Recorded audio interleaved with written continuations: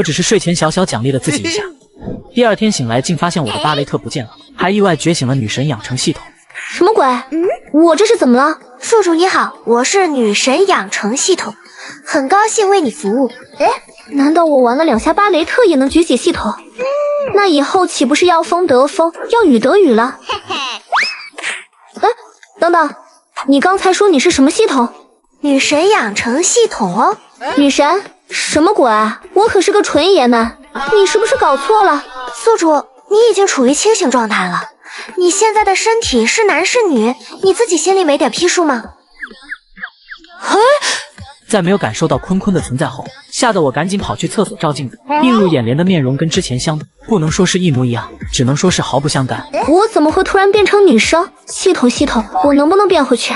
亲爱的宿主，本系统一经绑定，就没有能把你变回男性的能力。不过，如果宿主可以按时完成一些小任务，暂时不被熟人发现你的小秘密，还是完全可以的。暂时是什么意思？当然是字面意思哦，亲。因为本系统乃女神养成系统，当然是要把宿主你培养成女神了，怎么可能会让你身边的人一直以为你是男孩子呢？宿主别太担心，大不了以后做一个漂漂亮亮的女孩子嘛，还是很有趣的哦。不要，快把我变回去！那是我无能为力了，不要太伤心，做女孩子没什么不好的，而且在本系统的帮助下，一定能助你成为绝美女神的。突然我好像想到什么，慢慢往里瞟去，不看不要紧，一看顿时就血脉喷张。好吧，就是有点小，不过小点也好，正好现在是夏天，穿点宽松衣服，应该没人能看出来。宿主，看完了吗？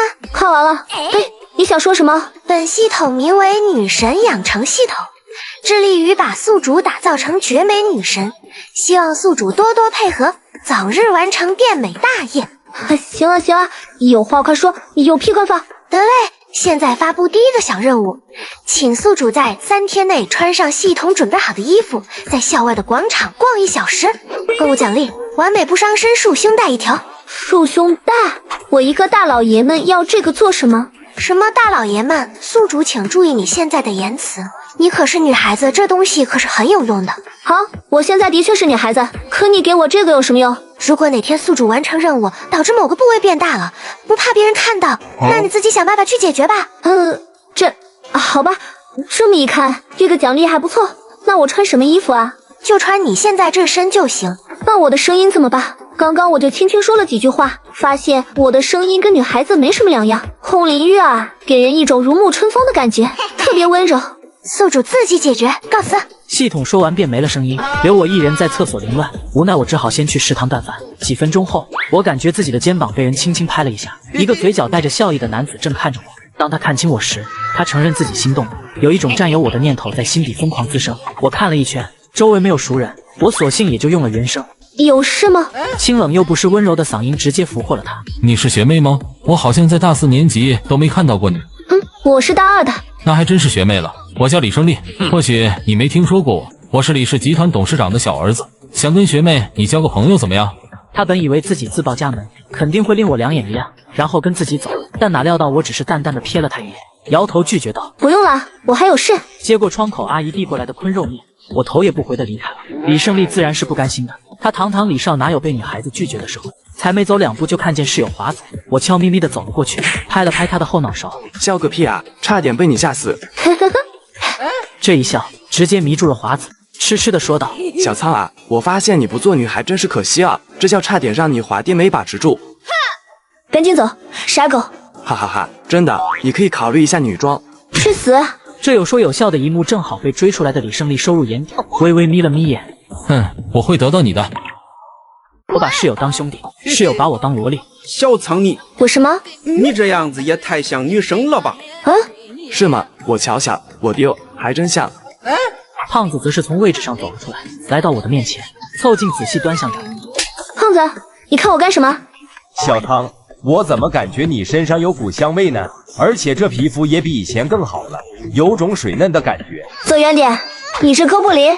我一把推开面前的胖子，强装镇定地走到自己的位置上坐下。这若无其事的样子倒是打消了他们3人这天方夜谭的怀疑。估计是单身太久，出现幻觉了，哈哈哈。3人走后，我一头栽倒在床上，呆呆地看着天花板。嘿嘿，美女宿主在想什么呢？我在想以后该怎么面对亲戚朋友。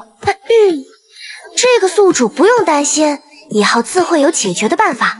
你现在这么空，赶紧去完成任务。不去，急什么？还有3天时间呢，催什么催？越早完成，就有更多的奖励哦。切，我不信，当初你发布任务就没说过这句话，别骗我了，你自己看。系统调出蓝色透明面板，还重点用红色圈圈把任务右下角的一行小字给圈了起来。距离任务结束还有差不多65个小时，2小时58分内完成可得神秘奖励，64小时内未完成任务将接受惩罚。变身事实被所有认识宿主的人知晓。狗系统，你阴我？切，宿主你那点小心思别用在我身上了，我会让你塔逼游击吗？算了，我不跟你计较了。那个神秘奖励是什么？神秘2个字，宿主你不认识吗？告诉你啦，还能是神秘奖励？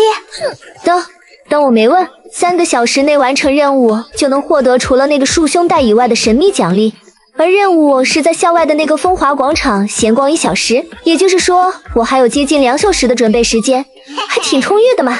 思索了一会，我决定现在就去完成这个任务，还是很好奇会是什么神秘奖励。我勒个豆，人还这么多，但愿别被熟人认出来吧。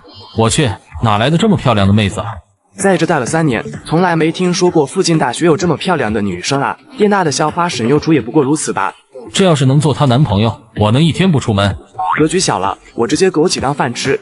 无视周围一个个炽热的视线，我径直往广场中心的售货大楼走去。走进一家店，一名身穿职业套裙的营业员小姐姐走了过来。你好，有什么需要帮忙的吗？我想买点化妆品，有什么好的推荐吗？这绝美的脸颊配上这呆萌的小表情，看得营业员小姐姐心都快化了。那美女，你平时用什么化妆品多一点呢？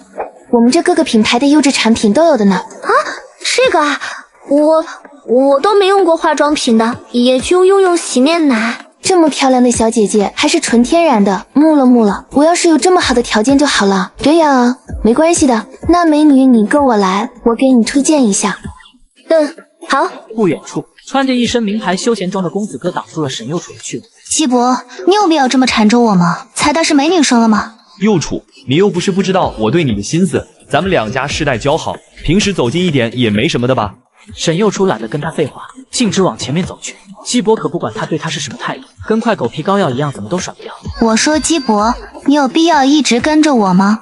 我也一个人，你也一个人，还不如相伴逛一逛，好歹咱俩也算是青梅竹马。幼楚，别这么冷淡吗？我有约了，跟我闺蜜。是吗？在哪呢？有必要告诉你吗？沈幼楚冷笑一声，走进了那家化妆品店。这时他注意到我和店员姐姐来到柜台，沈幼楚上前一步，抱住了我的手腕。哎呀，你怎么在这儿呢？提前来了也不跟我说一声。手腕处传来的美妙触感差点让我把持不住，看着沈幼楚向自己眨了眨眼，示意了一下身旁的基伯，我大致猜到了什么。嘿嘿，我这不是看你没来就提前过来逛逛吗？不好意思呀，幼楚。有些诧异眼前的女孩怎么知道自己的名字，但没时间纠结太多。我不管，你得补偿我，等会好好的陪我逛街，知道吗？一听陪沈大校花逛街，我差点激动的跳起来。好呀。两人走出化妆品店，看都没看身后的基伯一眼。基伯眼神火热地注视着逐渐走远的2个绝美女孩，忍不住舔了舔嘴角。男孩怎么都没有想到，自己只是做了场梦，结果第2天醒来就将逆天改命，只因那晚与自己恋爱时长2年半的女友柳如烟向我提出了分手，心情低落且喝了个烂醉，却意外的好眠。梦里一个绝美的女孩站在我面前。你觉得我好看吗？好看，特别好看。如果你是个女孩，你愿意变成我这个样子吗？当然愿意，你这么美，走在街上回头率直接拉满。是吗？那我知道了。醒来我巴雷特就没了，不过还好我加上了校花的地球号。刚刚真是不好意思了，我请你吃饭吧。为了感谢你今天帮我解围，别拒绝嘛。饭后沈幼楚开心地抱住我的手腕，我们去看看衣服怎么样？感受着手臂处传来的美妙触感，我的小心脏狂跳不止，红着脸点了点头。好。这时李胜利带着自己的小弟马飞悠哉地逛着。老大，你怎么突然想到要来这一片的商业街了？无聊而已，随便逛逛。老大，快看，前面那不是咱店大校花沈幼楚吗？她身边跟着的那个女生也好漂亮，只不过从来没见过啊。很难受马飞。听到沈幼楚3个字，李胜利瞬间来了兴趣。虽然他也被沈幼楚无情拒绝过，但这并不影响他仍对他抱有的一丝幻想。顶着马飞手指着的方向看去，随即看向旁边的女孩，不由得微微一愣。这不是上次在食堂偶遇的漂亮学妹吗？这么巧，她居然跟沈幼楚认识。随后整理了一下着装，李胜利迈着六亲不认的步伐向着两人走去。看到李胜利走来，沈幼楚眉头一皱，回头问我：“难道你认识他？”见过一次，昨天在食堂，他站在我后面搭讪，我没理他，没想到这么快又见面了。原来是这样，那我们逛我们的，别搭理他。正当两人说着悄悄话时，李胜利走了过来。两位美女，这么巧啊，你们也来这逛街吗？沈幼楚斜睨了他一眼，把我挡在身后。少套近乎了，李胜利，我们很熟吗？李胜利也不恼，微微一笑。沈幼楚，虽然你拒绝过我的表白，但你旁边的这位小学妹，我可是很想认识一下的。而且我又不是什么坏人，大家交个朋友怎么？切，谁要跟你做朋友？店大谁不知道你离少的风流史？别来祸害我家苍苍。被他护在身后，我顿时觉得安全感爆棚。头一回被女孩子护着，这感觉说不出有多爽。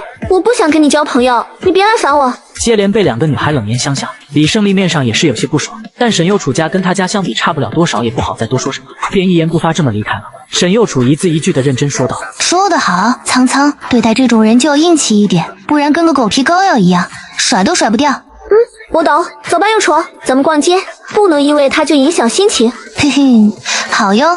与校花愉快的相处一天后，回到宿舍的我已经瘫倒在床上。这时我突然想起了什么。豆桃，我的奖励呢？怎么到现在都没来？系统懒洋洋的说道。你又没找我要，我当然就拖到现在了。恭喜宿主获得不伤身束胸带1条，以及神秘礼盒1个。束胸带在哪？在你衣柜角落。好吧，那我要开礼盒。恭喜宿主获得终极乐器精通能力。终极乐器精通，既然是终极，那有没有更高等级啊？有的，高级与特级，这需要宿主以后慢慢完成任务才能得到。好吧，还行，不亏不亏。还是先去吃晚饭吧。走进饭店，我挑了个角落的位置，尽量不引人注意。点了菜，就拿出手机刷着视频，等着菜上桌。玩着玩着，一道再熟悉不过的声音在我面前响起。朴小苍。我眉头一皱，抬起头看向声音的来源，一个黑丝长发妹正注视着自己。柳如烟。看着柳如烟的穿着，心中的烦躁感越发的多了起来。当初交往的时候，柳如烟可不会穿成这样。你怎么在这儿？因为柳如烟是站着的缘故，所以俯视着我，有一种居高临下的感觉。来这吃饭而已。说实话，我对柳如烟已经没有感情可言了。柳如烟为什么提分手，我已经知道个大概。就你一个人，不冷清吗？要不要我和我男朋友跟你拼个桌，热闹热闹？不需要。哼，朴小苍，至于吗？有必要这么冷漠吗？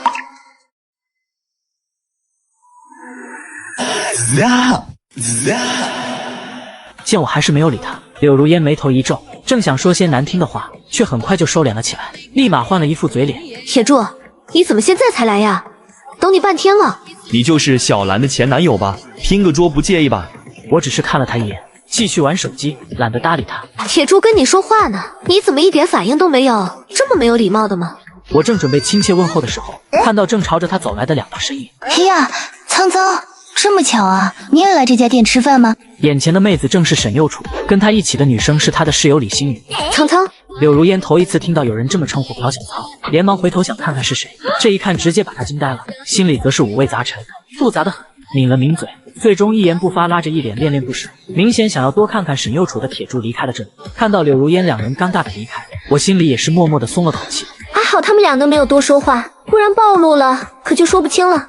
介不介意跟我们拼个桌呀？沈幼楚眨巴着大眼睛看向自己，那模样看得他是想拒绝都不行。当然可以啦，只不过我已经把我那份的菜点好了。嘿嘿，苍苍真好，星宇快来。你好呀，跟幼楚一样，喊我星宇就好。那你叫我苍苍就行了。幼楚啊，你这2天频繁的出门，原来是认识了一个这么漂亮可爱的小学妹呀。对啊，苍苍人可好了，人美声甜，我第一次遇到她的时候，真就把我狠狠的惊艳到了呢。真的吗？李星宇惊讶的看向自己。没有了，幼楚瞎说的，你别听他的。什么瞎说的？我可是有你的聊天记录呢，你可是给我发过语音的。真的，我要听。来，我放给你听，我可是缠了苍苍好久，他才愿意发给我的呢。你干嘛？哎呦！刚回宿舍，系统狗桃就跑了出来，然而我并不想理他。滴滴，宿主在吗？第2个任务来了哦！宿主再不说话，我就直接判定你任务失败，接受这个任务的惩罚了。什么惩罚？立马被你的3个室友知道你现在是女孩子。说吧，什么任务？哦，这样不就好了吗？何必闹得这么不愉快呢？好了，言归正传。第2个任务呢，很简单，报名参加你们学校的音乐比赛，并且成功通过初试，奖励终极歌唱技能。就这，没有附加条件，要以女性的身份参加比赛哦。为啥？你现在就是女孩啊，还为啥？白痴！隔天我就一路哼着小曲走到了文艺办公室，推开门却见到一个熟悉的身影。幼楚。被喊到名字的沈幼楚抬起了头，当看清来人是我，激动地从位置上站起身。这不是我可爱的苍苍吗？你怎么知道我在这边？你是特意来看我的吗？我是来找王老师报名参加比赛的。那真是巧了，我在学生会，正好受王老师所托，负责此次比赛的参赛登记。那太好了，幼楚，你帮我报上去吧。那苍苍，你来填一下这张表吧。苍苍，你不打算用真名，就连学院专业也不填吗？低调一点好了。沈幼楚点了点头。你是参赛者，那就听你的好了。对了，正好你来了，我想跟你商量个事。什么事啊？你说就是。我想在外面租个房子，看好了一套2室1厅的，现在正缺个室友呢。这可正合我意，生怕哪天在宿舍被我的3个好蛋发现了我的武魂真身。可以啊，我最近也有搬出去住的想法呢。什么时候带我去看看房子呗？要是不错的话，过2天就搬好了。明天我就带你去看看。我把室友当兄弟，室友把我当萝莉。小苍，你又要往哪跑？出去吃饭啊，还能往哪跑？变身后相处这几天，发现3个好蛋儿看我的眼神越来越不对劲，不行，快跑！之后我在食堂买了2杯奶茶，来到了校门口，等着沈幼楚。突然背后伸出一双手，遮住了我的眼。嘿，猜猜我是谁？女孩甜美软糯的嗓音对于我来说再熟悉不过。好了，幼楚，我猜到是你了，你怎么这么皮啊？苍苍，不好意思啊，让你久等了，临时有点事搁了一下。走吧，咱们边走边聊。这么精彩的剧情，最适合在家边运动边看了。说起运动，就离不开一双好鞋子。想要确认自己买的鞋子是否正品，推荐得物 App 的专业鉴别功能，只需上传图片，最快几分钟出鉴别报告。得物鉴别团队已经累计鉴别超6亿次，覆盖鞋服、箱包、美妆、手表、玉石珠宝、酒水、宠物等19个品类，专业可靠。快点我评论区链接试试吧。不一会儿，我们就到了目的地。房子虽然不大，但很适合女孩子居住。怎么样，还不错吧？我看着房间布局连连点头。很不错呢，完全挑不出毛病。那既然这样的话，苍苍，你什么时候搬过来跟我一块住呀？我明天就搬过来好了。好呀好呀，你住哪个寝室？我明天来帮你。不用不用，我东西不多的，我自己来就好了。一听沈幼楚要来自己寝室帮忙，心跳猛地加速。这可不能让他过来，不然可就完蛋了。那好吧，真的不用我帮忙吗？不用了，幼楚你也很忙的嘛，就不麻烦你了，我一个人可以的。行，我们出去吃饭吧，我肚子好饿。我也还没吃呢，走走走。吃饱回宿舍后，我把要搬出去住的事情跟他们说了出来。那你要搬出去住了？我勒个乖乖，怎么这么突然？其实我大一就有这个想法的，只是那个时候没有经济实力。现在嘛，就想搬出去住了。而且后续的话，我们专业可能也要经常外出，晚上回寝室也不太方便。哎，好吧，既然你执意如此，我们也没必要再多说什么了。没事的，虽然我搬出去住了，但是我们之间的父子关系还是在的，我还是你们的老父亲，这一点是绝对不会变的。我看着明显有些失落的3人，开玩笑的说道：“嘿，你可是我的儿子，怎么能这么说话，乱了辈分？”看着他们3人露出的笑容，我的内心五味杂陈。说实话，如果没有变成女孩子，我肯定是不会搬出去住的。虽然和他们3人不是同一专业，但是毕竟同寝室了1年，彼此之间也是有深厚友谊的。现在说搬走就搬走，多多少少内心还是有些难受的。行了行了，不说这些丧气话了。话说小苍，你租的房子是怎么样的？有空带我们去看看呗。对呀对呀，明天你要搬走了，我们哥几个给你帮忙吧，顺便看看你租的房子怎么样。没事，不用那么麻烦。你们明天上午还有课的，而且我明天上午没课，就自己搬过去了。反正我东西也不多，改天有空了出来聚聚就行。这要是被他们看到自己和沈幼楚住一起，那可就尴尬了，简直就是修罗场啊！别人觉醒系统不是有车有房，就是异能超强，而我觉醒系统后竟直接给我干没一条腿。为了完成系统发布的任务，我以一手夏天的风惊艳全场，还被一哥们要上了绿泡泡。你好，我能不能加你一个泡泡，交个朋友怎么样？无奈硬着头皮只好答应。次日，那哥们就发来了消息：苍苍，你在跟谁聊天呢？就是昨晚跟你一块主持的那个学长，叫什么邓往晨。邓往晨，他什么时候加的你？就你上台主持那会，他过来加的我，我也不好意思当着那么多人的面拒绝他，就答应了。这样啊，苍苍，你喜欢他吗？我怎么可能喜欢他？嘿嘿嘿，我八卦一下嘛。吓我一跳，你这话差点没把我送走。嘿，吃饭吃饭。下午我一个人待在房间里，沈右楚则是去上课了，躺在沙发上。我突然想起了什么，狗头，滚出来！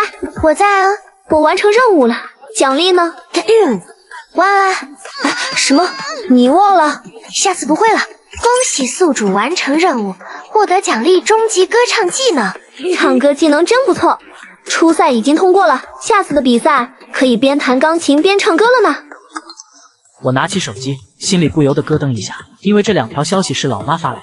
我抿着嘴，紧张的点开一看，是一个地址以及1条语音。小苍啊，我跟你爸搬家了，这是新地址，下次有空回来了，可别跑错了。我挑了挑眉，疑惑极了。妈，怎么突然搬家了？那地方咱不是住了快20年了吗？很快，老妈就又发来了1条语音。哈哈，前2天咱家拆迁了呀，镇政府要建火车站，我们家被征用了，补偿了一些钱，我跟你爸寻思着就搬到了这个新地方。虽说老邻居就这么散了，但新环境也挺不错，你有空了可以回来看看。感情这么说的话，自己岂不是成了拆2代了？那老妈，我的生活费，你看。想什么呢，兔崽子？咱家又不是补偿了几百几千万，就补了1套房，没有多余的闲钱，剩下的钱还不够你以后娶媳妇的呢。好好读书，别老想有的没的。知道了，老爸，还娶媳妇呢？自己这样能娶到就见鬼了，好吧？真不知道我要是回去了，老爸老妈看到好端端的一个儿子变成了女儿，会不会当场昏厥？不过拆迁搬家了，倒是一件好事，起码看着自己长大的邻居们都散了，这样倒也能省了不少精力。对了，系统，我变成了女生，我的证件啊什么的怎么办？这个啊，好办得很，只要宿主你一句话，证件档案什么的，本系统分分钟给你改姓李。只是吗？系统说了一半就不说了，这可把我急坏了。你是什么呀？说啊！只是本系统能力有限，无法影响他人的思维，所以对于以前就熟悉你的人来说，你还是个男生，解释什么的得靠你自己。你怎么这么没用？哼，别不知好歹。夜晚，早早入睡的我突然感觉到房门被打开，一道身影鬼鬼祟祟的钻进了我的被窝。六厨，你干啥？啊？你嫌弃我？怎么会呢？我可高兴了，老些还又出姐姐了。毕竟没人能拒绝抱着一个软乎乎的小姐姐睡觉。对了，苍苍，马上就放长假了，我们一起去旅游好不好？旅游正好可以当做不回家的理由。好呀好呀。我把室友当兄弟，室友把我当萝莉。对了，苍苍，马上就放长假了，我们一起去旅游好不好？旅游正好可以当做不回家的理由。好呀好呀。时间缓缓流逝，我和沈右楚也搭上去往 A 市旅游的火车。因为 A 市是一个陌生的城市，在这里不用担心被熟人认出来，所以穿着也比以前随意了一点。而沈右楚则是换上了一身靓丽的服装，我俩站在一块，也是吸引了不少人的注意。毕竟只凭那2双白花花的大长腿，就能看得人流连忘返。和沈右楚在酒店放好行李后，我们就来到了小吃摊。沈右楚递来一串臭豆腐，笑眯眯地说道：“翟苍苍，你吃一下我这个，很好吃的。”不要，我不要吃这个。什么嘛，臭豆腐这么美味的东西，你居然不吃？我才没有诱出你这么重口味呢。苍苍，你就是太挑食了，多吃一点，长点肉。你看看你那里，一点都不那啥。不要让它顺其自然的去成长，不能拔苗助长。嘿嘿，苍苍，你这是嫉妒我吧？开玩笑，我会嫉妒你吗？我一点也不嫉妒，好不好？是吗？别狡辩了，苍苍，你就是羡慕。啊，我没有。再说了，真要脱了，还不知道谁的大呢。那要不晚上咱们比比？我还没看过你的呢。我，嘿嘿，苍苍你怕了？哼，不理你了，吃你的饭去。哟哟，这就急了呀。接下来我们去哪儿呀？苍苍，你想去哪儿？我想回去休息一下，午睡一会儿，上午早起坐车，好累。那行啊，我们回去休息，明天再开始好好的玩。好舒服啊！睡醒了？睡得好舒服啊！几点了？5点半了。小懒猪，这么晚了，午睡居然睡了3小时，我的天！啊，没关系的，多睡会又没事，反正是假期第1天，有的是时间。那我再躺会。不得不说，沈幼楚的侧颜看上去也是这么的漂亮。翻看着杂志的身影，恬静而美好，我一时都看呆了。傻子，我好看吗？沈幼楚也发现了朴小仓在偷看自己，神奇的是，这个小笨蛋居然还看呆了。好看啊，幼楚太好看了，就知道拍马屁。嘿嘿，我只是实话实说啊，不愧是咱店大的校花，简直就是天仙下凡，仙女姐姐一枚。停，越说越离谱。哈哈哈！幼楚，你看什么呢？酒店放在桌子上的杂志，闲着无聊就拿来看看了。好吧。我无聊的翻了个身，仰面朝天，就这么呆呆的看着天花板。好一会后，沈幼楚合上杂志，看着还在发呆的自己，起身走了过去，捏了捏他的脸蛋，手感好的不得了。得了，吃饭去。还吃啊？中午吃完回到酒店就是睡，现在睡醒了就去吃，我感觉我跟一头猪一样。有你这么形容自己的吗？现在都6点多了，你不饿？那了，我们走。苍苍，我们在这时怎么样？北市靠海，海鲜多。可以啊，吃什么都行。哟呵，哟，小妹妹2个人吃多没意思，要不要哥哥我陪你们一块呀？突然，一道不合时宜的轻飘声在我们2人身旁响起，我皱着眉看向声音来源，说话的是一个中年油腻的人，啤酒肚十分的明显，而且满身的酒气。不需要，口是心非，不用跟哥哥客气，我很温柔的。听不清别人说的话吗？请你离开。沈幼楚却没有说话，冷眼看着他。别害羞嘛，小妹妹就聊2句而已，咱们交个朋友，你们这顿饭我就请，怎么样？那个男人看着沈幼楚的眼神一发火，走到他的旁边，忍不住伸手就要往他肩膀上搂去。不要碰幼楚。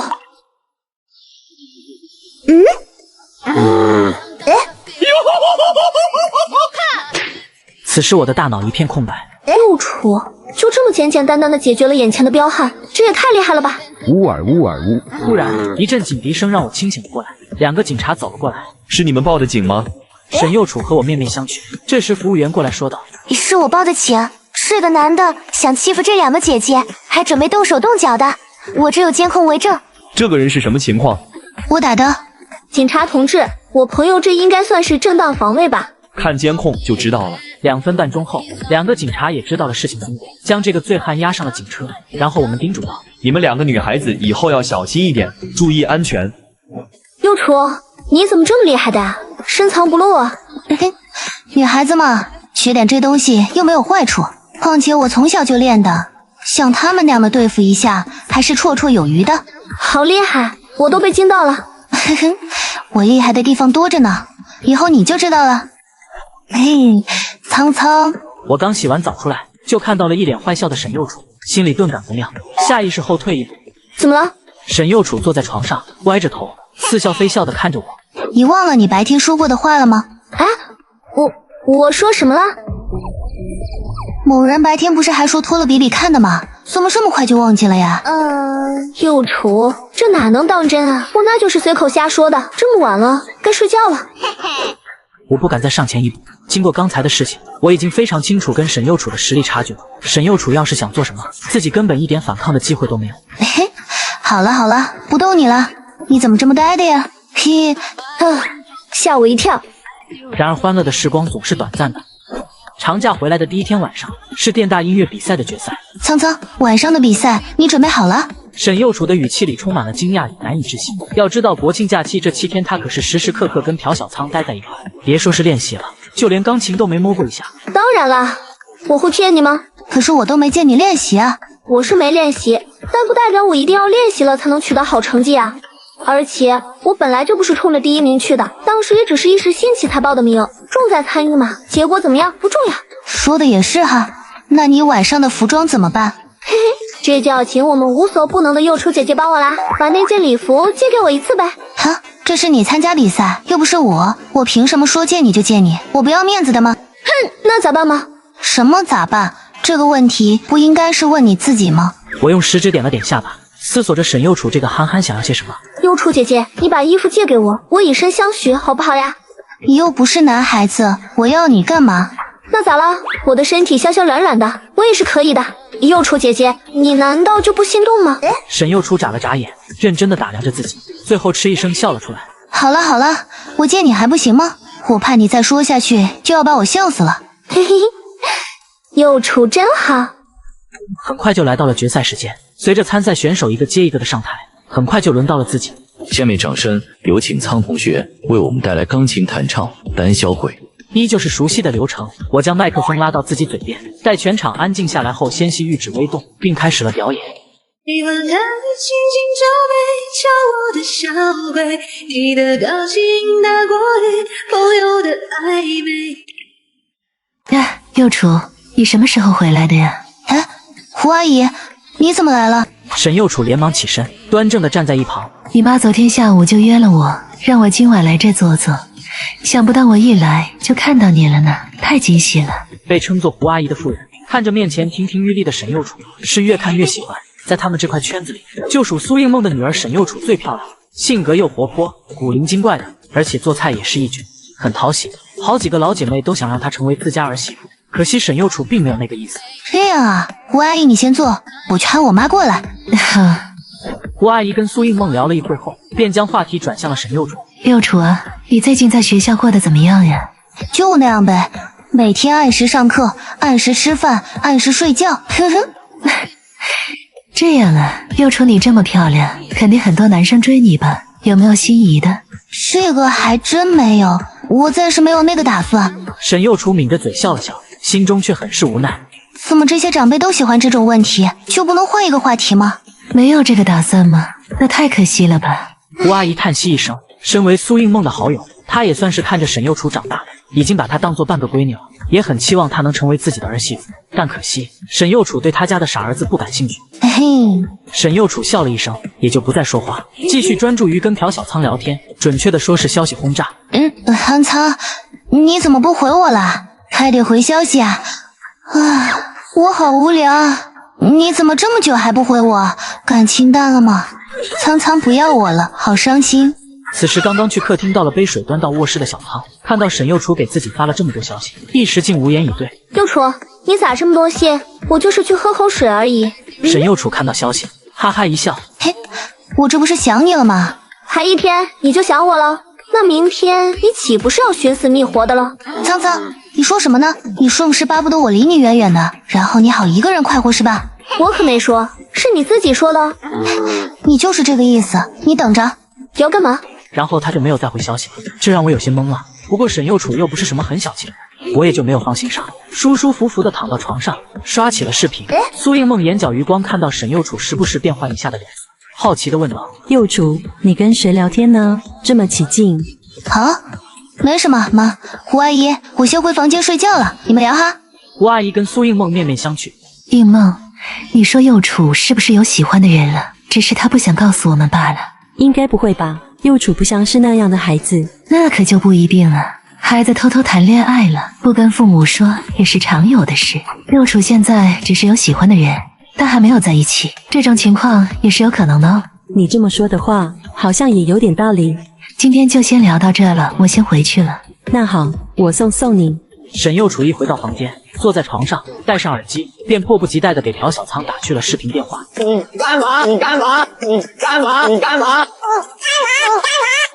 喂，幼楚，你找我有什么事吗？怎么接个电话这么慢？你干啥去了？我还能干嘛呀？当然是躺在床上了。是吗？不准骗我。哈哈哈，没有骗你啦。那就好。苍苍，你有没有想我呀？我跟你说，我可想你了。要不是我妈骗我说家里有事，我现在肯定在家陪着你呢。站在门口外的苏应梦听到沈幼楚这话，大吃一惊。她听到了什么？可想你了，在家陪着你。等等，在家？这是同居了？幼楚怎么什么都没跟我说？我也想你啊，你妈也是想你了，所以才骗你的嘛。你都那么久没回去了，她想见见你也正常。话是这么说，可是我想每时每刻跟你在一块啊，跟你吃吃喝喝多开心。没关系的啦，反正你明天下午就回来了，到时候咱们不就又能一块玩了吗？星期天下午回来，我请你去外面吃饭。好呀好呀，看我不狠狠的宰你一顿啊！还是不要了吧，我可穷了呢。你要是宰了我一顿，我付不起钱怎么办？这还不简单，我帮你付，然后你的人归我不就行了？咦，这不就是卖身契吗？对呀，就是卖身契，本小姐养着你，你又不吃亏。那行啊，坐等幼楚富婆姐姐包养我。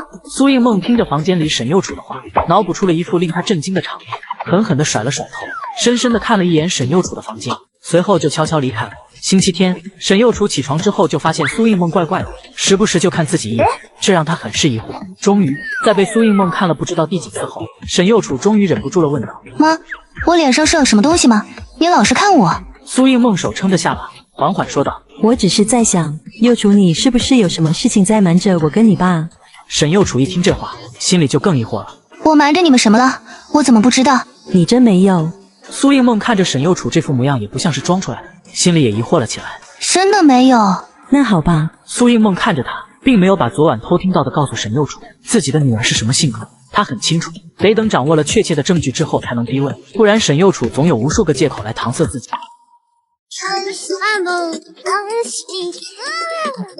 嘿，苍苍小可爱，我回来喽！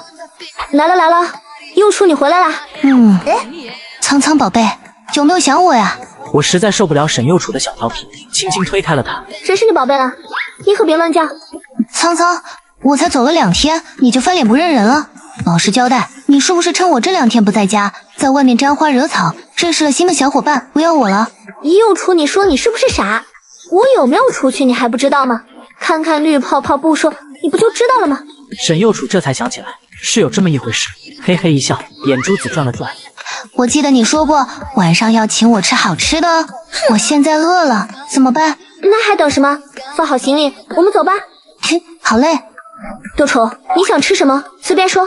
从2人出来，沈幼楚的嘴角就一直挂着浅浅的笑容，看得出来跟小仓在一块，他很开心。我想吃烤肉，嘿嘿。可以啊，前面就有一家，我们去闹吧。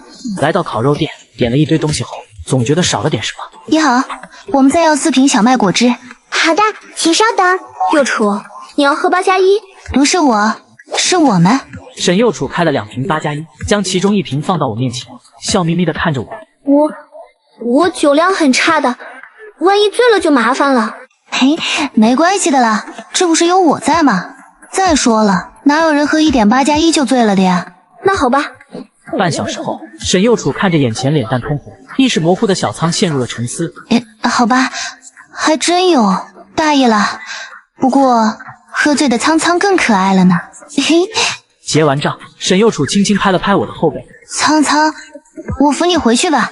啊，不用，那么麻烦，我自己能行。我断断续续地说着话，试图想靠自己站起来，但无济于事。说起来，以前沈幼楚都没有抱起过朴小仓，现在才意外地发现，原来他这么轻。20分钟后，沈幼楚将我轻轻地靠在沙发上，擦了擦额头上的汗，转身去卫生间找了一条湿毛巾，蹲在我面前，细心地擦拭着脸，一边擦一边笑。苍苍啊，怎么会有你这么可爱的人？喝2瓶8+1就不省人事了，还自言自语撒泼打滚。要不是我抱着你没有多余的手，肯定要拍下来，以后好留着笑你。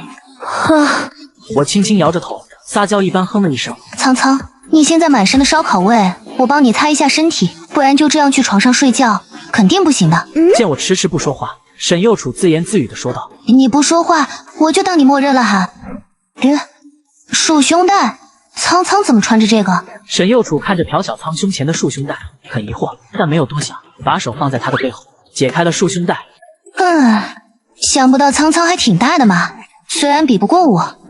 第2天上午8点半，我迷迷糊糊的醒了，揉着还有些发痛的脑袋，睁开了眼睛，环视一圈后，注意到了自己身上的睡衣睡服，回想起昨晚的经历，想到了什么，大惊失色。自己不是喝醉了吗？怎么换的衣服？难道是幼楚给我换的？那岂不是我被他看光了？苍苍，你醒了呀？幼楚，昨晚你还好意思说？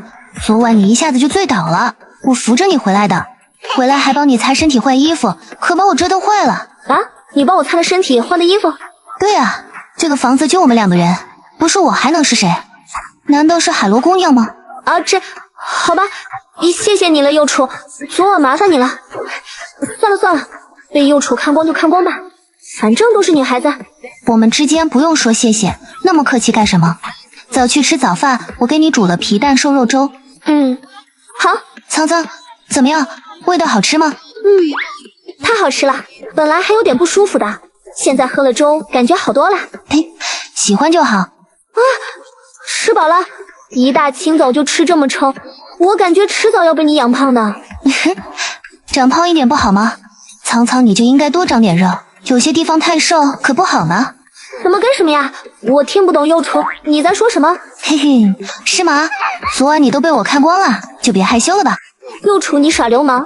一想到昨晚的羞耻画面，就觉得无地自容，恨不得挖个洞钻进去。我哪里耍流氓了？不过老实说，苍苍，你为什么要穿束胸带这种东西啊？这个，我这不是为了低调一点吗？戴上束胸带显小，就不用那么引人注意。什么跟什么？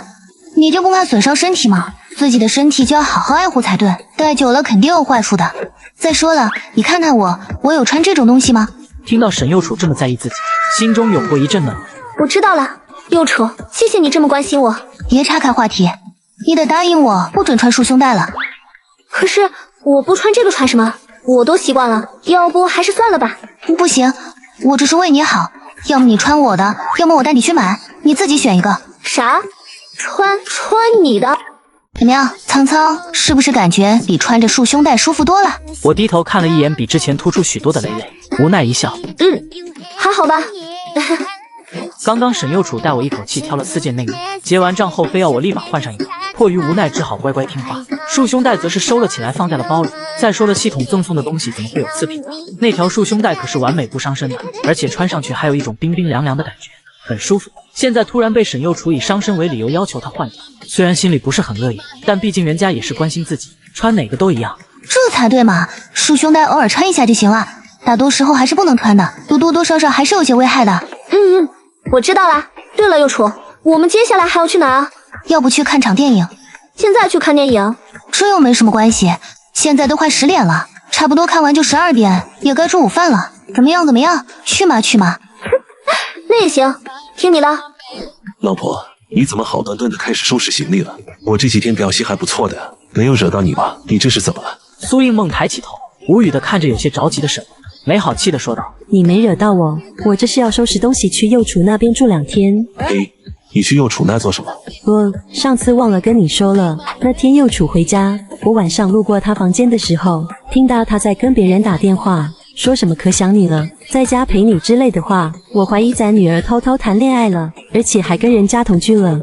沈文听到这话，大吃一惊，自己从小到大的宝贝女儿，现在被别的男人发展到同居的地步了，他有些不敢相信，毕竟这件事太震撼了。应该是假的吧？幼楚什么性格，你又不是不知道。我觉得幼楚不是那样的。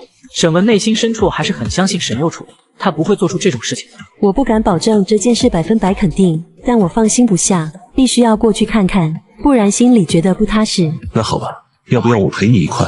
不用，我就去2天，人多了不太好，况且公司最近那么忙，你好好工作吧。那行。第2天中午，沈幼楚跟李星宇随着人群从教学楼里出来，前者一看到朴小苍，就迫不及待地跑了过来，给了他一个大大的熊抱。苍苍，久等了吧？不好意思哈，老师拖堂了。行了，幼楚，大庭广众的，注意你的人设。你难道还不知道我是一个什么人吗？高冷什么的不存在的了，是吧，心宇？太对了，幼楚简直就是秋名山车神，10年驾龄的老司机了呢。你说对吧，苍苍？我觉得你说的对。看着2人一唱一和在笑话自己，沈幼楚气得跺了跺脚，哼了一声。什么跟什么？你们2个串通好了来挤兑我吧？友谊的小船说翻就翻。我们才没有呢。糊弄小孩呢，你学坏了。你不应该是无条件站在我这边的吗？我摸了摸沈幼楚的头，眼里的笑意都快溢出来了。没有啦，幼楚乖，不哭。被我突如其来的摸头杀，沈幼楚微微一愣，随后一把拍开我的手，左手掐住我的脸，凶巴巴地说道：“苍苍，我发现你胆子越来越肥了，还敢摸我头，不知道我是你姐姐吗？啊？什么姐姐？不就比我大5个月？5个月，那也是比你大。对的呢，比我大多了。”察觉到我话里有话，又看到我笑眯眯地扫了一眼自己的胸前，沈幼楚忍不住喊道：“臭苍苍，你往哪看呢？”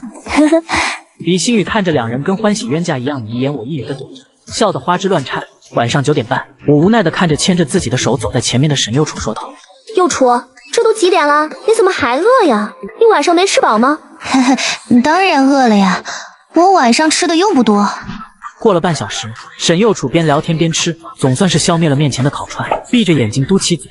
我见状，立刻明白了他的意思，轻笑一声，抽出一张纸巾，细心地擦拭着沈幼楚的因吃辣而略显红润的嘴唇。谢谢，妈。不是吧，幼楚，帮你擦个嘴而已，你不用还我这么大的礼吧？幼雏，这位是？看到眼前突然出现的美妇人和沈幼楚的表情，我有些尴尬。妈，这位是我的好闺蜜苍苍。苍苍，这是我妈妈。沈幼楚虽然心里很疑惑老妈怎么会突然出现在这里，但还是热情地介绍道：“原来如此，你好呀。”哎，好。小姑娘长得真好看，声音也好听，不错不错。谢谢阿姨夸奖。妈，你还没说你怎么来这里呢？我来这出差，这么晚了，你们2个女孩子还出来吃夜宵，要注意安全。放心吧，妈，这里离我们租的房子很近的了，而且路上很亮的，很安全的。我们？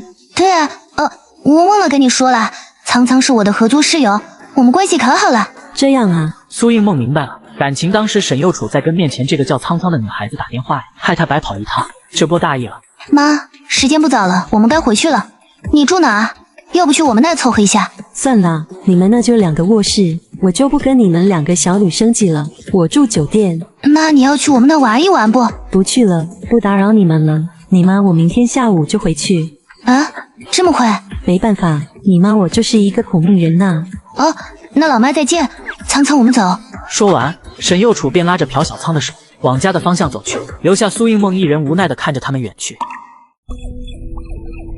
苍苍，你这么严肃地看着我，感觉怪怪的，有什么事吗？我已经决定搬出去了，你好自为之吧。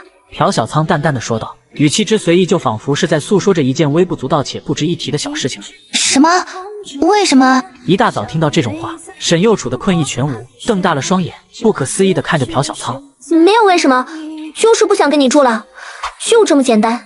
朴小苍看了他一眼，就收回了目光，仿佛连多看一眼沈幼楚也不愿意。沈幼楚冲上前，拽住朴小苍的手，看着他的眼睛，质问道：“不可能，我不相信，你一定是骗我的，对不对？”我干嘛要骗你？这很有意思吗？朴小苍甩开沈幼楚的手，径直往大门口走去。苍苍，沈幼楚坐起身，大口大口地喘着气。沈幼楚看着周围熟悉的场景，这才意识到刚刚的一切都是一场梦。回想起刚刚梦里的一幕幕，就好像真实发生的事情一样，太可怕了。沈幼楚呆呆地注视着面前的墙壁，眼眶微红。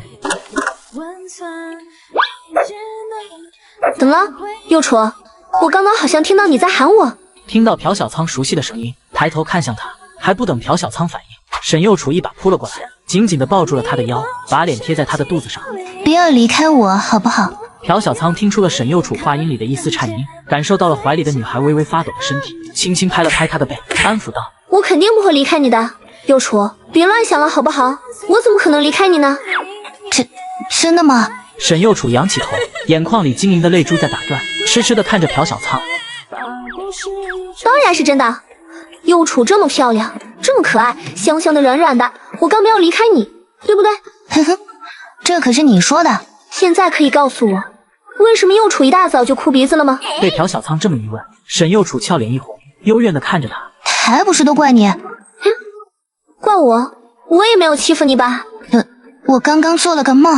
接下来，沈幼楚花了2分钟，简短地跟朴小苍说了他刚刚做的梦。听完这些，朴小苍眨了眨眼，看着沈幼楚。沈幼楚被他盯得有些不好意思，别过头，撅嘴委屈地说道：“事情就是这样，我也是害怕梦里的事成真，一下子触景生情，就那样啊，你不准笑话我。”朴小苍看着在他面前愿意放下一切、毫无戒备的沈幼楚，有些心疼，看着他的眼睛，一字一句地认真说道：“幼楚，你放心吧，梦里的事情肯定不会成真的，别的我不敢保证，但我绝对不会离开你，绝对不会，相信我，好吗？”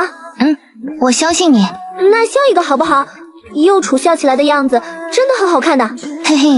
沈幼楚听到这话，脸上顿时就绽放出一个惊艳的笑容。真乖，我这么听话，有什么奖励吗？那我亲自给你做顿早饭吃怎么样？这个不错，那就这么办吧。好嘞，请稍等。说完，朴小苍就离开了他的卧室。沈幼楚注视着消失的朴小苍，眼神微微闪烁。苍苍，我也向你保证，我也不会离开你的，更不会让你离开我。苍苍，你这做的是什么？沈幼楚坐在餐桌前，看着面前碗里煎糊的荷包蛋和已经完全坨在一块的米，陷入了沉思。第一次都这样，多做几次就可以了。要不你凑合着吃？我尝尝。毕竟是朴小苍做的，沈幼楚肯定不会扫了他的兴。夹起荷包蛋，轻轻咬下一口。怎么样？味道如何？有点焦，而且没有盐。啊？那不就是不好吃吗？朴小仓失落的低下了头。没有啊，我可没说不好吃。真的？幼雏你愿意吃？当然，只不过以后要多注意一点，煮米粉要多放一点水，多放一点点盐，知道吗？不然下次味道还是淡呢，还会坨在一块了。我知道了，幼雏，下次我肯定给你做一顿正常的饭。嘿嘿，那我可就好好等着朴大厨给我做了。嘿嘿，好嘞。幼雏，你现在是不是睡我的床睡出习惯来了？怎么又来了？朴小仓刚洗完澡，一回卧室就看到沈幼雏躺在他的床上，只露出一个脑袋，可可爱的。这不是天气越来越冷了吗？晚上我们一起睡也能暖和一点，不是吗？再说了，我还帮你暖被窝了呢，你上哪去找像我这么漂亮的暖床丫鬟？暖床丫鬟，暖完床就应该出去才对呀。苍苍，你不会这么狠心的，对吧？沈幼雏委屈地看着他，还把脑袋往被子里送了一截，楚楚可怜的样子。好啦好啦，我就是随便说说的，你要睡就睡吧。你干嘛？哎呦！苍苍转过来好不好？怎么了？没怎么，想看看我家苍苍的盛世美颜了。你闭着眼睛怎么看？嘿，我困了，想睡觉。服了你了。朴小仓白了他一眼，也闭上了眼睛，跟沈幼雏相互依偎着进入了梦乡。最近朴小仓看书的时间是越来越多了，以前也就每天看个1个小时左右，现在都突破3小时了。而且他这架势显然是准备每天都刷新一下自己的记录。马上就要期末考了，我可不想刚转新的专业就考得太差，甚至挂科，不然我转专业的意义就没有了。可是你平时放学回来都会看书了，挂科肯定不至于吧？话是这么说，但我本来就少了大一1年的基础，现在不都要抓紧时间补回来吗？你先去休息吧，我晚点就来。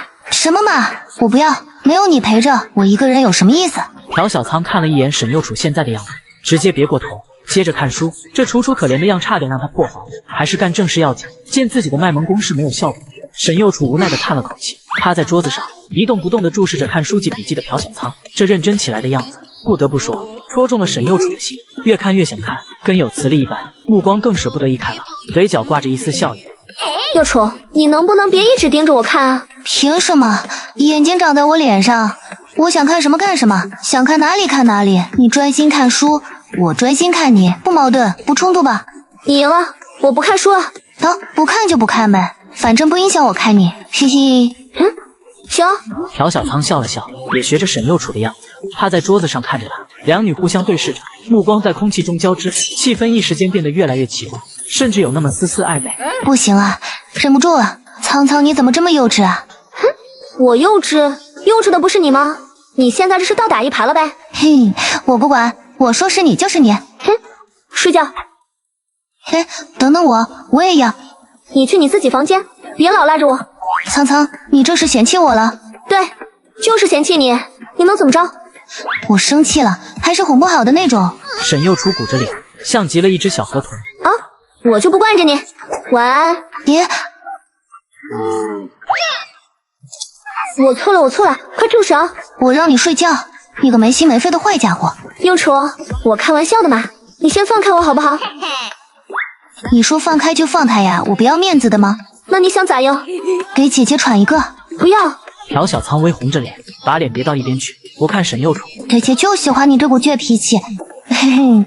说着，沈幼雏俯下身，离朴小仓的脸越来越近，感受着脸上传来的一股热气，心跳不自觉开始加速，闭上眼，完全放弃了抵抗。沈幼雏看着朴小仓这可爱的样子，轻轻在他耳边呼了一口气，娇媚一笑，不逗你了。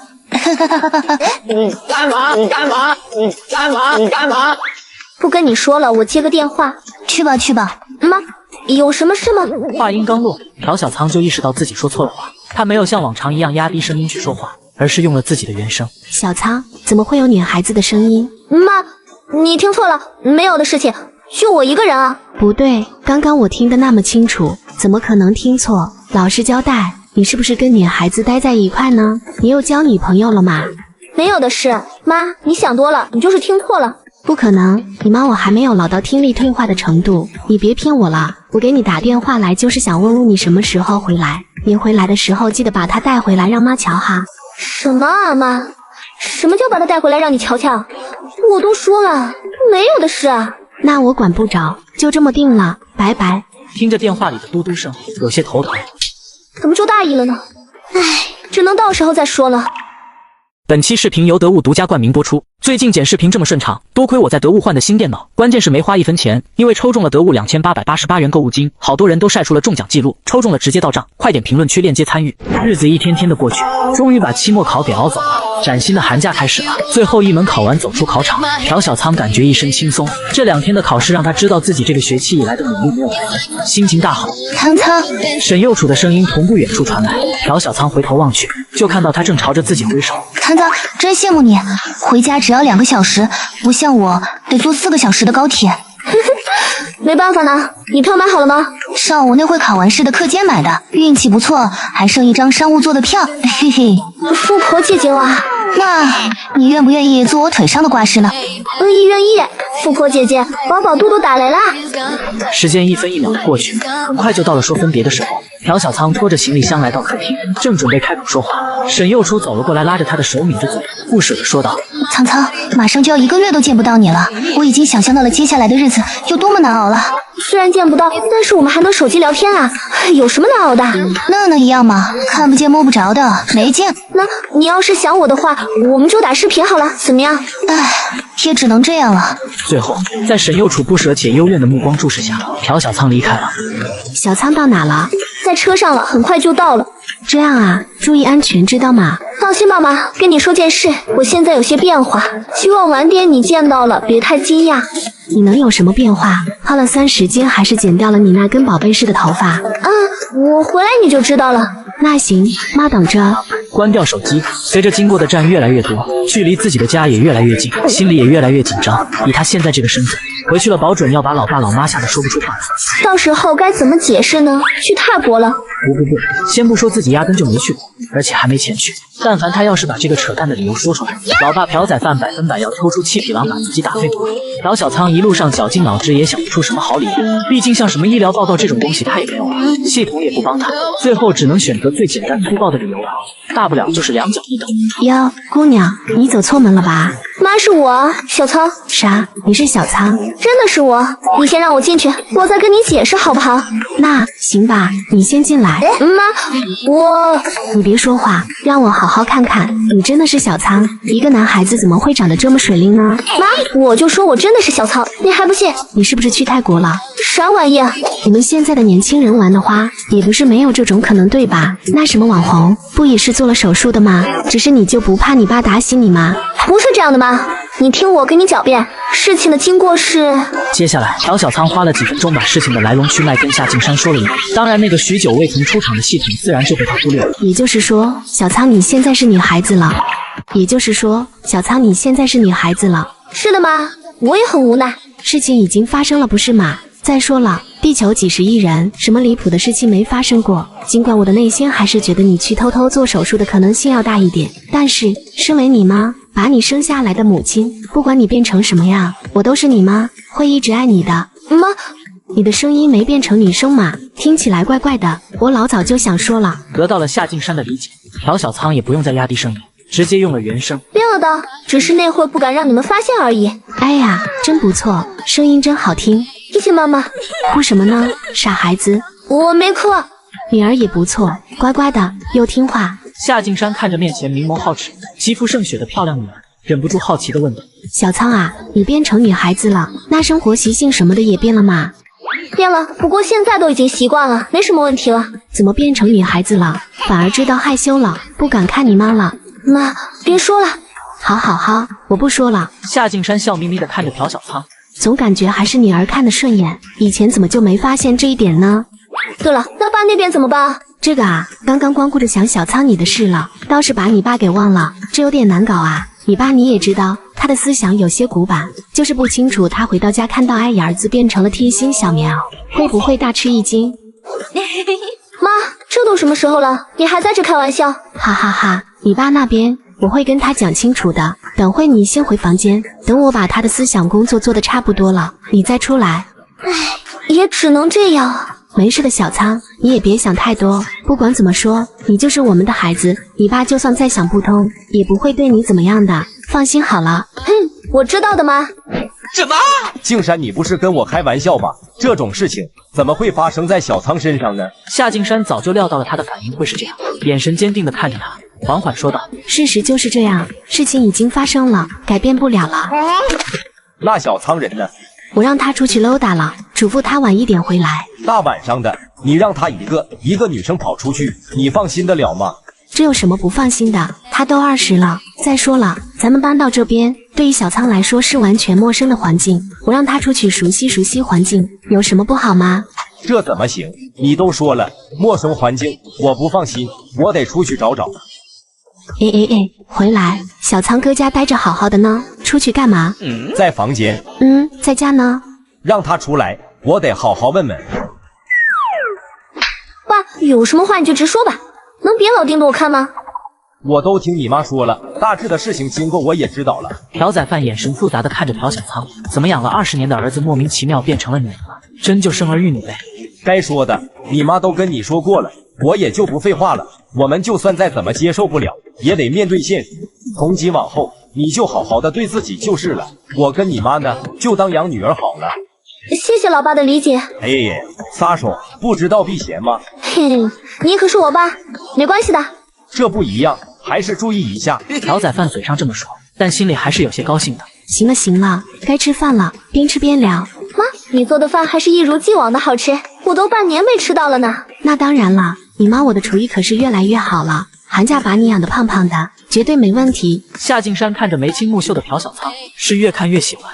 胖了可不好，以后怎么找对象？你干嘛？哎呦！爸，你说什么呢？怎么了？你不想找？我暂时没有那个打算。一听到找对象的事情，朴小仓脑海里就蹦出了他跟沈幼主相处的画面，直接让他打心里拒绝朴宰范的提议。没有，那你打算什么时候有？我行了，孩子好不容易放个假，你还问这问那的，吃你的饭吧。夏静山白了朴宰范一眼，没好气的说道：“我这也是为小仓考虑，你怎么还埋怨起我来了？你难道就不好奇小仓现在对这一方面的想法？”这一说，还真说到点子上去了。夏静山看向朴小仓，小心翼翼的问道：“你爸说的也算是事实，小仓啊，你对对象的要求是跟以前一样，还是变了啊？”我也不知道。哎呀，这种事情以后再说嘛，我们聊点别的好不好？朴小仓越听越离谱，完全不想回答这个问题。行，不说这个了，都怪你爸，哪壶不开提哪壶。小仓，趁你妈不在，爸想跟你聊聊。聊什么呀？这里你说的莫名其妙变成女孩子也差不多快半年了，你妈在的时候，我也没好意思多问。看样子你妈估计也忘了这一茬。你在学校不会还住在男生寝室里头吧？怎么会啦？我们也过几天就搬出去住了。这样啊？你一个人住的吗？房租交多少？我跟一个人合租的啦，房租也还好，1个月1000。原来如此，我说呢，你这2个月怎么突然需要2000块钱生活费了？你也别不好意思，以后缺钱了就直接问家里要。谢谢爸。还有一件事，在学校应该有不少男生追你吧？这个是的，确实是有男生追我，只不过我没答应。那你对他们追你的感觉是什么？感觉啊，这个我也说不上来。一开始就是感觉怪怪的，逐渐接受了变成女孩子的事实以后，对于他们的那些行为，我也觉得没什么啦，毕竟这很正常嘛。你现在也长大了，有自己的想法了，爸也没什么好对你说的，只是作为一个过来人，你现在是女孩子，跟以前可不一样了，要学会保护自己，知道吗？大半夜的还是尽量少出门，有太多陌生人的聚会就不要去了。这些我都懂了，爸你就放心好了。仓仓在干嘛呢？没干嘛，躺床上休息玩手机呗。你呢？我刚吃完饭呢，今天陪我妈逛了一天的街，我都快累死了。我今天也陪我爸妈在外面逛了一会呢，新邻居超乎想象的热情，还有几个阿姨直接问我有没有男朋友，看他们的意思是想给我介绍对象呢。那你怎么说的？当然是如实说了，但是你放心好了，后面我直接说没有谈恋爱的打算，他们也就没再好多问了。这还差不多。怎么？幼雏姐姐难道生气了吗？我生气？我生什么气？我有什么好生气的？我都听出来了。你听错了。这可不是你说了算的呢。仓仓，对。朴小仓跟沈幼楚在手机上扯了半个小时，互相道了声晚安，就放下手机关了灯，双手枕在后脑勺上，看着漆黑的天花板，朴小仓脑子里开始闪过这2天的一幕幕。说实话，他都没想过夏静山2人会这么快就接受他变成女孩子的事实。他都已经做好了最坏的打算，但出乎意料的结局看起来非常不错。嘿嘿，既然事情已经发生了，那就不管那么多了，好好的过接下去的日子才是最重要的。第2天一早，小仓，我看到你倒是想起来了一件事。什么事啊？今天我跟我那帮住在附近的朋友聚会，我有一个漂亮女儿的事情已经在他们那传开了，好几个人都想介绍自己儿子跟你认识认识呢。小仓，你有没有什么想法呀？有什么大惊小怪的？这不是很正常的事情吗？人之常情。小仓才多大，你就想让他去相亲了？什么叫相亲啊？压根谈不上，就是年轻人之间互相认识认识而已，顶多算交个朋友，扩列罢了。这朴宰范闻言也不好多说什么，而是看向了一言不发的朴小仓，等着听他的想法。我不要。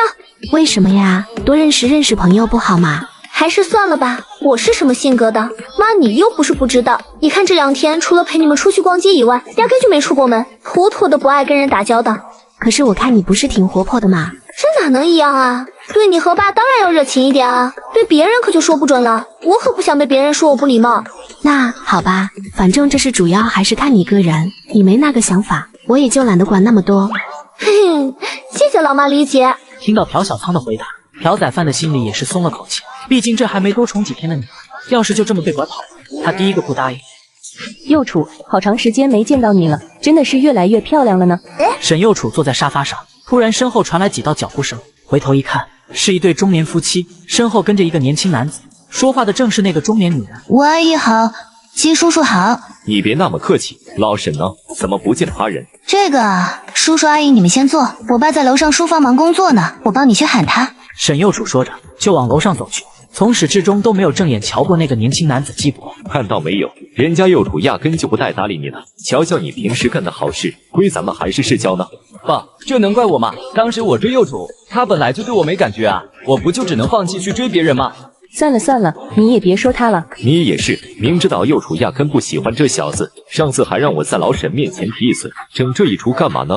幼楚这孩子，我从小看着他长大，喜欢得很，现在多多少少还是有些念想的。那你也得看看这小子配了。姬博欲哭无泪，压根不敢说话。老姬，实在是不好意思，本来就是我邀请了你们，结果我给忙忘了。这可就是你的不对了，晚上可得自罚3杯。行，我喝还不行吗？应梦啊，怎么不见他人？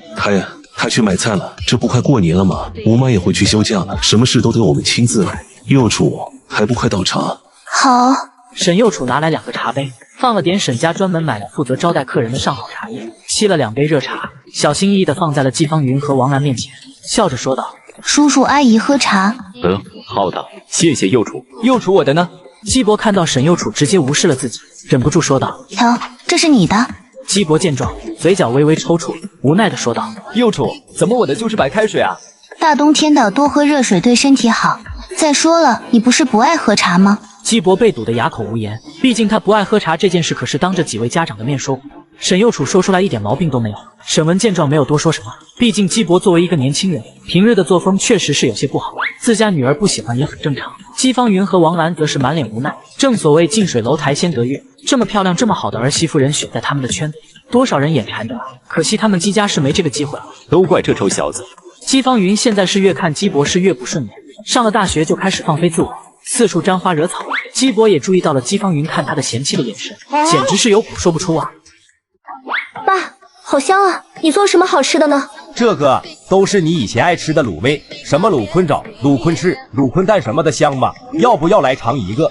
你干嘛呢？这次量比往年少了，你还给小仓弄这么大一碗，要不要这么宠他？我看小仓这不射了吗？给他吃点怎么了？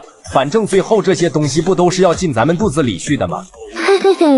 谢谢爸。朴小仓见状，连忙端过朴宰范手里的碗，拿起筷子就往外跑。你看看，才惯了几天就这样了，小仓迟早被你惯坏。以前小仓还是男生的时候，每次我要说他的时候，也不知道是谁跳出来阻止我。那会怎么没见你说你自己呢？哎呦呵，我发现你胆子是越来越大了，居然还敢顶嘴。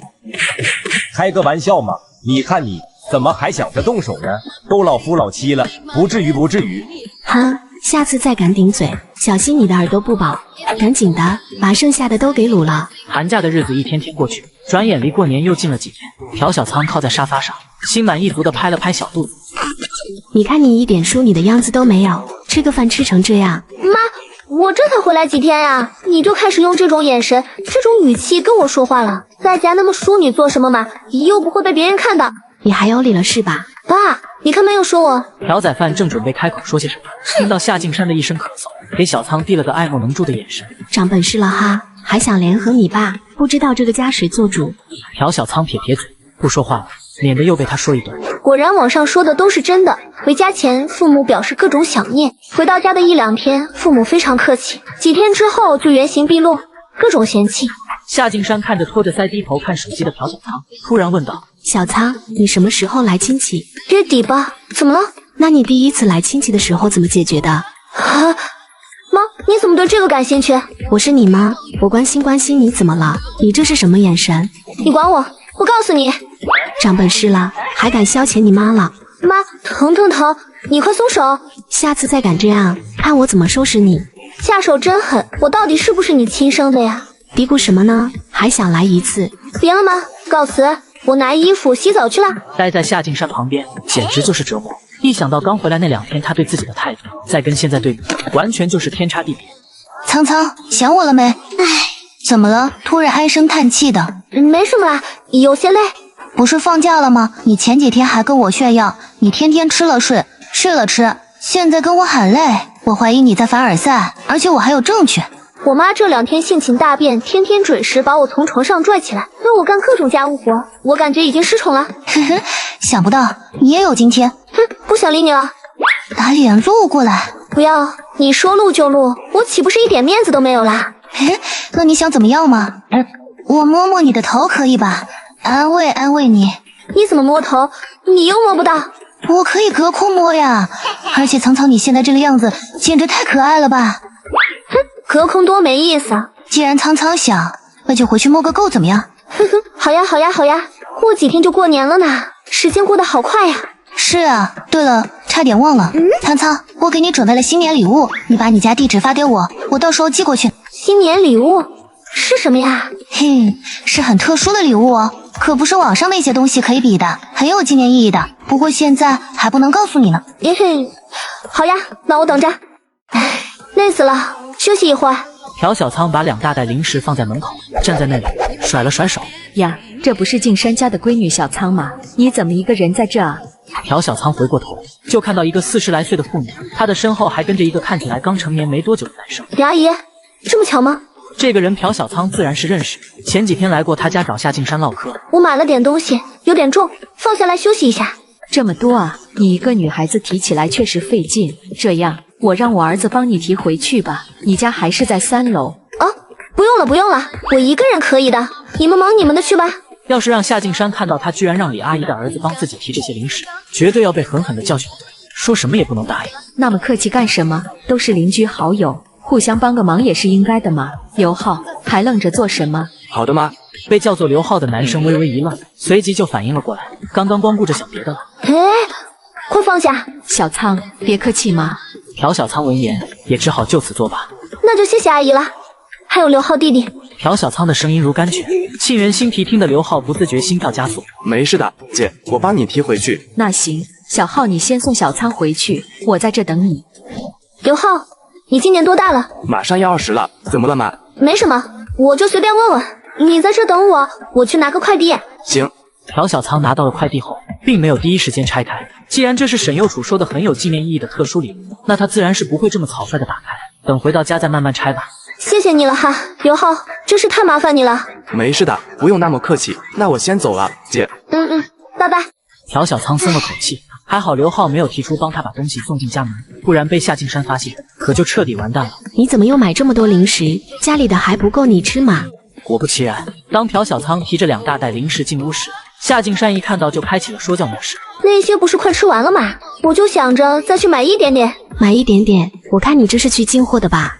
嘿嘿，被你发现了。朴小仓回到房间，就迫不及待地拆起了快递。快递比较小，看样子应该是什么小物件。一个崭新的精美小相册静静地躺在手心上。朴小仓倒是没想到沈右楚会送他这个，不过也还是很惊喜的。翻开来看。第一张就是他跟朴小仓第一次出去吃饭时，沈右楚偷拍的他吃东西的糗照。当时的情景，朴小仓现在还有点印象。看着这一张接一张的照片，倒是勾起了朴小仓不少开心的回忆。粗略的数了数，大概有20几张照片。只不过让他有些气愤的是，里面这些他的个人照都是憨憨的、傻里傻气的糗照，而沈右楚的全都是美美的自拍。朴小仓打开手机一看，正是沈右楚打来的语音电话。显然他应该是收到了快递已签收的信息。苍苍，有没有拆开快递啊？你这家伙怎么把我拍的这么丑，把你拍的那么好看？嘿嘿，这不是重点了啦。沈右楚都能想象到现在朴小仓气的脸颊鼓起的样子，笑得前仰后合。哼，好啦好啦，这份礼物是不是很特别啊？里面都是我们认识以来美好的回忆呢。我看出来了，谢谢你右楚，认识你我很开心。我也很高兴呢，能认识苍苍。沈右楚罕见的没有嬉皮笑脸，而是用非常认真的语气跟他说话。不过什么？我还没有把全部照片打印出来，你还有不少丑照在我手机里呢。啥？右楚你太过分了，你完蛋了！略，有本事你来打我呀！你等着，开学了我不会放过你的。朴小仓奶凶的说道。我好怕怕呀，你又打不过我。沈右楚才不理会朴小仓的威胁。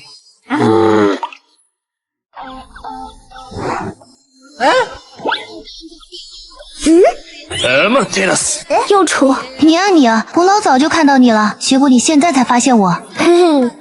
哪有，我老早就发现你了，只不过是装的，就等你自己过来了呢。哼，你说的这些话你自己信不信？我信啊，我最相信我自己了呢。先去你家吧，叔叔阿姨应该在等我了吧？我爸妈听说你今天要来了，正在做菜呢，等我们回到家应该就可以开吃了。对了，你家门口附近有超市的吧？有，不过你可别买东西，我爸妈特意交代了，不能让你提着礼物上门，不然我可就麻烦了。你会被怎么样啊？当然会被他们说一顿的呗。哦，这样啊，那我还非买不可了。右楚，你不能这样。我怎么不能这样啊？第一次见叔叔阿姨，我就空着手带着我的行李箱，白吃白喝白住，不带点礼物，这合适吗？合适，太合适了。我就不听你的，我一定要带。朴小仓见软不行，就直接来硬的，凶巴巴的说道：“你敢？你看我敢不敢？”哎呀，右楚你好烦，不理你了。朴小仓撅着嘴，加快了脚步，气呼呼的往前走去。好了，我不买，我就是开个玩笑的，你怎么还当真了呢？哼，乖了。朴小仓被沈右楚来了一波摸头杀，没有挣脱，任凭他摸着。叔叔阿姨好，我叫沈右楚。嘿嘿呀，好漂亮的女孩子，快进来坐。来，先坐会，菜马上就好了，休息一下。谢谢叔叔阿姨。他感觉苍苍这个小家也很温馨了吗？也有点喜欢上这种感觉了。右楚，你先跟苍苍在这坐会，我去厨房帮个忙，等会就能开饭了哈。夏静山看着沈右楚，那是越看越喜欢。好，谢谢阿姨。右楚，我感觉我妈好像很喜欢你。那是当然，起码好像去掉，我觉得你马上就要失宠了。不可能！来，右楚，你尝尝这个，这可是叔叔的拿手菜，土豆牛腩，很好吃的。谢谢阿姨，阿姨你也快吃吧，不用老给我夹菜，你看你都夹好几回了。沈右楚故意在朴小仓面前强调了最后一句。这个右楚太嚣张了，跟阿姨客气啥？想吃什么就说，阿姨给你做，晚点让小仓带你好好出去玩玩。谢谢阿姨。右楚，你跟小仓在外面租房子住，他没给你添麻烦吧？妈，你这是什么话？什么叫我没添麻烦吧？我看起来是很会给别人添麻烦的人吗？我就随便问问，怎么啦？你心虚了？我会心虚？开什么玩笑？那你让右楚说，他说没有，我就相信你没有。阿姨，既然你想听实话，那我就实话实说吧。苍苍这个人，基本上每天早上都是我喊他起床，给他做早饭吃。有的时候他想吃什么东西了，都是我去买菜然后做给他吃。还有啊，他……眼见夏静山看向自己的眼神越来越不善，朴小仓连忙制止了沈右楚。右楚，你这是什么意思？我有这么幼稚的吗？啊？什么？我说的难道不是实话吗？难道这里面有一句是假的吗？沈右楚转过头，冲朴小仓俏皮的眨了眨眼，那模样像极了一个故意打小报告告他黑状的小女孩。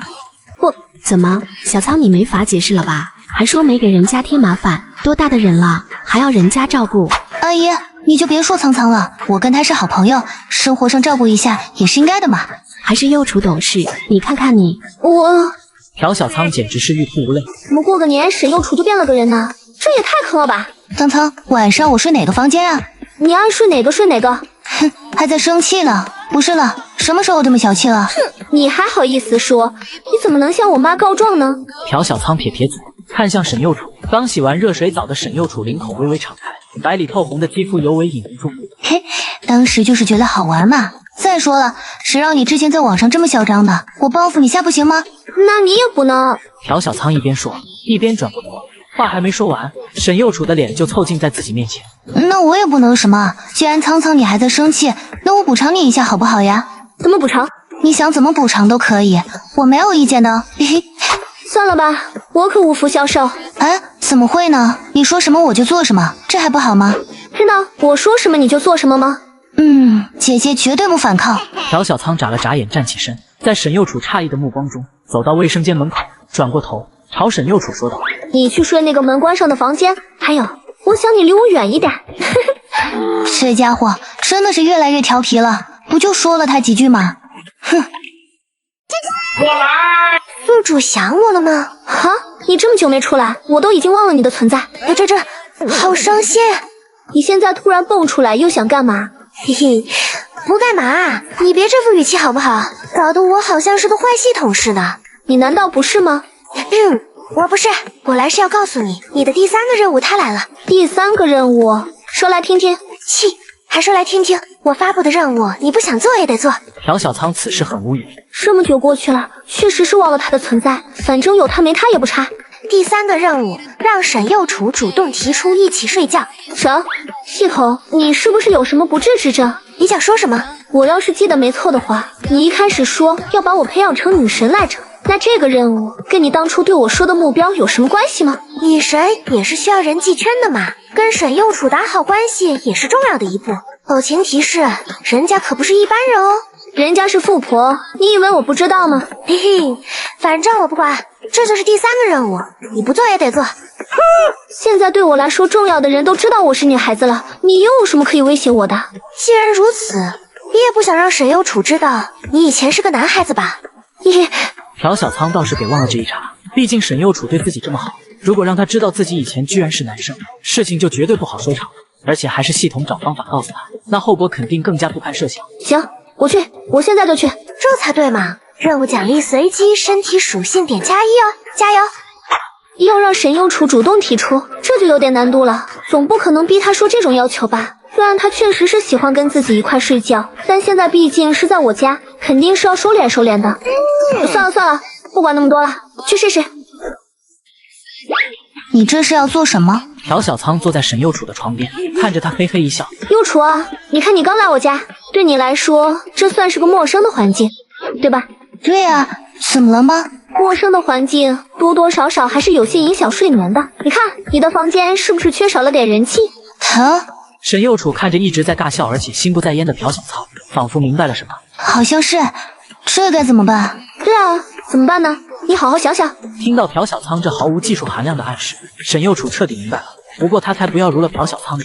我也不知道哎，不过应该没关系的，闭上眼睛也很快就睡着了，问题不大。你觉得呢，苍苍？不要，你应该说苍苍，那你陪我睡好不好？当然，这是朴小仓的心里话，他可不会直接说出来。我觉得吧，你说的不对，这么冷的天，你一个人在被窝里也很不舒服的，脚一直冰凉冰凉的。这个时候如果旁边有一个热源帮你暖一下床，是不是一下就好很多了？我不行了，你能不能别用这么牵强的解释啊？听得我好尬。朴小仓也不知道该说什么好，刚刚的话他听起来就好尬，真不知道是怎么好意思说出口。那又楚你，苍苍啊，你是不是跟我睡习惯了呀？我没有。这样啊，那看来是我自作多情了。那你出去吧，我要休息了。好吧，我就是习惯了。为了任务，忍气吞声又有何妨？这样啊，我明白了。那你刚刚怎么不承认呢？我这不是怕你不答应吗？你觉得我会不答应吗？我高兴还来不及呢。我家苍苍长大了，知道粘人了呢，我好开心。我又不是小孩子。死要面子活受罪。那苍苍愿不愿意跟我一块睡啊？好呀好呀。当沈右楚说完这句话的时候，系统的声音也在脑海里响起来。应当恭喜宿主完成任务，获得背部属性点加1，由于完成速度过快，额外加1。愣着干嘛呢？还不快上来？来了。阳光洒在床上的两人身上，增添了一种朦胧美。朴小仓的眼睛缓缓睁开，打了个哈欠，感受到身体有点沉，不用看就知道沈右楚又跟个八爪鱼似的挂在了他的身上。又是被霍霍的一天。半个小时后，沈右楚才意犹未尽地松开了朴小仓，同时也慢慢地醒了过来。苍苍，早上好呀。早上好，右楚。朴小仓笑了笑，看着此时的沈右楚，跟白天活蹦乱跳的他完全就不是一个人。早上刚睡醒就是一个软萌小妹，清醒之后就是御姐了，反差太大了。右楚，起床了吗？门口传来夏静山的声音，敲门声很轻。起来了，阿姨，门没锁，你可以进来的。昨晚睡得还行。小仓，你怎么在这？夏静山推门而入，就看到朴小仓正躺在沈右楚旁边，捂着脸不敢看他。妈，我可以解释的。看到这里口渴了，这么好看的视频边喝边看更过瘾。我刚在抖音商城秒杀频道买的经典碳酸饮料，冰爽清凉解渴，6瓶不到9块9，而且现在有超多优惠券限时发放，买到就是赚到。就在评论区先到先得哟，点商城，进入秒杀频道，或者直接点评论区就能买。是这样的，阿姨，我跟苍苍在学校那边就是一起睡的，习惯了，所以昨晚我就让他陪我睡。不好意思啊，阿姨，让你见笑了。听着沈右楚把责任全都推在自己身上，朴小仓有些感动。嗨，多大点事，没关系的。你要是想的话，我让小仓天天陪你好了。嘿，那就谢谢阿姨了。客气啥？你们收拾收拾，起来吃点东西。右楚，我太感动了，你居然把责任都担在你身上。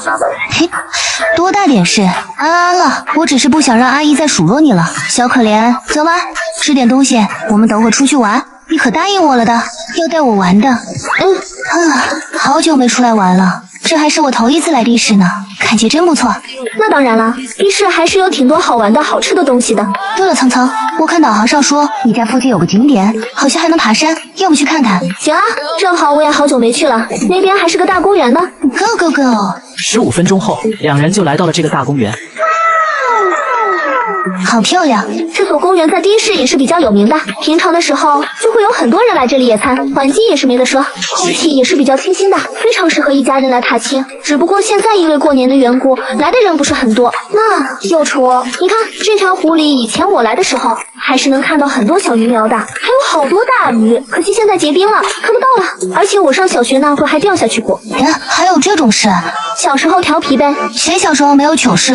很正常的啦，我也有的。真的吗？说给我听听呗。才不要！你说讲给你听就讲给你听啊，我不要面子的。啊，右楚，你不能这样！我都把我的糗事告诉你了，你为什么不能分享你的呢？我干嘛要分享我的？我又没让你跟我讲，是你自己跟我讲的好不好？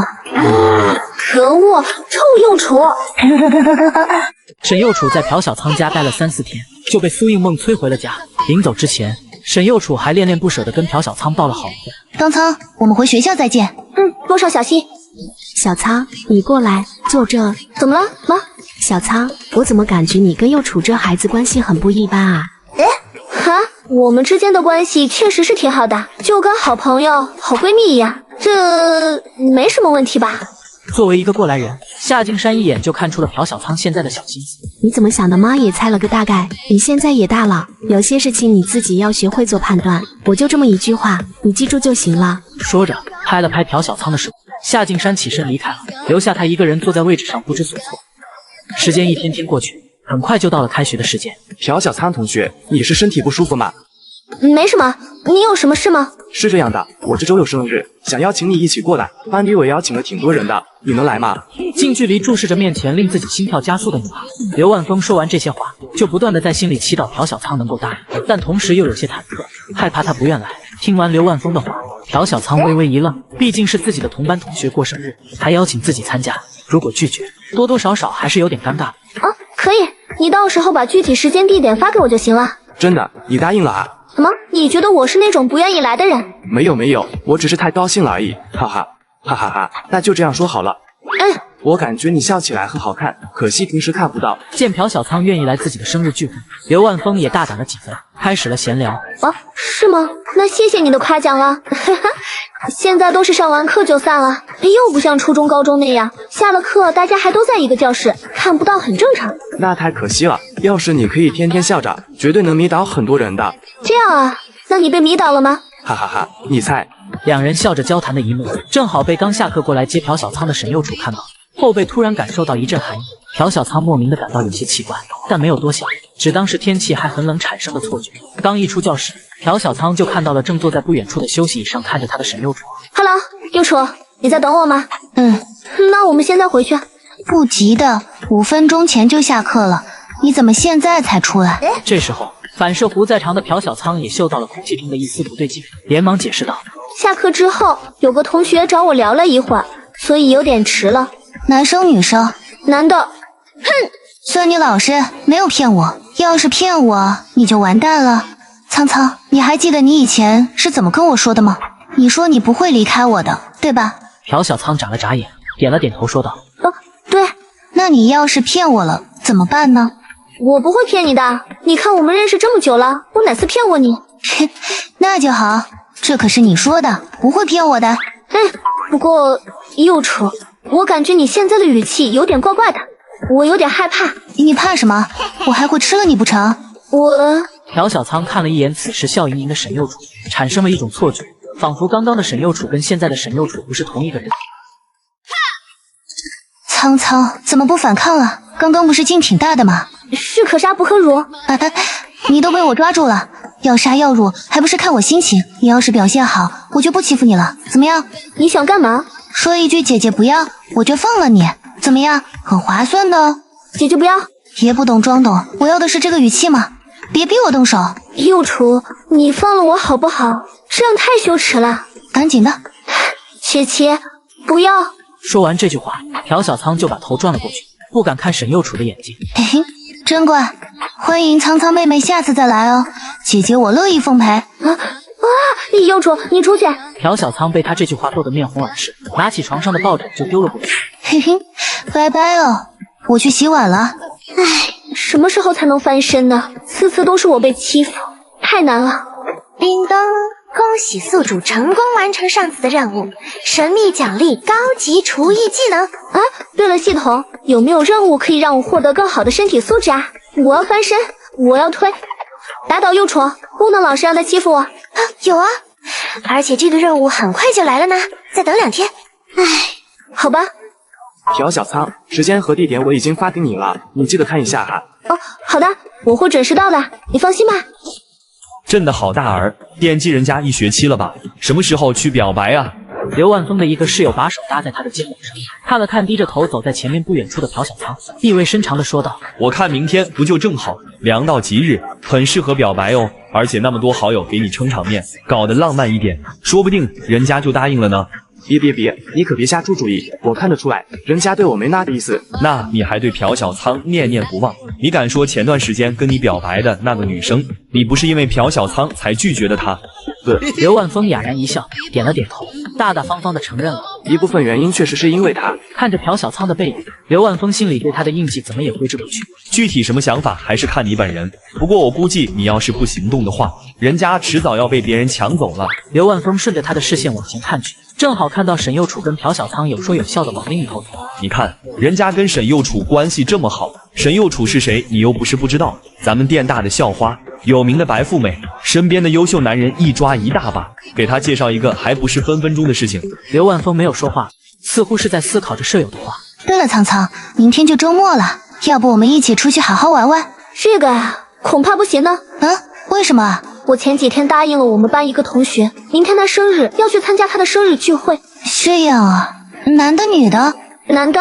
男的。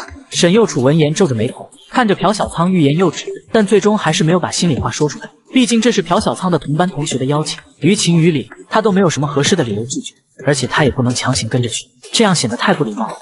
不过你放心好了，我们就是普通朋友，还是一个班的，人家过来邀请也不能拒绝是吧？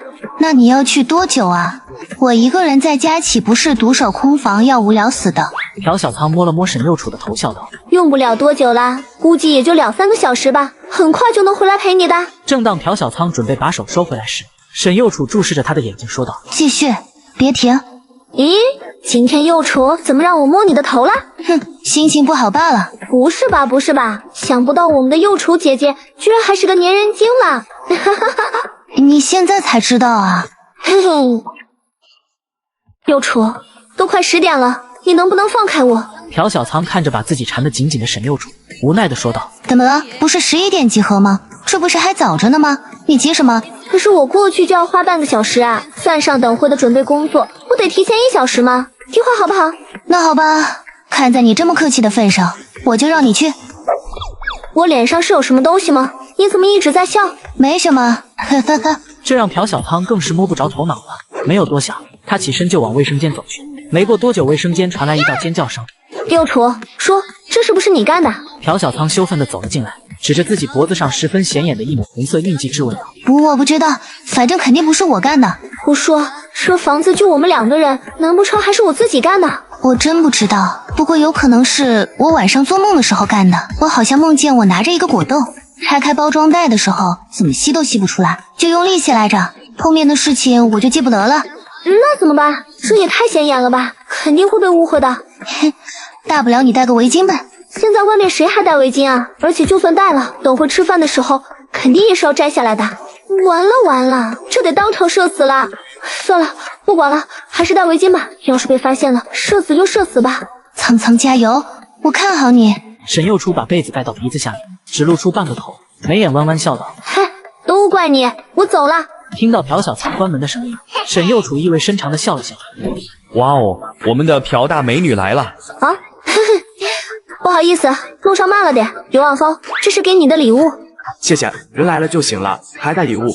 朴小仓特意找了个比较靠角落的位置，旁边坐着的是几个班里的女生，互相打了个招呼后就坐了下去。朴小仓，你戴着围巾不会不舒服吗？要不还是摘了吧。旁边一个叫王雨萌的女生眼角余光看到朴小仓还系着围巾，好心提醒道：“好，你不说我都差点忘了。嘿嘿，其实戴着也没什么不舒服的啊。我觉得还是摘了比较好，毕竟吃东西也不方便的嘛。”好。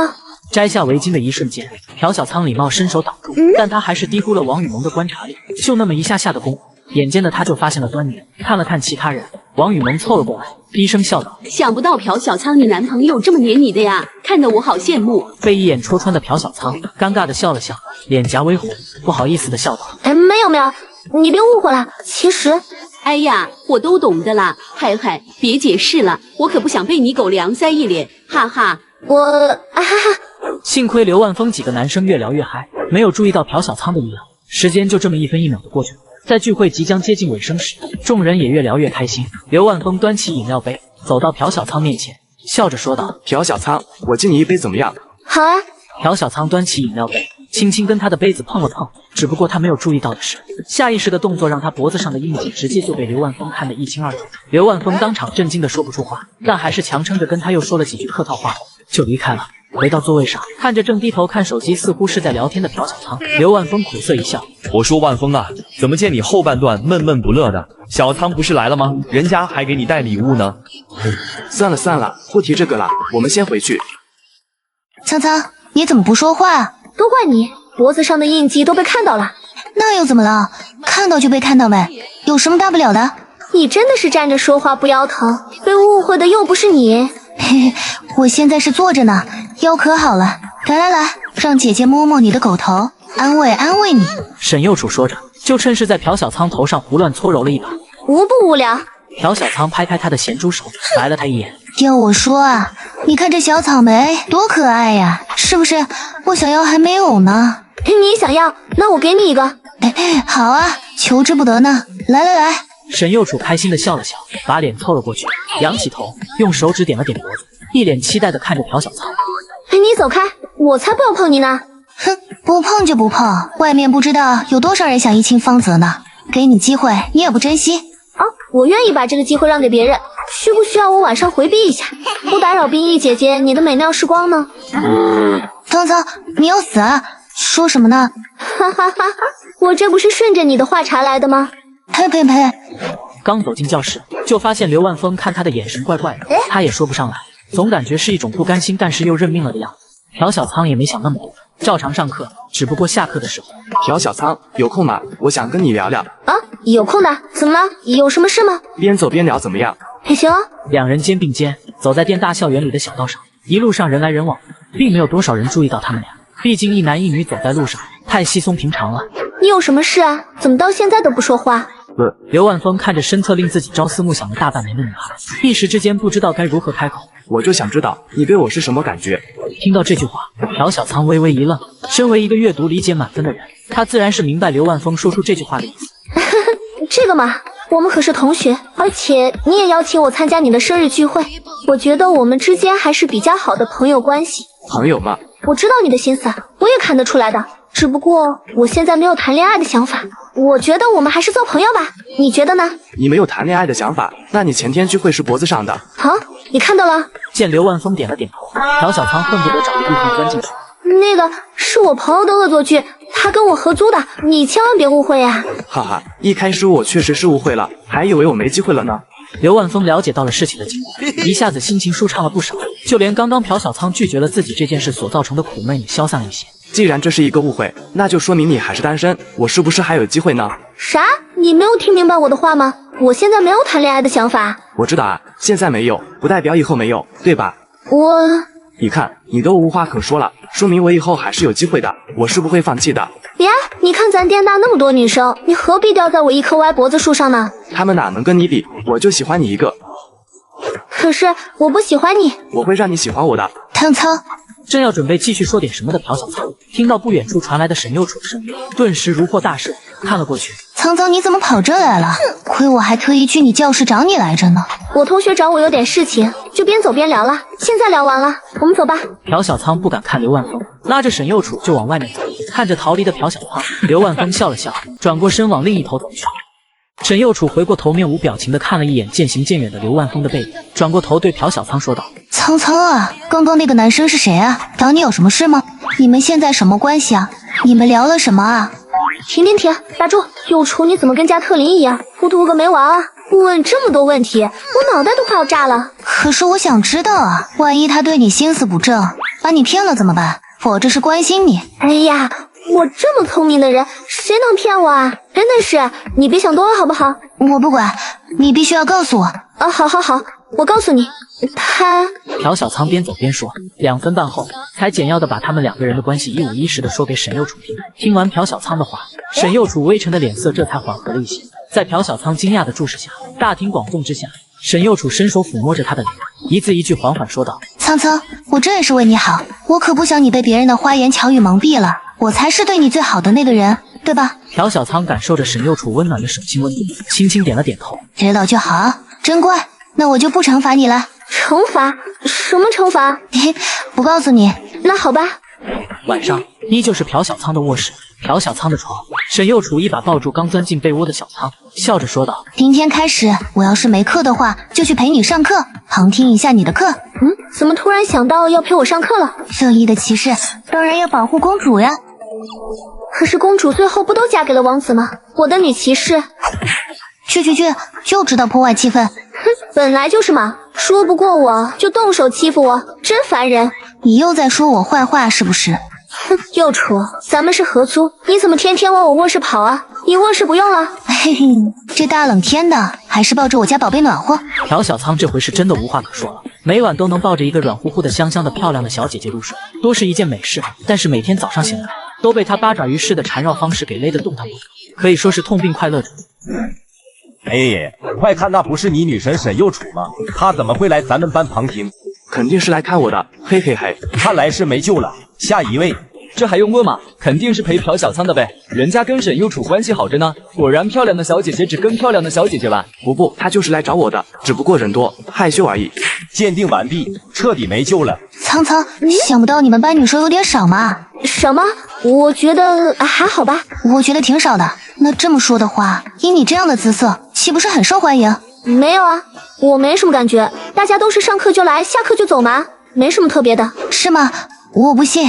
哼，你爱信不信。很快就熬到了下课，朴小仓和沈幼楚正准备离开，一个男生走了过来，在小仓看好戏的眼神注视下，他对沈幼楚说道：“沈幼楚，你要说什么？”沈幼楚一改常态，看向这个男生，言语冷至极，完完全全就是个高冷女神范。我能要你的联系方式吗？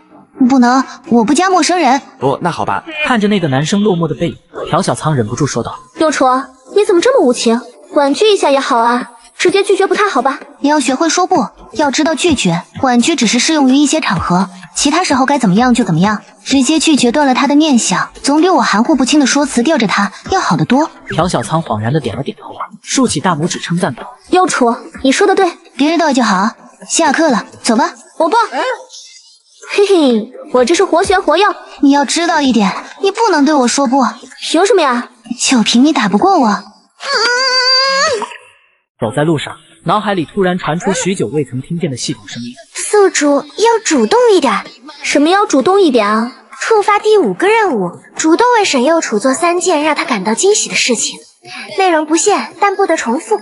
奖励高级投资技能与20万投资备用金。听到任务内容，朴小仓嘴角微微抽搐。这系统怕不是沈幼楚派来的吧？系统，你是认真的吗？你不是说不给我钱的吗？对啊，这钱只是让你投资去赚钱的，又不是送你。等你赚的钱足够多了，是要还我的。朴小仓在心里给他翻了个白眼，还以为系统终于开窍了。时间限13天吗？任务内容还是挺简单的，让幼楚惊喜，看起来简单，但还是有点难度的呢。走着走着，视线就被一家新开不久的服装店吸引住。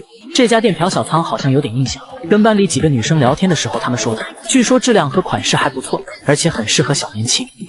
小姐姐，有什么需要帮助的吗？太纯了，那清澈的不沾一丝烟尘的眼睛，虽然看起来不是那种惊艳绝伦的美，但清纯可人，看得售货员小姐姐眼神放光。我想看看有没有适合2个人穿的衣服，就跟……我懂的，你跟我来吧。好，我觉得这款不错，小姐姐你觉得呢？可以哎，挺好看的，就这种的吧。苍苍，你手上提的是什么东西啊？衣服，好好看。好看吧？我买了2件呢，以后出去玩可以一起穿。真不错。那我要这件。哎，幼楚，那是我的。什么你的？这是我的。可是这个才是你的事嘛，那个是我的耶。咱俩身材差不多，你的衣服我能穿，我的衣服你也能穿呀，无非就是你的比我小点嘛。幼楚，你又内涵我。怎么了？我说的难道不是事实吗？你要是不服气，那就比一比哦，我反正很乐意的呢。你看吧，乖乖听话的话，以后姐姐就奖励你，好不好？哼，好多人啊，这人气未免也太旺了吧？没办法呢，今天搞活动，小孩子免费，大人半价，自然就会多好多人。走，我们先去玩过山车。还是别了吧，我害怕。你放心吧，苍苍，有我在，我会保护好你的。听到朴小仓害怕坐过山车，沈幼楚显然更兴奋了，拉着他的力道都加大了几倍，步伐也加快了不少。当过山车停下来时，朴小仓是被沈幼楚全程搀扶下来的。苍苍，你怎么这么害怕呀？不至于吧？你真是站着说话不腰疼，我下次不做了，好痛苦，好煎啊！好了，不哭，以后我们不玩这个了。在长椅上坐着，缓了10来分钟，朴小仓才好起来。此时的沈幼楚买回来了一个棉花糖。那苍苍，给你的。你干嘛？哎呦，你不吃吗，幼楚？我不是很喜欢吃，你吃吧，很甜的呢，幼楚，你也尝尝看好不好？就一口。朴小仓把吃到只剩1/3的棉花糖递到了沈幼楚面前，撒着娇，想要让沈幼楚也尝尝。好，我尝一口就是了，真拿你没办法。沈幼楚凑上前，刚咬了一小口，就看到朴小仓的脸在自己面前急剧放大。在沈幼楚愣神之际，朴小仓也咬了一口棉花糖。有幼楚的加持，这棉花糖好像更甜了呢。你从哪学的撩人小技巧啊？我这叫无师自通。朴小仓笑了笑，看着面前仅有自己一人能看到的系统面板上，任务进度由1/3变成2/3，顿时就轻松了不少。看来任务很快就能完成了呢。等我完成任务拿了奖励，以后有了小钱，就能给幼楚更好的啦。走，幼楚，我带你去个地方。去哪呀？当然是带你去个好地方了，等到了你就知道啦。到时候给你个小惊喜。好吧。直到一块无人的海滩前，两人这才停下。朴小仓指了指远处的天空，笑了笑，没有说话。沈幼楚顺着他手指的方向看了过去，这一看便舍不得离开视线。远处，太阳收敛起刺眼的光芒，变成了一张红彤彤的圆脸。夕阳的余晖染红了在蓝天里游荡的白云，这一幕很是壮观。怎么样，幼楚？我其实就是想带你来看日落啦，惊喜吗？现在的我能力不足，就只能带你看看这些啦。但是以后我肯定可以给你更好的。朴小仓指着落日，承诺道。沈幼初眨了眨眼，听着朴小仓的豪言壮语一般的承诺，轻轻笑了笑，眼眶微微湿润，转过头看向一脸笑意的朴小仓，在他诧异的目光中，上前一步，紧紧抱住了他。你傻不傻啊？我像是那种追求物质的人吗？谁要你给我更好的东西了？傲娇般的低语在朴小仓耳边环绕，闻着怀中的女孩散发出来的清香，朴小仓嘴角上扬，环住沈幼楚纤细的腰肢。不知过了多久，朴小仓试图轻轻挣脱开沈幼楚的手，但他显然察觉到了，双手环得更紧了。再抱一会儿嘛，我还没抱够呢。好，对于沈幼楚这一小小的要求，朴小仓自然是会满足他。只不过随着时间的慢慢推移，朴小仓就察觉到了一丝不对劲，沈幼楚的手开始上下游移起来，越发的不老实。过了一会儿，朴小仓一把推开沈幼楚，羞恼地看着他。沈幼楚则是一脸的迷，假装不解地问道：苍苍，你干嘛？幼楚，你还装呢？你干了什么？你不知道吗？沈幼楚看了看四周，发现没什么人之后，嘿嘿一笑，上前一步逼近。我不知道，麻烦苍苍妹妹告诉我，我刚刚对你做了什么呢？朴小仓瞧得他那一副流氓样，知道自己斗不过他，无奈一笑。你又来这一套是不是？什么嘛，说不出来还指责我干了坏事。再说了，沈幼楚再一次上前一步，这次离朴小仓更近了，几乎是要贴在一块了。以咱俩的关系，我对你做点什么也是应该的吧？你觉得呢，我的哈基米？听着眼前的妖精魅惑一般的言语，朴小仓的小心脏扑通扑通狂跳起来，咬了咬牙，觉得自己不能老是处于被动，于是他伸出手环住沈幼楚的腰。幼楚姐姐，你再这样的话，我可是也会反击的。突如其来的变故倒是把沈幼楚给整不会了。行啊，姐姐等着你，就怕你不敢。哼，走着瞧。坐在出租车里，系统的声音突然在脑海里响起：恭喜宿主成功完成任务，20万备用金已到账，限期1年内还清。是否现在发放高级投资技能？怎么还问我要不要发放？你直接给我不就得了？之前的奖励你也没问我要不要发啊？这可是你说的，现在开始发放。系统意味深长地笑了笑，随后朴小仓就感到海量的消息在一瞬间涌入了自己的脑子，一股晕眩感直接袭来。朴小仓手抚着额头，轻轻晃了晃，但还是感觉头晕眼花的，同时还夹杂着困意。沈幼楚察觉到了朴小仓的异状，一脸关切地问道：苍苍，想睡觉了？有点。靠我肩膀上睡会吧，反正还有半个多小时才到家。沈幼楚说完，伸出手扶着朴小仓的头，轻轻地靠在自己的肩膀上，还微微拍了几下。睡吧。好。晚上，朴小仓借口身体有些不舒服，好说歹说才把沈幼楚哄回他自己的房间，躺在床上翻看着手机上的信息。选什么好呢？是投资技能还是高级的？而且1年内就得还完，肯定得先赚够钱。还是选股票吧。看着里面花花绿绿的各个股票，如果是以前，朴小仓只会感觉一个头两个大。现在有了系统的加持，各种数据分析的也是头头是道，挑了几个比较中意的会在未来涨幅比较大的股票，直接统统买进。长呼了一口气，朴小仓放下手机，闭上眼，没过一会就睡了过去。幼楚，你干嘛呢？这种眼神看着我是怎么回事？一大清早，朴小仓端来2碗做好的葱油拌面，一坐下就看到沈幼楚正目不转睛地盯着他，一脸幽怨。昨晚没有抱着我家宝贝苍苍睡觉，我不开心。不是跟你说了吗？我身体有些不舒服，可能是小感冒，我这不是怕传染给你吗？我这也是为你好呀。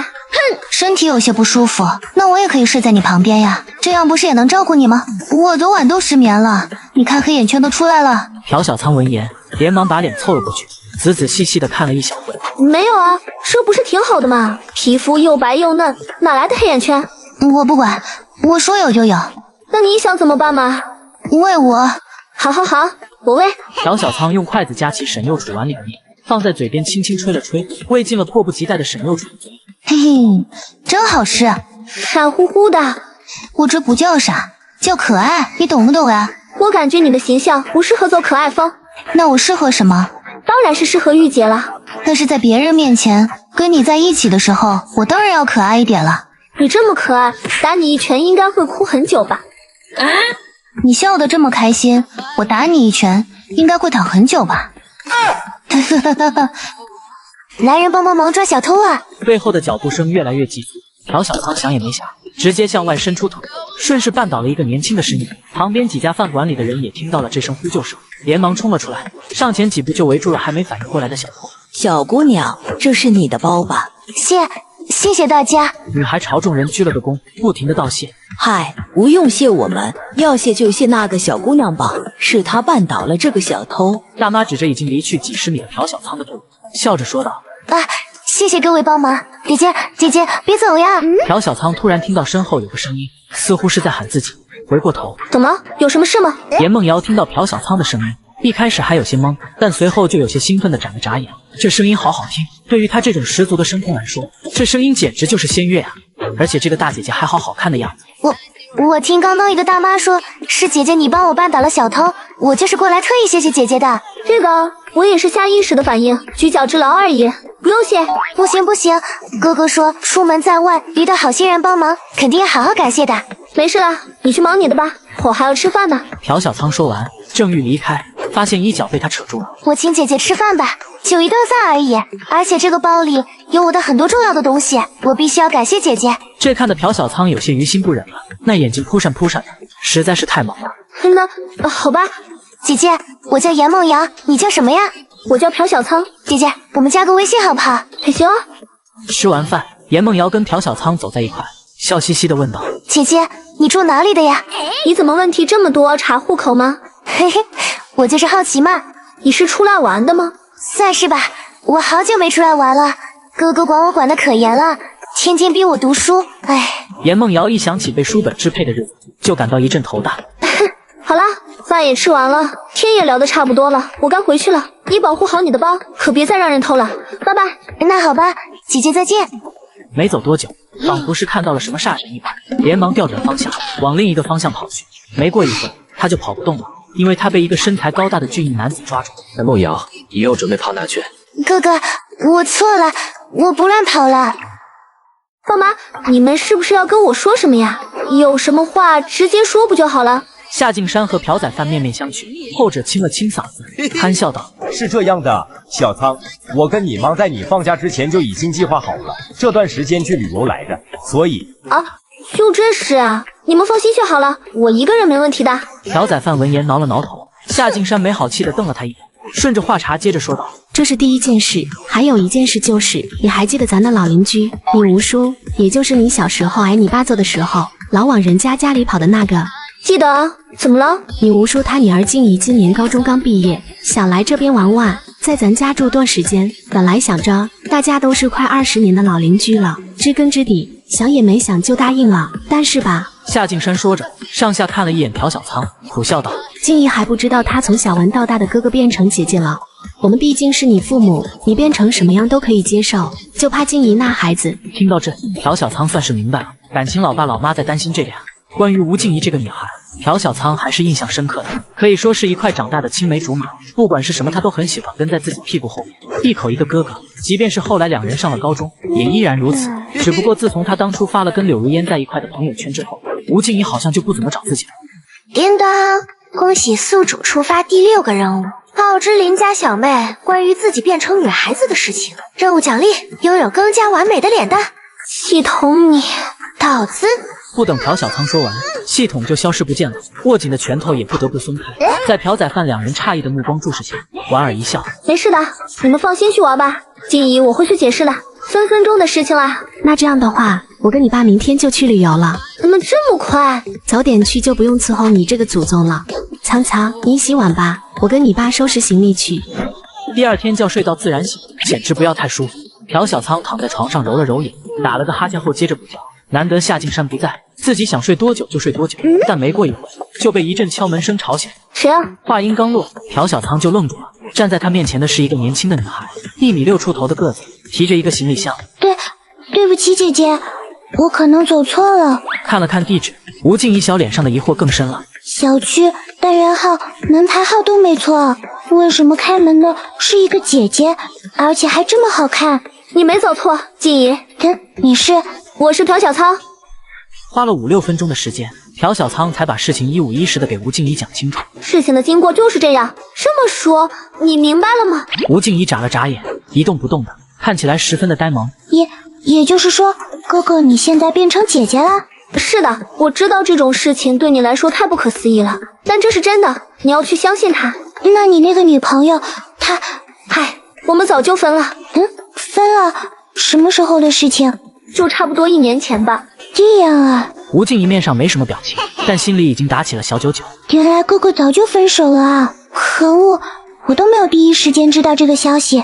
早知道当初他官宣的时候，我就应该大度一点。要不是当时自己太难受、太生气了，也就不会决定不理这个坏家伙了。现在好不容易等到哥哥重归单身，结果摇身一变，居然变成姐姐了，可恶！朴小仓看着面前不断变换着脸色的吴静怡，有些担忧，坐到她的身边，关心地问道：“静怡，你没事吧？”听到朴小仓的声音，吴静怡惊了一下，连忙说道：“啊，我没事。那个，能不能给我一点时间，我好好消化一下？”恭喜宿主成功完成任务，获得奖励更完美的脸，现在正在调整中，无不良反应，请放心。更完美的脸跟之前有什么不同吗？以后你就知道了哦。行吧，反正都是白调的，也无所谓了。正当朴小仓在搅动着已经下到锅里的面条时，殊不知在他的身后，吴静怡正一脸复杂且纠结地看着他的背影。别来了，快把静怡尝尝我的手艺。吴静怡正低着头天人交战，突然听到朴小仓的声音，下意识抬起头，不看不要紧，这一看怎么都移不开视线，总感觉现在的朴小仓跟刚刚的他不是一个人，可脸又差不多，反而更好看了。这突如其来的变化，直接看呆了吴静怡。朴小仓看了一眼正死死盯着自己的脸的吴静怡，摸了摸脸，笑道：“静怡，我脸上是有什么东西吗？你一直盯着看。”啊，没有。吴静怡俏脸一红，低着头开始吃起了面，心虚的不敢再看朴小仓了。系统的奖励这么给力，直接让静怡都看呆了，有这么好看吗？朴小仓心里暗自嘀咕着，跟吴静怡打了个招呼后，来到了卫生间，看着镜子里的自己，朴小仓顿时就惊讶的合不拢嘴。现在的自己脸上的每一个部位看上去都比之前更为完美，每一处都恰到好处，拼凑在一张脸上，简直有一种完美的感觉。当朴小仓在卫生间一脸花痴时，此时的吴静怡心里一阵小鹿乱撞，双腿紧紧并拢，两腮也弥漫上了一抹潮红。怎么我的脸这么烫啊？不行，我得赶紧恢复，不然被哥哥姐姐看到了就太尴尬了。自从他上了高中，差不多已经快有3年没有感受到了，现在这熟悉的感觉再一次缭绕在他的心间，小心脏扑通扑通跳个不停。对了，姐姐，我想问问你哈，你现在变成了女孩子，那你的择偶标准该不会也……你觉得呢，小静怡？我哪知道啊，你快告诉我嘛。这个可不能告诉你，你以后就知道了。什么叫以后就知道了？其实我也不知道呢。咦，不过话说回来，静怡你是越来越好看了呢，有没有追你的男生呀？或者心仪的对象？追我的确实也有，心仪的。吴静怡看了一眼朴小仓，心中一叹，不就在我面前嘛，可惜那个笨蛋不知道，暂时没有。这样啊，不过等你上了大学就会遇到了，大学里各种各样的人都有，你肯定会遇到你喜欢的。哦，到时候再说吧。吴静怡瞥了他一眼，心里有点小失落。走吧，咱们出去玩。晚上，沈幼楚坐在床上，看着朴小仓18分钟前发的朋友圈，久久未曾移开视线。简简单单的朋友圈，照片也都是关于他跟吴静怡这个邻家小妹今天的吃喝玩乐。顿时，一股深深的危机感弥漫在心间。思来想去，沈幼楚还是决定给朴小仓打个电话，这很有必要查个岗。没一会，电话就被接通了，只不过另一头不是朴小仓的声音。喂，朴小仓呢？我找他。姐姐在洗澡呢，你有什么事吗？正当沈幼楚还想说什么的时候，电话另一头突然传来了朴小仓的声音：“静怡，去我房间把床上的蓝色毛巾拿过来，我给忘了。”好，不好意思啊，有什么事你等会儿再打过来吧。听着电话里传来的嘟嘟嘟的忙音，沈幼楚把手机丢到一边，紧握着拳头，闭着眼，胸口剧烈起伏着，不断的深呼吸，以调整着内心如翻江倒海一般烦乱的情绪。仓仓，你要是不给我一个合理的解释，我可保不准会做出什么事来呢。洗完澡出来的朴小仓浑身清爽，跟吴静怡嘱托了几句后，就回到了房间。从吴静怡嘴里得知沈幼楚刚刚给自己打了个电话，朴小仓并没有打回去，而是在绿泡泡上发了条语音过去。幼楚，怎么了？找我有什么事吗？许久，沈幼楚终于是回了消息，但只有简简单单的2个字：没事。朴小仓看着这2个字，顿时心里就升起了一股不妙的感觉，连忙问道：“幼楚，是不是刚刚静怡跟你说什么啊？我刚刚在洗澡，所以没接电话。”没有，我累了，睡觉。朴小仓看着这条消息，不知道说些什么好。连着3个感叹号，指定是有事。完了，以幼楚那醋劲，肯定要劈了我。你干嘛？哎呦！哟，开门。幼楚2个字还没说完，电话另一头就传来了沈幼楚清冷的声音：“来了。”刚说完，沈幼楚就挂断了电话。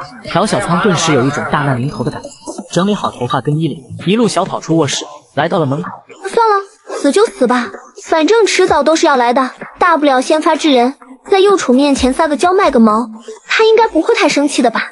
实在不行，就深呼吸一口气，朴小仓轻轻打开了门。那道心心念念的绝美倩影，此时果然正如意料之中的站在自己家门口。看到终于开了门，沈幼楚抬起头，清冷的美眸望向看样子是刚睡醒的朴小仓。不知道为什么，他的心狠狠地悸动了一下。而且朴小仓现在看起来比之前离开他家时好像更漂亮了。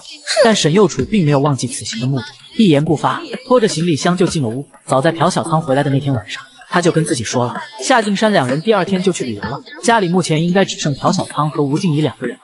那个幼楚，你回你房间。此时的房间里无人出声，安静到落针可闻的程度。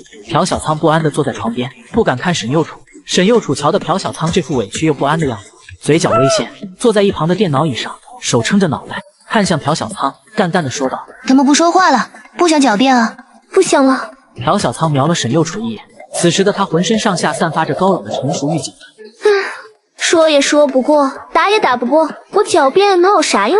本来我还想着过2天来这陪你，没想到呢，我刚把你放回家，你就给我一个这么大的惊喜呢。幼楚，我跟静怡就是好朋友关系，不是你想的那样的。沈幼楚挑了挑眉，起身来到朴小仓面前，右手一把推向他的肩膀，在朴小仓愣神之际，将其推倒在床上，栖身而上，俯视着朴小仓。好朋友，好朋友，就让他在你洗澡的时候递毛巾。怎么我们2个人独处的时候，你次次都能带起东西进浴室，他一来你就忘了带毛巾，这么巧的吗？幼楚，我昨晚真的是忘了，你要相信我啊！相信你，我也很想相信你呢。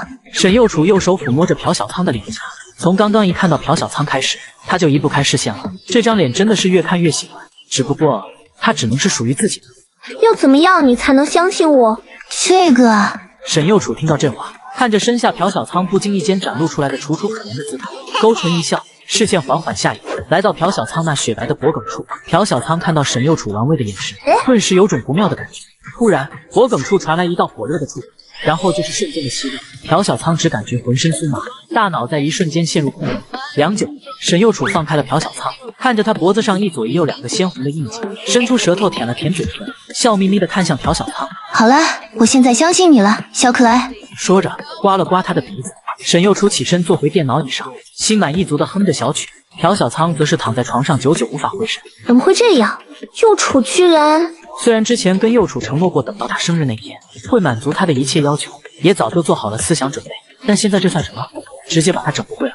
朴小仓看向一旁眉眼弯弯，正笑着看着自己的沈幼楚，又摸了摸脖子，羞恼地说道：“幼楚，你怎么能这样？万一别人看到了怎么办？”看到就看到了，你是我的，不管是谁都不能从我身边把你抢走。再者说了，我都不计较你昨晚的事情，还给了你奖励。你现在这气愤的样子是几个意思？朴小仓顿时哑然，他现在是真的被沈幼楚治得服服帖帖的，一点脾气都没有了。一大早的飞机，我都快累死了，先睡觉吧。苍苍，过来侍起。朴小仓咬了咬牙，被迫听从沈幼楚的命令，躺在了他的身边。昨晚是不是没睡好？是，你知道的，我已经离不开你了。我这么做也是因为心里有你，谁让你这个坏蛋让我觉得一点安全感都没有。是你自己多想了，我是什么样的人，你还不知道吗？好了好了，我认错，我道歉，不该这么冲动的。哼，我困了。嘿，那我们再睡一会吧。姐姐，你是哪位啊？你就是静怡妹妹吧？自我介绍一下，我叫沈幼楚，就是昨晚给你小仓姐姐打电话的那个小幼楚哦，而且我还是你小仓姐姐最重要的人哦。说着，沈幼楚朝吴静怡 wink 一下，就转过身继续煎蛋。最重要的人？吴静怡从沈幼楚的话里隐约地察觉到了一个关键信息，旋即露出一副若有所思的表情，但越细想就越觉得不对劲，脸色也越来越差。昨晚还不在，今天一大早就出现在小仓姐姐家，最重要的人，难道说……宣誓完主权，沈幼楚煎蛋的动作都轻快了不少，不用转身，他都知道现在吴静怡在想什么。哼，刚成年的小家伙还敢跟我抢人，不自量力，也不看看我们之间的段位差距。闻到香味的朴小仓从房间里走了出来，一下子就看到吴静怡正坐在餐桌旁一动不动地盯着沈幼楚的背影。幼楚，你不困吗？干嘛不多睡会？还好吧，睡觉哪有给我家小可爱做早饭重要呢，对吧？我还不饿，先回房间了。吴静怡放下筷子，头也不回地离开了。只不过这背影多多少少看上去有些不开心。好不容易有一次可以跟小仓姐姐独处的机会，结果莫名其妙半路杀来一个沈右楚。最重要的是，姐姐脖子上居然有2个鲜红的印记，还特喵的一左一右，你咋不搞个对称的出来？太可恶了，气死我了！看着吴静怡饭也不吃，直接回了卧室。朴小仓看向一旁笑得很开心的沈右楚，无奈的说道：“右楚，其实你不用这样的，不用点小手段怎么行？要不然你哪天被拐跑了怎么办？那，俺的心都给你了，我怎么可能会被别人拐跑呢？那可说不准呢。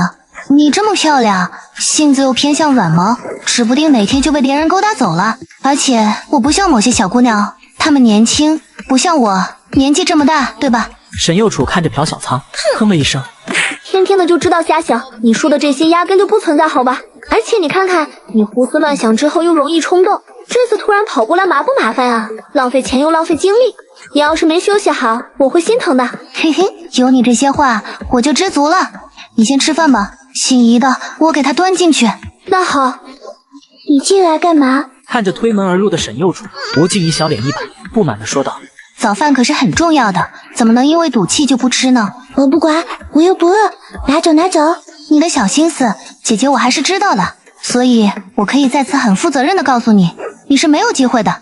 而且，沈右楚瞄了一眼吴静怡，语气带着一丝轻佻，似笑非笑的说道：“你还小，苍苍他那不喜欢小的，就喜欢比他大的，比如姐姐我。”说完，拍了拍吴静怡的肩膀，起身离开了房间。沈右楚的话让吴静怡不由得愣住，没一会，他就明白了沈右楚的话是什么意思。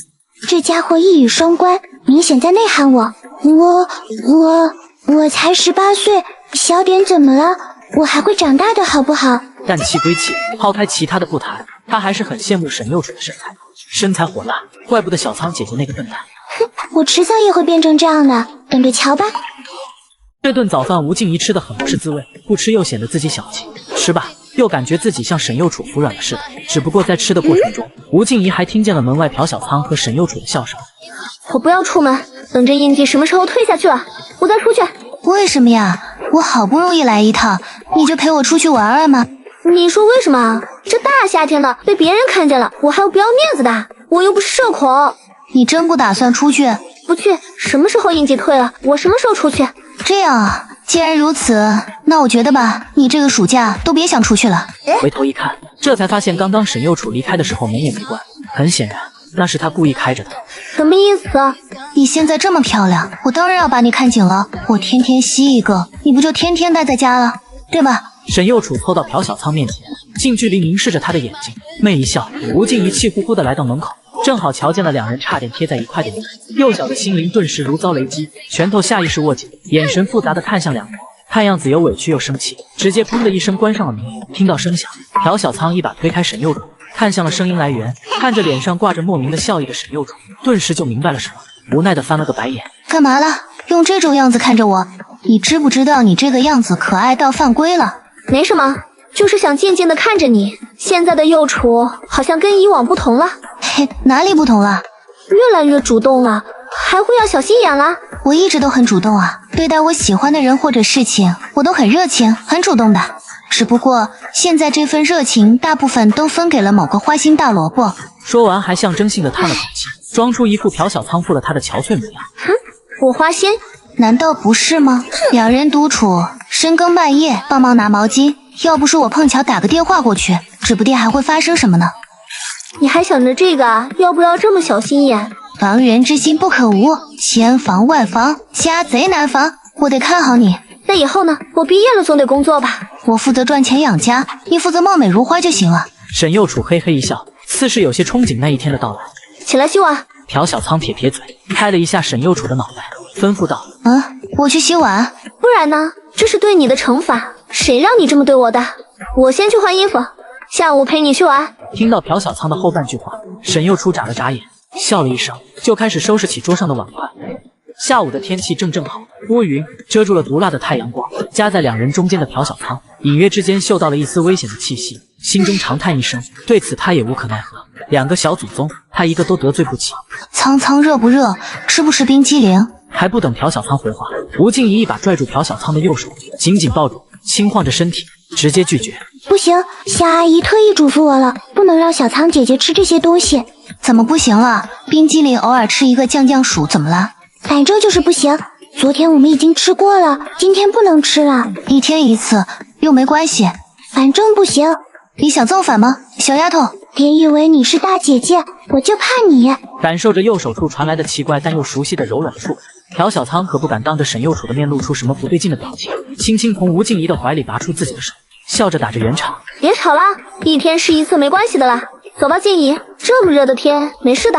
看到朴小仓居然站在沈右楚那边，吴静怡气得咬了咬牙，但又不好当面发作，瞪了一眼笑眯眯的沈右楚，哼了一声就不说话了。苍苍，你的甜筒是什么味道啊？仙草的，你要吃一口吗？沈右楚承认，这一刻他总算是知道了什么叫该死的安全感，心里别提多高兴了。真好吃呢。看着无视自己高甜互动的两人，吴静怡心里五味杂陈，在一旁弱弱的说道：小仓姐姐，我也要吃你的。不行哎，静怡，我的都快被吃完了。说着就将手里所剩无几的甜筒展示给他看。让你尝尝我的，我这个还有很多。可是我吃不下了，你说的，我妈不让我吃太多。沈右楚在一旁实在是憋不住，笑了出来。咦，小仓姐姐你欺负人，你是不是嫌弃我？哈哈哈，我没有，不委屈哈。等会带你去看电影好吧？你昨天心心念念的那部。哼。静怡，怎么了？静怡，我们聊聊怎么样？关于右楚的。吴静怡眨了眨眼，眼神复杂的看向朴小仓，点了点头。你不喜欢右楚吗？谈不上不喜欢，只是我感觉他老在针对我。虽然我知道他没有恶意，但是他……吴静怡瞄了一眼朴小仓，没有再说下去了。他在跟你抢我，对吧？是。其实你的心思我很早就知道了，只不过碍于我们当时还在上学，我也就当做不知道了。现在你也毕业了，都成年了，我觉得有些话还是要跟你说清楚的。我一直都把你当妹妹看的，毕竟从小玩到大，知根知底的。右楚也不是有意那样做的，我们之间的关系，我觉得你也猜到了，不然也不会这样耍小脾气。吴静怡愣愣地注视着朴小仓，当他说完之后，仍然没有回过神来。朴小仓抿着嘴，坐在他的面前，陪着他消化这些信息。吴静怡心里也很清楚，朴小仓就是把自己当成妹妹看待，只不过他还是抱着一丝侥幸心理，毕竟万一呢。良久，吴静怡抬起头，对上朴小仓的视线，微微一笑。我知道了，你先出去好不好？我想一个人待会儿。好，等你出来了，小仓姐姐给你做好吃的。怎么样？怎么样？一看到朴小仓出来，沈右楚就迫不及待地问道：就那样呗，我该说的都说清楚了。静怡想一个人待一会儿，我就出来了。这样啊，我明白了。沈右楚眨了眨眼，盯着朴小仓，时而睁大眼睛，时而又微微眯起，这古怪的样子让朴小仓一头雾水。你看什么呢？我在思考。沈右楚上下打量了一番朴小仓，嘴角露出一道意味不明的微笑。思考什么？没什么。沈右楚笑了笑，但他的嘴角始终挂着一丝不对劲的笑容，这让朴小仓越看越不对劲。对了，那静怡她还会不会排斥我呀？这个应该不会了。静怡她人还是很好的，等她想通了，肯定会跟你和平共处的，说不定还能做好姐妹呢。房间里，靠躺在床上，双手抱住膝盖，吴静怡呆呆地注视着前方，脑海里不断循环播放着朴小仓离开时对自己说的话。我一直都把你当做妹妹的，你也长大了，很多事情要有自己的想法，我相信你会想明白的，对吧？想着想着，吴静怡的眼眶就有些湿润，仰起头尽量不让眼泪掉下来，这样过了一小会，才勉强好一点。负心汉，说的那么轻描淡写，被拒绝的又不是你，坏家伙！吴静怡生气地用拳头捶着一旁的枕头，似是将其当做了朴小仓，在发泄着心中的怨气。时间很快就来到了晚上8点，看着朴小仓在厨房里忙前忙后做着晚饭，沈右楚无聊地躺在沙发上，但大多时候的视线都还是放在朴小仓的身上，毕竟这么养眼的人，少看一秒那都是损失。清脆的开门声是这么的突兀，直接让沈右楚坐了起来，看向声音来源处。吴静怡刚打开门，就对上了沈右楚的视线，只不过这次他并没有如白天一般冷哼一声别过头，而是迎着沈右楚的目光，安安静静地走到了他的面前，微微一笑。右楚姐姐，静怡妹妹不生我气了？吴静怡轻哼了一声，坐在沈右楚旁边。不生气了，你对小仓姐姐那么好，我又不是瞎子，自然是看得出来的。沈右楚闻言哈哈一笑，拉起吴静怡的小手，笑眯眯地说道：真是太好了，看在你喊我一声右楚姐姐的份上，明天带你去买。不用了，我不想花你们的钱。我听说你已经被电大录取了，到时候来报到了，姐姐带你逛逛学校吧。好呀好呀，谢谢右楚姐姐。来吃饭了。刚摆好菜的朴小仓一出来就看到沈右楚和吴静怡正有说有笑的，心里也松了口气，连忙招呼道：“来了来了，幼雏姐姐，你尝尝这个。”餐桌上，吴静怡夹起一块小鸡腿放在沈幼楚碗里，笑着说道。沈幼楚自然是开心的很，摸了摸她的头。好，看着两女和睦相处的样子，朴小仓打心底里高兴。爷爷，我也想吃鸡腿，自己不会夹啊。沈幼楚看着顿时就失去了宠爱的朴小仓，忍不住笑出了声。不是吧不是吧，静怡你这么快就到哥了？没有啊，什么叫道哥？幼雏姐姐明明是自己人，好不好？你别乱说。看着昔日不断缠着自己的妹妹，现在居然跑去跟沈幼楚亲近，朴小仓心里五味杂陈，说不上来的酸楚。小丑，竟是我自己。苍苍，你动作快一点好不好？还要让我等你多久？朴小仓刚洗完澡回到房间，就听到沈幼楚不满的声音。我已经很快了。那你快点上来。真是个善变的女人。真是的，磨磨唧唧，我等你等到花都谢了。我这不是来了吗？周一又抱到了我的苍苍的，要不是白天怕太过火气到静怡，我都想一直抱着你了，可把我憋坏了。今晚让我抱个够好吧，苍苍，我还想，让我再吸2口好不好？我卡米诺。朴小仓连忙推开沈幼楚，将被子盖过脖子，埋在了下巴处，大眼睛扑闪扑闪地盯着沈幼楚。为什么不行啊？过几天吧。嘿嘿，这可是你说的哈。当第二天醒过来的时候，朴小仓看着靠近脖子处的胸口上的2处红色印记时，站在卫生间镜子面前的他，不由得有些抓狂。这真的是旧的没走，又来了2个新的。轻轻褪去身上的睡衣，一副姣好的身段展现在自己面前，对着镜子眨了眨眼。朴小仓扭了扭，傻笑了一下，显然是对自己的身材极其的满意。还不错嘛。朴小仓洗完澡就出了卫生间，一出来就撞上了沈幼楚玩味的目光。苍苍宝贝，沈幼楚坐在沙发上，张开双手，示意他想要抱抱。躲开！朴小仓白了他一眼，坐在他的旁边，不想理会这个只知道欺负他的人。头儿，你不是挺开心的吗？怎么今天就翻脸了？沈幼楚找了个舒服的角度，把头靠在朴小仓的大腿上，笑眯眯地仰视着他。放下手机，朴小仓低下头，静静地注视着沈幼楚的眼睛。这恬静而又美丽的一幕，让沈幼楚眼中异彩连连。今天感觉你变了个人啊，这么会了。没办法，白天不表现得乖一点，主动点，晚上指不定你又要怎么欺负我呢。这样啊，可是你知不知道你现在这样，更想让我晚上狠狠地欺负你呢？去，不想理你了。今天有什么安排吗，小可爱？没有，我想待在家，不想出去了。为什么呀？待在家多无聊。外面好热的，不想跑。好吧，静怡呢？这个点了还不起床？也许是昨晚熬夜了吧，她经常这样，等会儿就应该醒了。这样啊。这时吴静怡的房门总算是开了，一走出来就看到沈幼楚和朴小仓正盯着自己。吴静怡摸了摸脸，疑惑地问道：不看着我干啥？我脸上有东西吗？静怡，你这周周日就要去电大了？对呀。那怎么你来的时候都没跟我说啊？我那会太高兴了嘛，就给忘了。昨晚刚想起来，正准备今天跟你说的。那到时候我们跟你一块过去。真的？好呀好呀。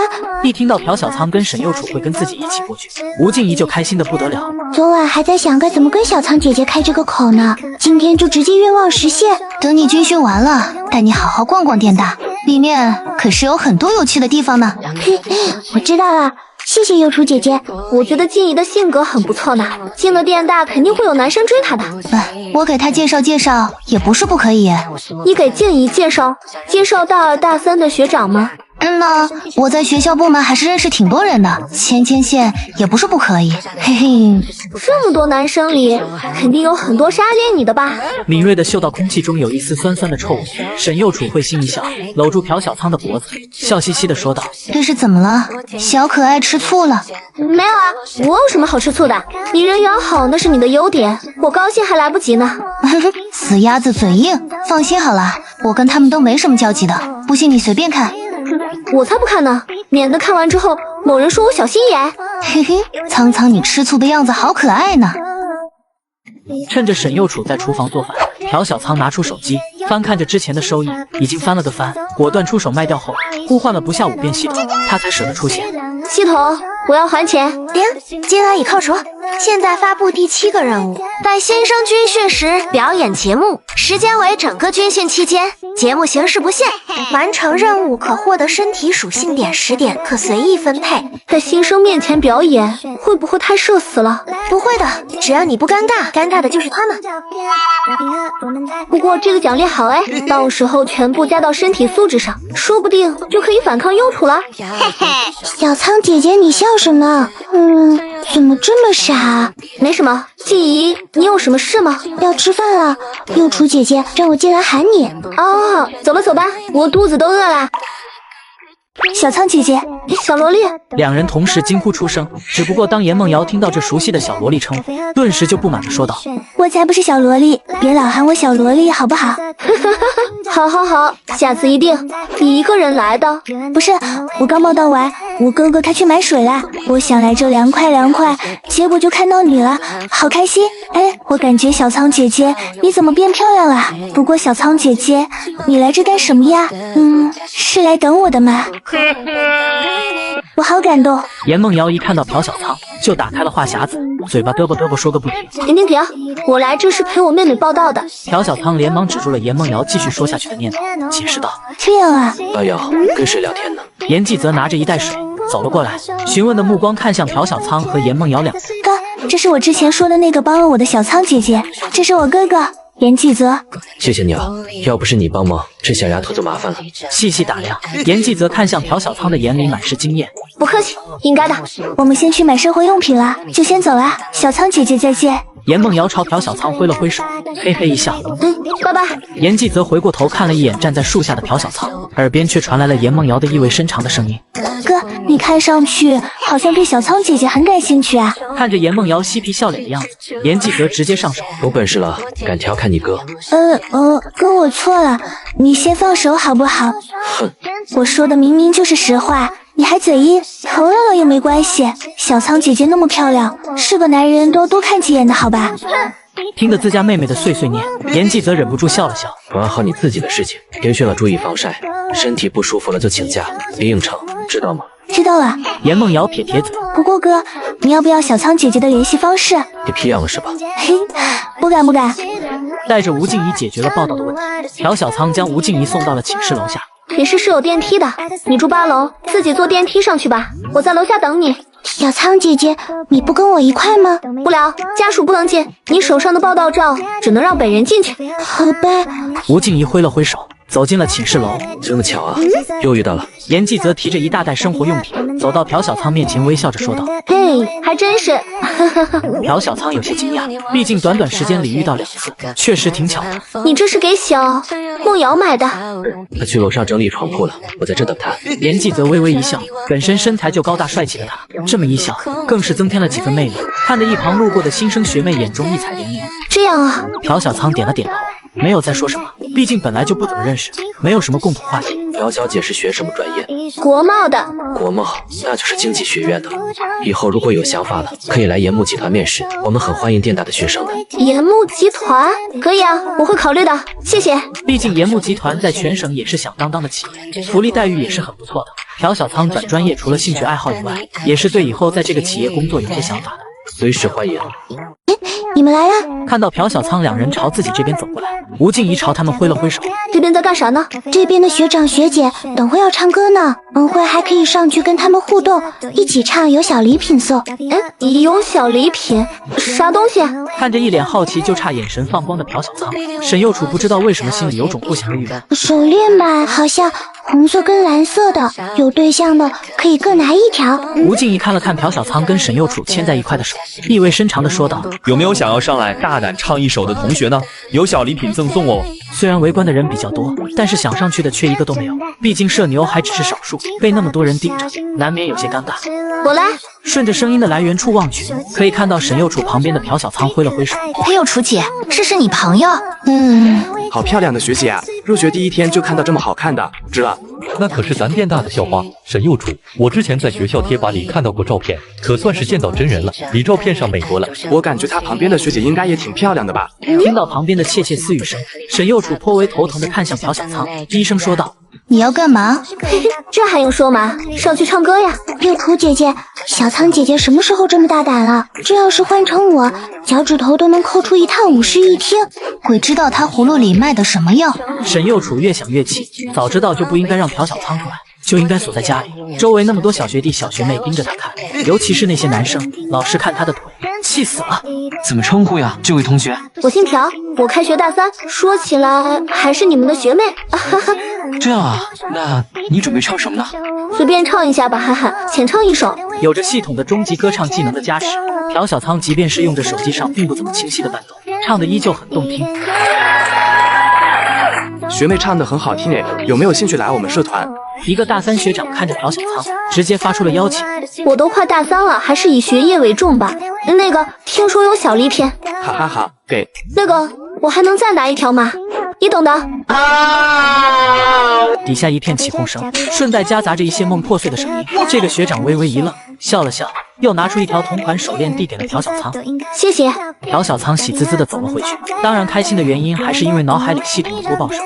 恭喜宿主完成任务，属性点已发放，可随时使用。快，全部加到身体素质上去。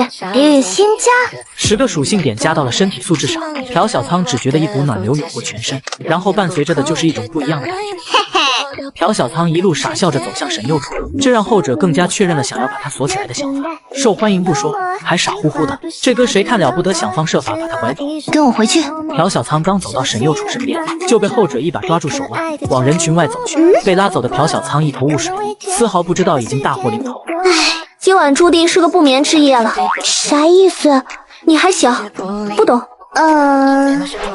朴小苍心里有一种不妙的感觉，但有了属性点的加持，心里的不安也驱散了不少。幼楚，你怎么不开心啊？你看，这是我给你的手链，以后我们一人戴一个，多好呀！朴小苍拿出小礼盒，递给沈幼楚，后者接过看了一眼后，一步一步缓缓走向朴小苍。朴小苍跟着后退，始终跟沈幼楚保持一个安全的距离。很快的，朴小苍就已经无路可退了，被逼到了墙角。沈幼楚本就比朴小苍略高一点，现在这一幕看起来颇有种霸道总裁壁咚小娇妻的味道。你越来越调皮了啊！我没有啊，我那也是为了送你手链。你还学会顶嘴了？我没有，我先去洗澡了。站住！沈幼楚伸出手直接抵在了朴小苍脑袋旁边，但朴小苍可不怕，他有底气了。只见他直接握住了沈幼楚的手，想要用力掰开，但惊恐的注意到沈幼楚的手居然纹丝不动。沈幼楚有些惊讶，刚刚朴小苍的力气居然比以往大了不少，不过还没达到能够跟他掰扯的地步。系统咋回事啊？你是不是吞了我属性点？有10点而已，你就敢挑衅从小练到大的练家子？你在想屁事呢？我靠！朴小苍欲哭无泪，这货完蛋了。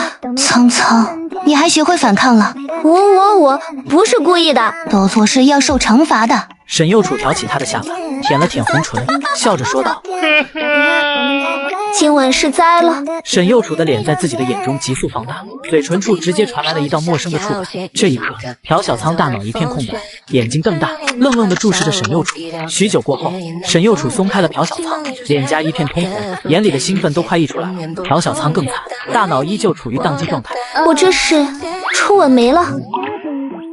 我这是初吻没了，怎么不说话了？刚刚不是还想反抗的吗？沈幼楚看着脸色潮红、呼吸急促但却目光呆滞的朴小苍，手指着他的嘴唇，玩味的笑道：幼楚，你怎么能这样？这可是我初吻，也太突然了吧！好不容易反应过来的朴小苍忍不住质问道：切，说的好像我不是初吻似的。沈幼楚笑了笑，接着说道：苍苍刚那个样子太可爱了，一时没忍住，我下次还会的。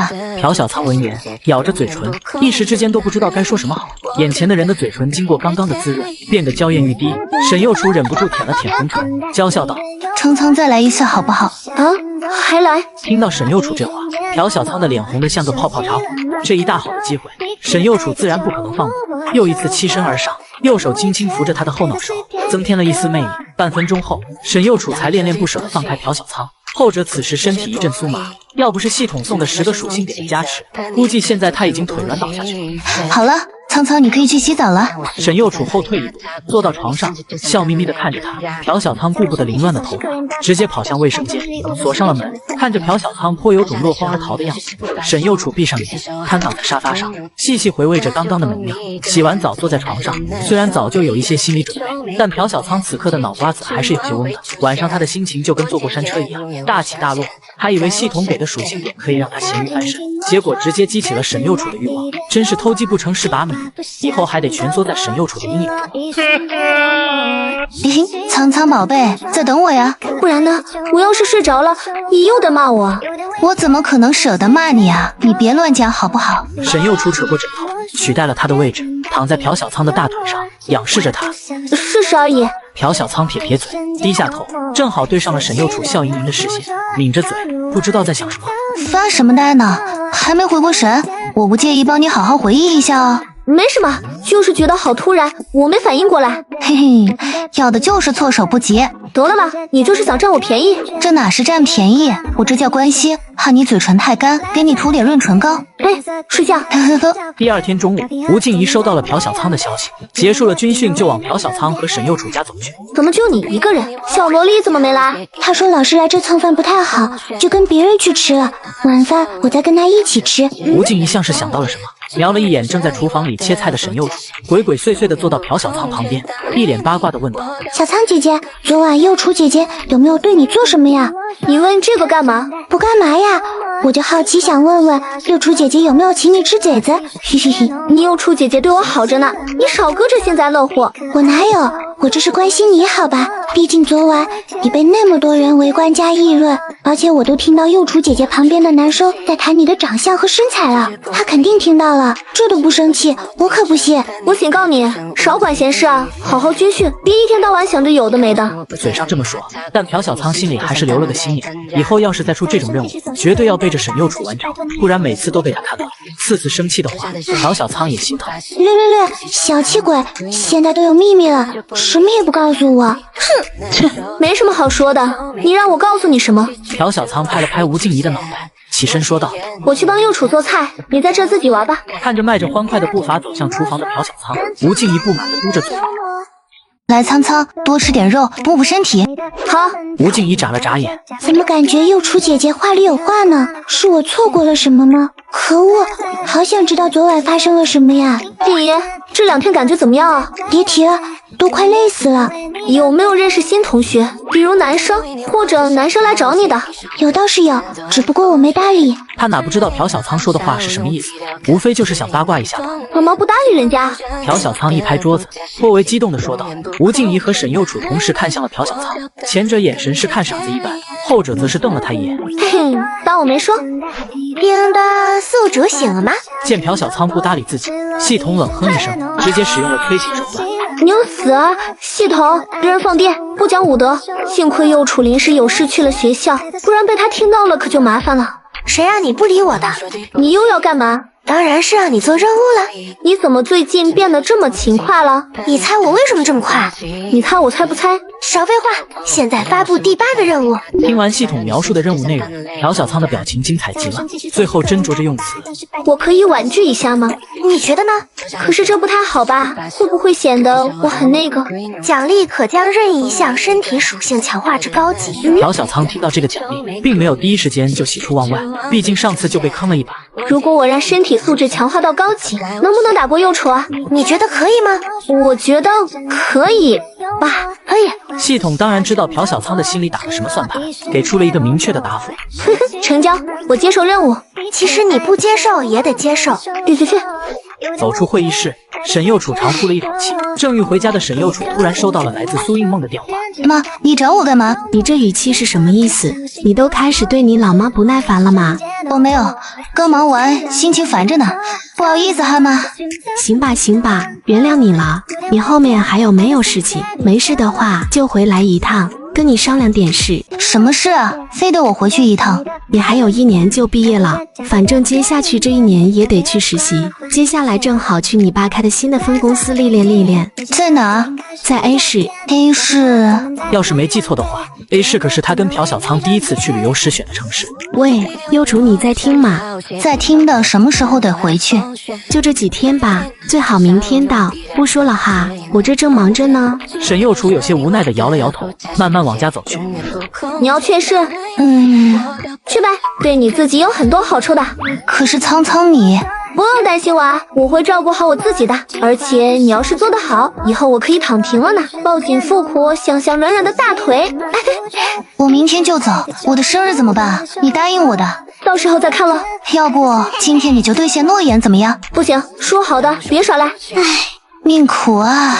行了行了，我到时候去找你好了吧？嘿嘿，宝贝真好，我有点累了，先睡会啊。看着沈幼楚闭上眼睛安静的睡着，朴小仓眨了眨眼，思考起系统的任务。这次时间上倒是没有限制，正好就在幼楚生日那天完成好了，两全其美。幼楚，你人呢？朴小仓穿着拖鞋走出房门，这才发现沈幼楚已经离开了。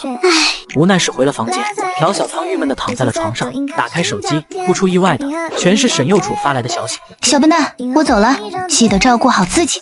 我生日那天你必须要过来找我，不然有你好果子吃。不准在外面沾花惹草，否则让我发现了就打断你的腿。我会想你的，你也要想我。最后还配上了哭唧唧的表情包，简直就是一个粘人的小娇妻。我会的，你也要照顾好自己哦，答应你的，我肯定会做到的。朴小仓也回了好几条消息，沈幼楚并没有第一时间回复，估计是在检票上车吧。幼楚姐姐走了呀？想念幼楚的第一天。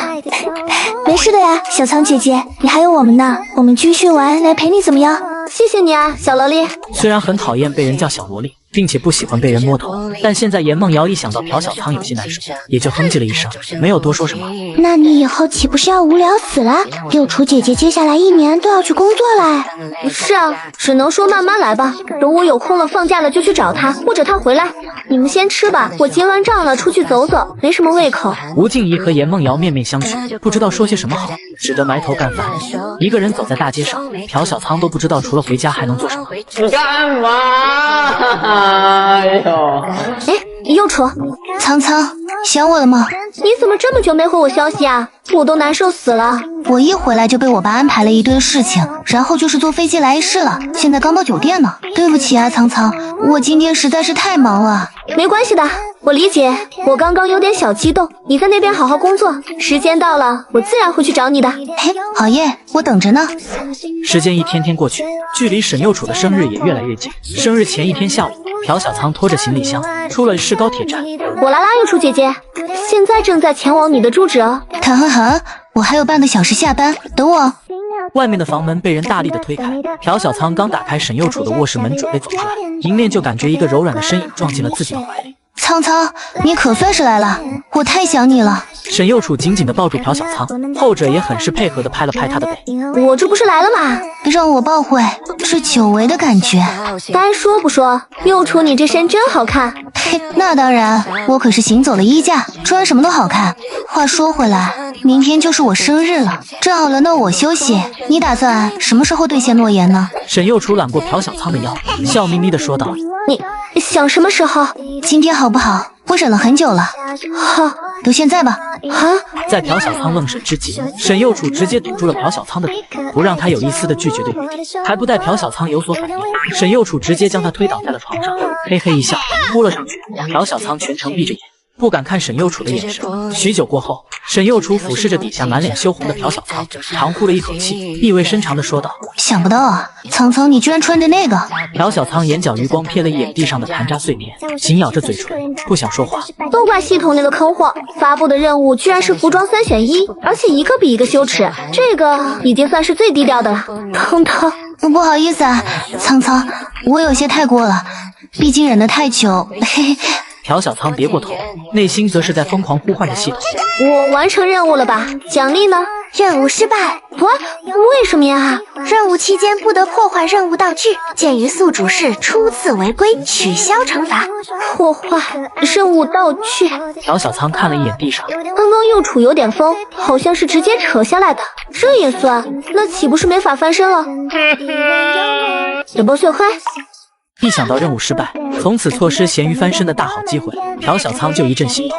看着朴小仓一直微皱着眉，咬着嘴唇，这副楚楚可怜的样子，沈右楚以为是自己刚刚太粗鲁，导致他还在生自己的气，趴在朴小仓身上，双手扶正他的脸，让朴小仓看着自己的眼睛。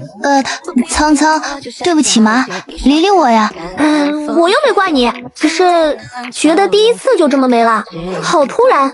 嘿，反正都是迟早的事情，要么今天，要么明天，你说对吧？老婆。一声甜甜的老婆喊得朴小仓心间直颤，小心脏不争气的扑通扑通狂跳。谁是你老婆了？别乱喊好不好？朴小仓红着脸白了他一眼，只是语气里的一丝犹豫还是暴露了他内心的不平静。当然是你了，你不是还有谁是？要不我再去我聊天列表找一个？不行，你敢？嘿嘿，那就乖乖听话，做我老婆吧。那我喊你什么？老公啊，这还用问吗？笨蛋！凭啥？就凭这个家，我拳头硬，你有意见吗？这不公平！少废话，叫声老公听听。我不要。哼，不要，给你2个选择，要么喊老公，要么……沈右楚意味深长地打量着朴小仓，露出一抹坏笑，这表情跟刚刚的表情一模一样，看得朴小仓双腿忍不住夹紧。老公，咬了咬牙，朴小仓决定还是屈服吧，毕竟人在屋檐下。真乖，我先给你煮点面，正餐晚一点再吃。都行啊，你做的我都喜欢。这话我爱听。沈右楚回过头笑着看了他一眼，让我尝尝，这么好听的话，要多甜的嘴才能说出来。不等朴小仓反应，沈右楚就吻了上来，直到锅里咕咕冒起气泡，他才松开，舔了舔嘴唇，意犹未尽的说道：“不错不错，很甜。”你这也太过分了吧！我怎么了？亲自己老婆还不行了？强词夺理，你非要这么认为呢？我也没办法。那你就当我是强词夺理好了，反正嘛，以后我会经常这样的，这叫死不悔改，变本加厉。那你来吧，到时候看谁欺负谁。好呀好呀。吃完饭又休息了好一会，沈右楚牵着朴小仓的手，指了指不远处的高楼。怎么样，仓仓？那边那栋楼就是我工作的地方了。很好哎，我得抱紧富阔大腿，以后做一个衣食无忧的小挂件。那你来吧，我的大腿只能你一个人抱。沈右楚开心极了，来这也有一阵子了，每天都是做不完的工作。下了班回到家，空空荡荡的房子也就只有他一个人住，他总觉得少了点什么。后来休息时间看到公司里的前台小姐姐跟对象在电话里你我弄时，他才反应过来，究竟少了什么？上班的时候很累吧？累是挺累的，不过一想到某只小懒猪马上要来看我了，我就又满血复活了呢。沈右楚轻轻摇了摇头，看着朴小仓的眼睛里满是温柔。以后我会经常来找你的，多陪陪你。好，我就希望仓仓可以多黏着我，嘿嘿，就跟狗皮膏药一样甩不掉。你这是什么奇怪的比喻？仓仓，沈右楚轻轻摇晃着朴小仓的手腕，语气一改常态，变得奶里奶气。说好了的，晚上不准碰我，别跟我来这套。朴小仓扯开沈右楚的手，一本正经地看着他。规矩是死的，人是活的，你要学会变通。再说了，你昨天不是还挺喜欢的吗？听到这里，朴小仓老脸一红。你胡说什么呢？我才不喜欢。喜不喜欢再试试不就知道了。可以啊，你来吧，等我订个明天的售票险，买好了随便你怎么折腾。不行，好了好了，我今晚不碰你，这才对吗？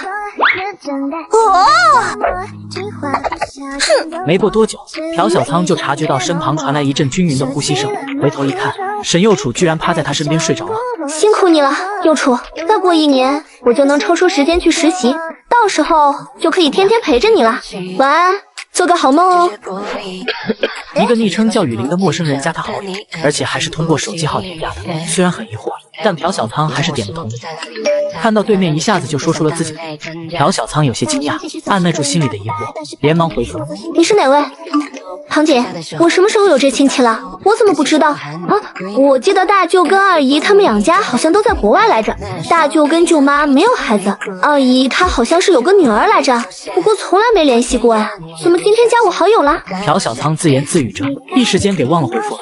国外，严雨林躺在床上，顶着绵绵不绝向他袭来的困意，看着另一头始终没有什么反应的朴小仓，有些着急。听着手机里的信息提示，朴小仓总算是回过了神。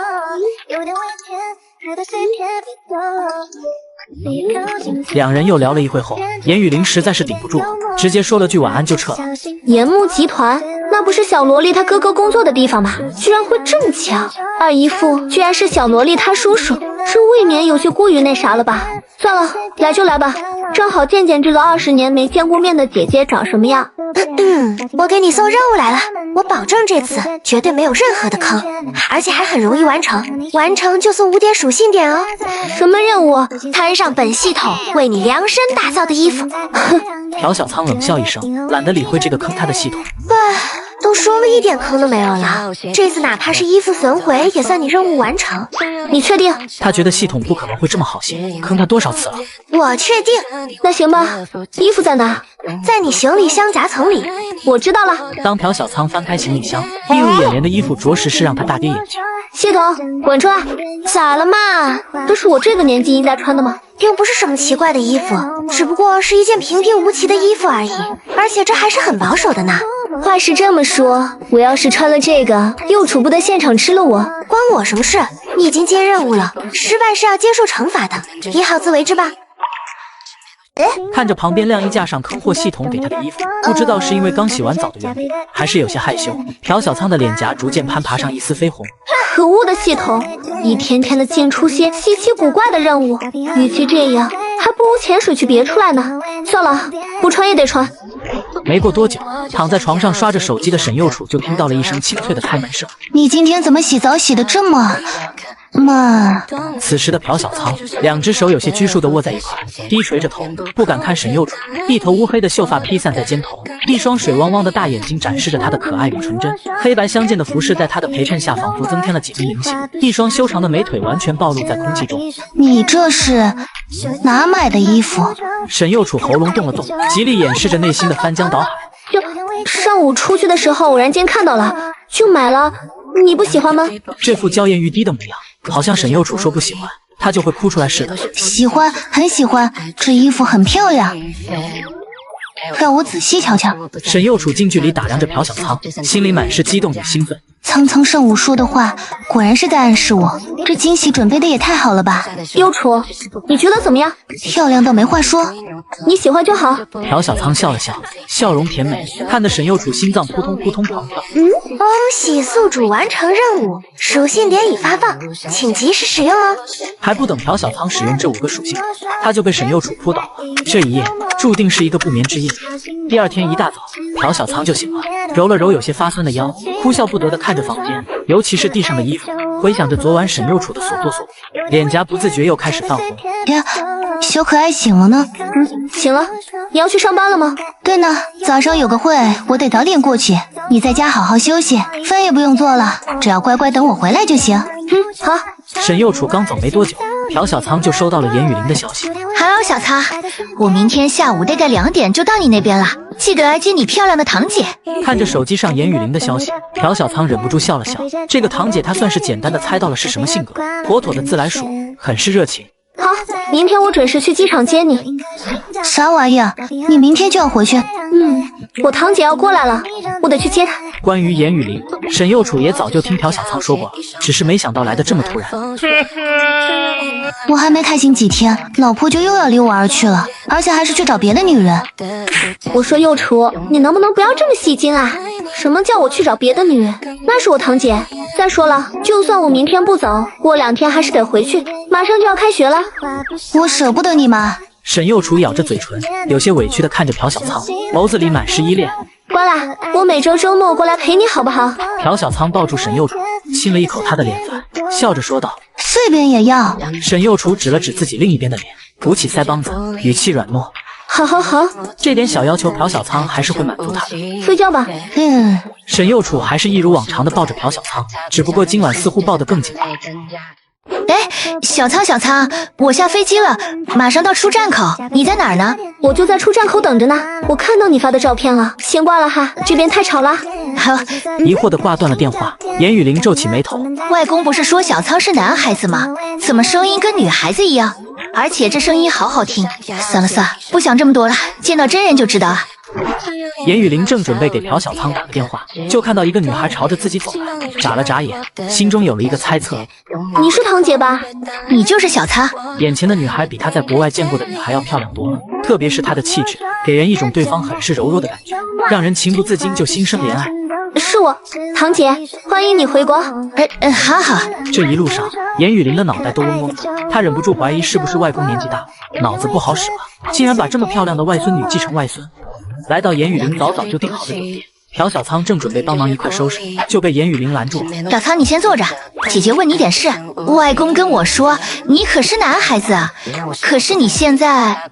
外公年纪那么大，而且我小时候就是被当成男孩子养的，那会短发也看不出什么，估计外公记混了。毕竟他都快80岁了，这种比较玄乎的事情还是没必要跟他说了，毕竟解释起来又麻烦。这样啊，说的也是。外公刚被接到国外那一晚，我有事很晚回家，他跟我妈说，雨林那臭小子在哪鬼混呢？这么晚不回家，以后娶了媳妇怎么照顾家庭？说的我妈都尴尬死了。晚上，严雨林目送着朴小仓离去，回到了房间，躺在了床上。回国的感觉真不错，还有个这么漂亮的妹妹。要是小仓能在国外陪我玩到大就好了，我也就不会这么无聊了。这么可爱的妹妹可不能被那些臭男人抢走，我还没体验到当姐姐的快乐呢，我得看见夜才行。小仓晚上7点记得过来啊，还是老地方，就是1年前你失恋大会我们哥几个安慰你的那家烧烤店。胖子，你不会说话就不要说，哪壶不开提哪壶，哈哈哈。就是你这不是在往人家伤口上撒盐吗？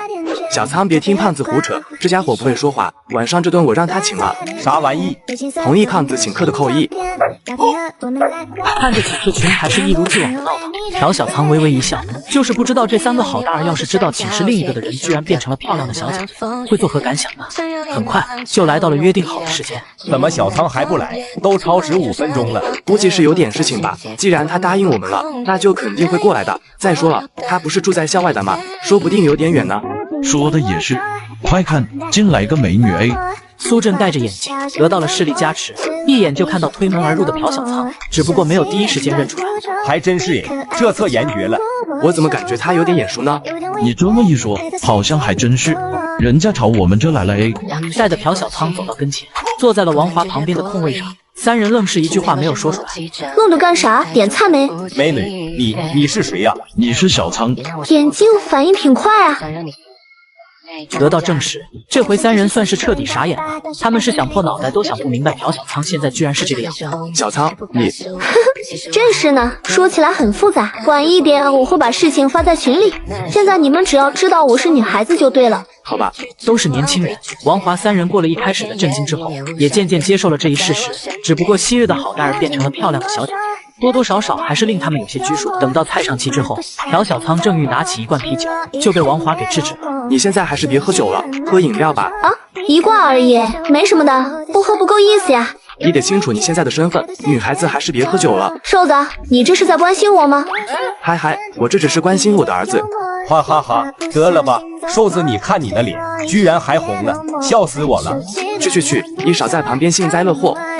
行，我就不喝了，我去拿瓶饮料。瘦子，你刚刚的样子太好笑了，可惜我光顾着笑，早知道应该把这一幕拍下来的。得了吧你，换你也好不到哪去。不过小仓这是经历了啥？想不通啊。是啊，想不到我作为3个儿子的父亲，有朝一日居然还能有一个女儿。滚蛋，胡说什么呢你？哎，小仓快松手，疼啊！我可是你长辈，有你这么说话的吗？小仓别撒手，我拍个照。胖子，你敢？小仓快松手，我错了。虽然朴小仓的力度不是很大，他很容易就可以挣脱，但王华并没有那么做，而是连忙求饶。这么晚了，小仓你住哪？我们送你回去啊。没事，不用那么麻烦，挺近的，几步路的事。几步路你怎么还知道？难怪瘦子你找不到对象，约女孩子出来，人家稍微迟到一会儿，你就忍不了了啊？这行了，谢谢你们好意，不用你们送的，你们先回去吧。那好吧，你一个人小心点。朴小仓注视着3个好大儿远去，轻轻叹了口气。如果这一切都没有发生，他还是跟以前一样，住在那个熟悉的寝室，不知道自己的生活轨迹会是什么样的呢？晃了晃头，不再多想，往家的方向走去。毕竟这世上哪来的那么多如果？当朴小仓第2天抱着课本来到教室时，就感觉有不少视线在看着自己，没有过多理会，低着头径直走向自己的老位置。我怎么感觉胡小仓变得更好看了？虽然还是可以一眼就能认出来，但好像确实是更漂亮了。我觉得她跟沈右楚差不多了。刘万峰身边的几个男生叽叽喳喳的小声议论，看向不远处朴小仓的视线里满是惊艳，就连刘万峰也是这么觉得。看着朴小仓低头翻看着课本的平静模样，刘万峰的心砰直跳，但同时又有些五味杂陈。毕竟无论自己怎么努力，都没办法让眼前的女孩多看自己一眼，更别提动心了。朴小仓，我发现你过了个暑假回来，变好看不少哎。前桌的女孩转过头，看向朴小仓，两眼冒着小星星。没有吧？你也要？跟你对象处的怎么样啦？你这么漂亮，他肯定很宠你的吧？还好啦，我们关系一直都很好。朴小仓微微一笑，被面前的女孩这么一说，倒是勾起了他跟沈右楚之前的一些美好回忆，嘴角不自觉上扬。哈哈，你看你嘴角都快翘上天了，开学第一天就能吃到狗粮，太可恶了。哪有？不是吧？你害羞了？去，导员来了，快坐好。点的，本系统来啦，宿主有没有想我呢？走在小路上，系统又一次出现了，依旧是那个熟悉的憨批声。并没有。你这话太伤人了吧？你又不是人。行了，找我干嘛？现在发布第10个任务，恶搞渣男，可以以各种方式让其觉得自己被戏耍，奖励10点属性点。听完系统的任务描述，朴小仓有一种即将掉入坑里的感觉。你这次奖励属性点，我加了身体素质，也没见我有多厉害啊。还有，你这恶搞渣男是什么意思啊？我看起来很闲吗？宿主，你这说的哪里话？我保证，有了这最后10点属性点，你的身体素质直接就拉满了，到时候闲杂人等都进不了你的身。还有，接了任务我们还能好好相处，不接的话，行，我接受还不行吗？可是你让我去哪找渣男？你这是为难我胖虎啊！你的左前方不远处那个不就是吗？朴小仓抬起头，顺着系统提示的方向看去，果然是看见一个衣着光鲜、一身名牌打扮的男生站在那边。那个是季博，似乎是察觉到有人在看着自己，季博下意识看了过去。当他注意到是朴小仓在看自己时，心里别提有多激动了。整理了一下着装，迈着轻快的步伐走向了朴小仓。我去，这家伙还真是冲着我来的。我跟他很熟吗？他不是喜欢右楚的吗？学妹，我等你很久了。这语气听得朴小仓鸡皮疙瘩都快起来了，但为了任务奖励，还是咬咬牙决定出卖自己。是吗？我记得季学长是财大的吧？来我们这做什么呢？我来找你的，就想跟你认识认识，问问你晚上有没有空，一起吃个饭。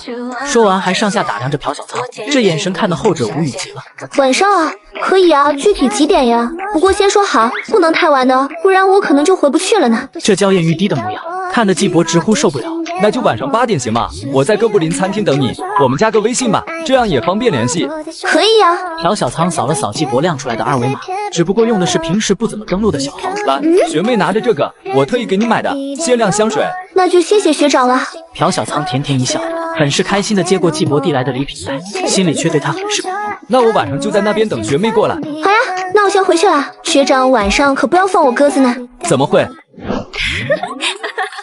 我感觉我刚刚那样子真恶心，有种绿茶的感觉。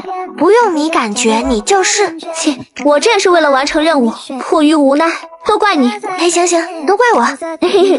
先去干饭，下午好好休息，晚上再去会会这个季博。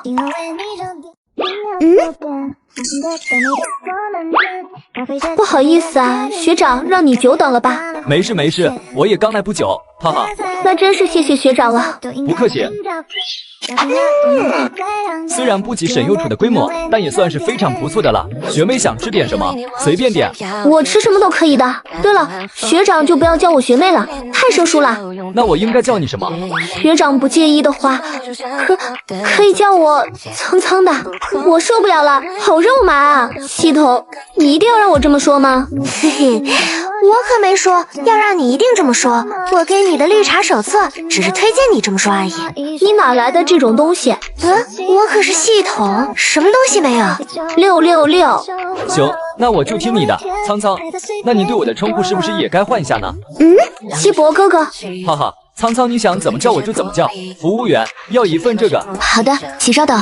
服务员看了一眼鸡博对面的朴小仓，眼里闪过一丝同情。又是一个被富二代哄骗的小女生，只可惜这个比别的漂亮多了。你好，你们的餐来了。队长，你尝尝我的好不好吃？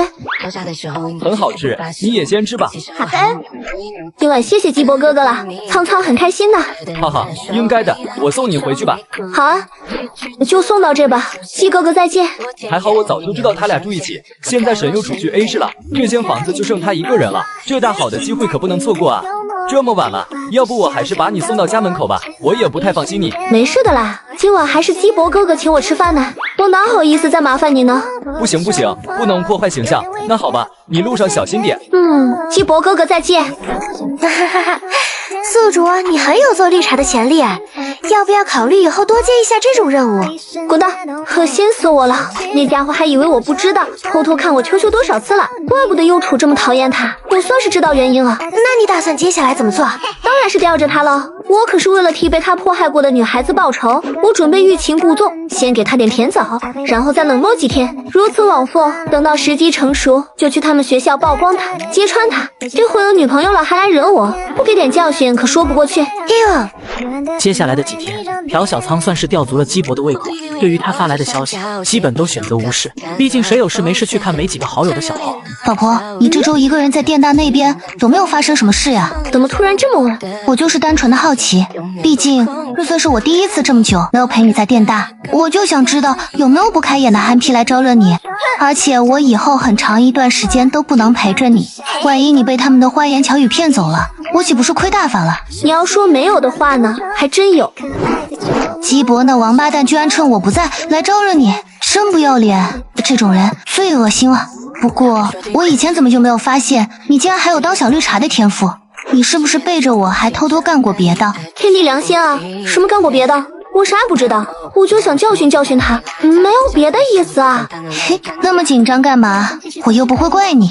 你居然不生气？一开始我是有些生气的，但那也是因为他来招惹你，所以我不高兴。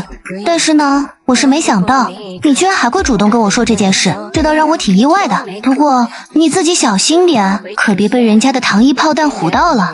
放心吧，我知道分寸的，保证不让他碰我一下。不过幼楚，你真的不生气了？怎么可能不生气？你去做这种事，我就算再怎么大方，也不可能当它没发生吧？除非什么？你晚上让我开心了，我就不生气了呀。你不是说晚上休息的吗？嘿，我改主意了。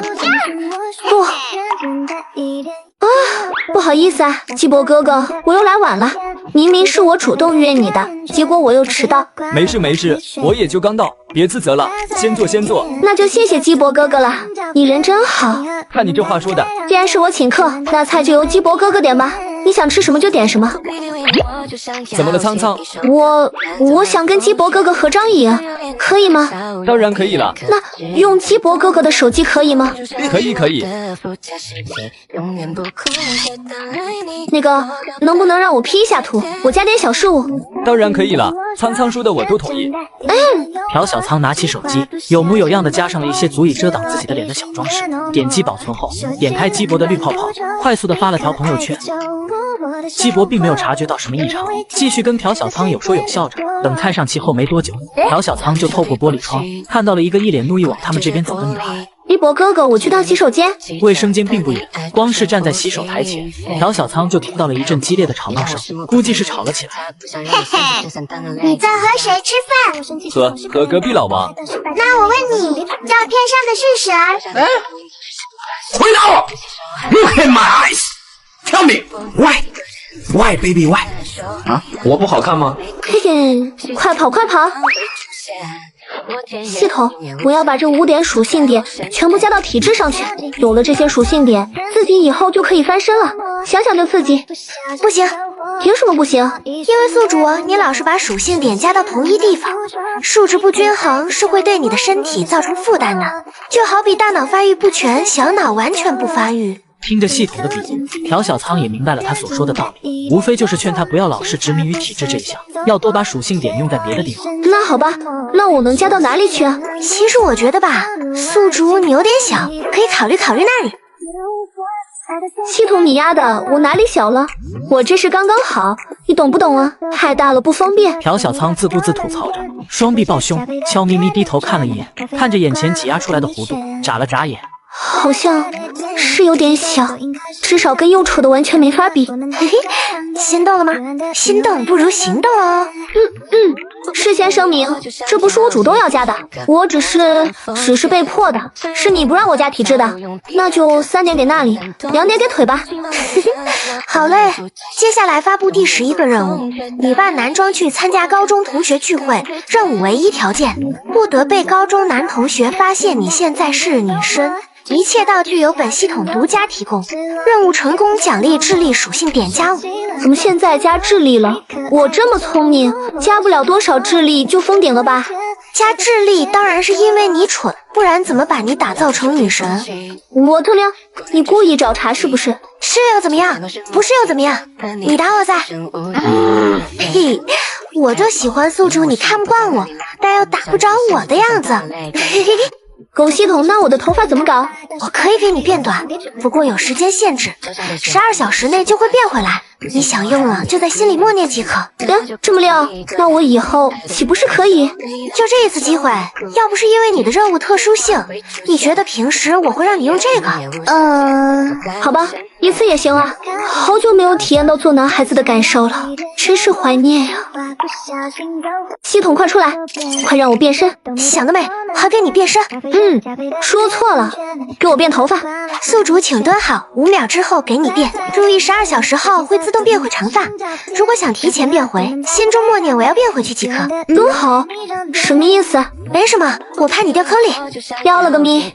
5秒钟后，朴小仓感觉头上一凉，用手摸了摸脑后，出门时扎的高马尾此刻已经消失了，取而代之的是男生款发型。掏出手机，朴小仓打开自拍模式，果然是看到自己的长发不见了，换上了久违的短发。说实在的，都不知道多少年没留短发了呢。哎，等等，狗系统，你怎么不变我的声音啊？我有说过给你变声音吗？那我怎么办？明白，到此。算了，还好之前学过一点发声的知识，压低一点问题不大。反正2、3年没见了，大不了就说自己嗓子不舒服就好了，也不会有人怀疑。等我呢。那个兄弟，你是不是认错人了？怎么可能？我是朴小仓啊，你认不出我啦？快变！啥玩意？你是小仓？你这变化太大了吧？感觉就是换了个人一样，我差点没认出来。这有什么？毕竟我们这个年纪正是成长的时候，变化大一点也正常。你没见班长的朋友圈吗？他的变化才叫大好吧？行，不管那么多了，2年多没见了，你还是这么矮，哈哈哈。屁事！朴小仓无语的白了他一眼，看向朱雀山庄里面。其他人呢？到了吗？差不多了吧，能来的我都喊了，你是最后一个，我带你进去。我是最后一个，他们来这么早，不是7点吗？现在才6点45啊！说是这么说，这可是同学聚会，来早一点不就可以早点见到同学了吗？你以为他们都像你啊，可这点了。哈哈，说的也是。当冯宽磊的手放在自己肩头时，朴小仓的身体忍不住紧绷了一下，强行忍住拍开他的手的冲动，不然的话，真那么做，指定要被怀疑了。宽磊，你身边的这位是？这位可是朴小仓，变化够大吧？是朴小仓啊，我刚刚还以为是女孩子呢，不好意思。变化好大啊，论变化也就只有班长才能没了吧？你找死是不是？我好怕哦，求班长大人不要打我。切，你们懂什么？这叫女大18变，越变越美丽。童熙哼了一声，不再理会这帮爱开玩笑的臭男生，转过头看向朴小仓。朴小仓也感觉到童熙在注视着自己，回过头对上他的视线微微一笑。哼，班长，好久不见呀！是好久不见了呢。没想到朴小仓，你现在变化这么大。你们都这么说，省得我都不好意思了。事实嘛，高中那会我就劝你留短发，一个男生留长发多不方便。你看你现在整个人清清爽爽的，多好。确实，我现在还是觉得短发好，比长发方便多了。宿主，请不要一语双关，内涵本系统，否则本系统心情不好了。小心我让你当场现原形。我错了。唐仓，喊这么亲密，朴小仓，这是你女朋友啊？好漂亮啊！这怕是校花级别的女神吧？你小子走什么运了？这是你对象？是啊。沈右楚没有在意周围人的视线，径直来到朴小仓面前，瞥了一眼放在他肩膀上的冯宽磊的手，看向朴小仓，眼神微微闪烁，但面上却露出一个甜甜的笑容。田仓，聚会结束了，陪我逛街去呗。好啊，这回算是BBQ了。这短发都不知道该怎么跟右楚解释，他会不会怀疑我？完了。那这样的话，我们就先走了哈。小仓，你陪你对象吧。说吧，什么情况？其实吧，我可以解释的。这是我弄的假发，我就是想逗我那些同学玩。你看，我一摘，头发就恢复原样了。狗心头，快配合我，不然我小命不保啦！行，我说的是这个吗？我问你，那个男的把手搭你肩膀上，你怎么一点反应都没有？啊，这个啊，其实高中那会儿我跟他关系不错，就是很合得来，毕竟友谊嘛，他不分男女，对吧？关系不错，合得来，那你怎么不找他做男朋友？我，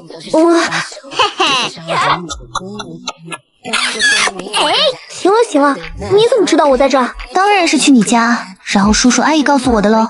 这样啊，我说你能不能别老看着我笑啊？你这样我很慌。别害怕嘛，我又不会吃了你。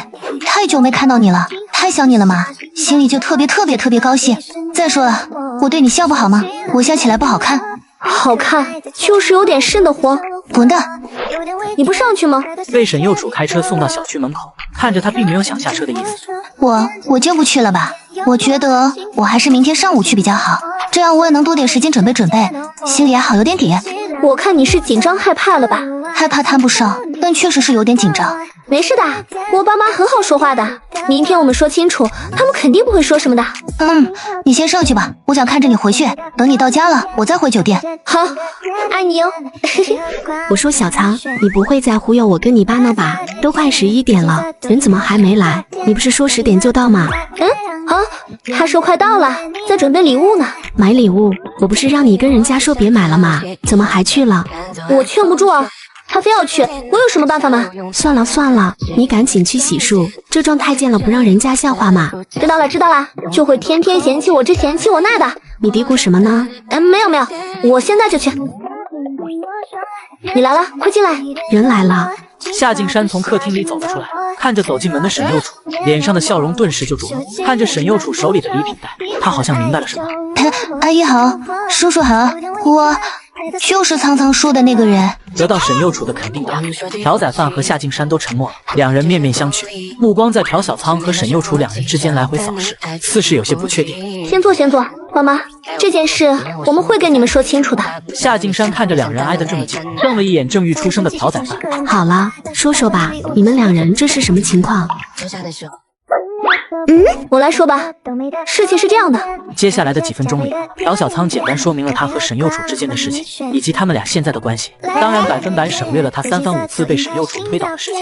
事情经过就是这样的，不管爸妈你们两个人怎么想，我跟幼楚现在就是这样的关系。叔叔阿姨，请你们相信我是认真的。我敢以这种身份过来见你们，就代表着我跟苍苍是经过深思熟虑的。我们两个都已经是成年人了，虽然人生经历没有您二位那么丰富，但至少现在的我们会对自己的未来负责，请你们放心吧，我会好好照顾苍苍的。气氛一时之间陷入了诡异的安静之中。干嘛？你们俩倒是说句话呀！你急什么？这种事不得让我们好好消化一下。要说震惊吧，也不是很震惊，毕竟这种事情哪有当初还是儿子的朴小仓回家时突然变成女儿来的让人震撼，而且那回夏静山就隐隐有种感觉，朴小仓应该是不会在找对象这件事上让自己省心的。如果朴小仓还是男生的话，沈幼楚成为自己的儿媳妇，她还是很高兴的。可现在，我觉得吧，这件事我跟你爸还得好好考虑考虑，不能这么快给你们答复。要多久啊？你们不会最后考虑半天，然后不同意吧？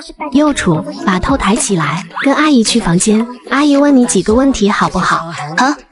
幼楚啊，阿姨问你，你对小仓是真的喜欢吗？当然是真的了。你别激动呀，阿姨又不是不相信你，你不介意小仓以前的事情？我不介意，以前的苍苍是什么样的，我并不在乎，因为那会儿我还不认识他。但现在不一样了，我会在意他的一举一动，会把我全部的心思都放在他的身上，一心一意只对他好。阿姨，请你相信我，好吗？你的心意我也感受到了，理论上来说我是不会拒绝的，但是你父母呢？他们会同意吗？我会说服他们的。小仓，你跟幼楚这孩子是认真的？当然了爸，你看我像是开玩笑的吗？老爸，你说妈会同意吗？你怎么不问问我同不同意？家里谁做主，我还是分得清的。老妈同意了，不就代表你同意了吗？嗨，话不要说的那么绝对。正当两人闲聊的时候，房门开了，沈幼楚率先走了出来。朴小仓看到他的表情，顿时就松了口气。苍苍，行了，这件事就这样吧。幼楚，记得你刚刚说过的话，走，做饭去，让他们两个年轻人说说话。老婆，你怎么不问问我同不同意呀？这个家我说了算，我看好幼楚，那就是他了，你管得着吗？洗你的菜去。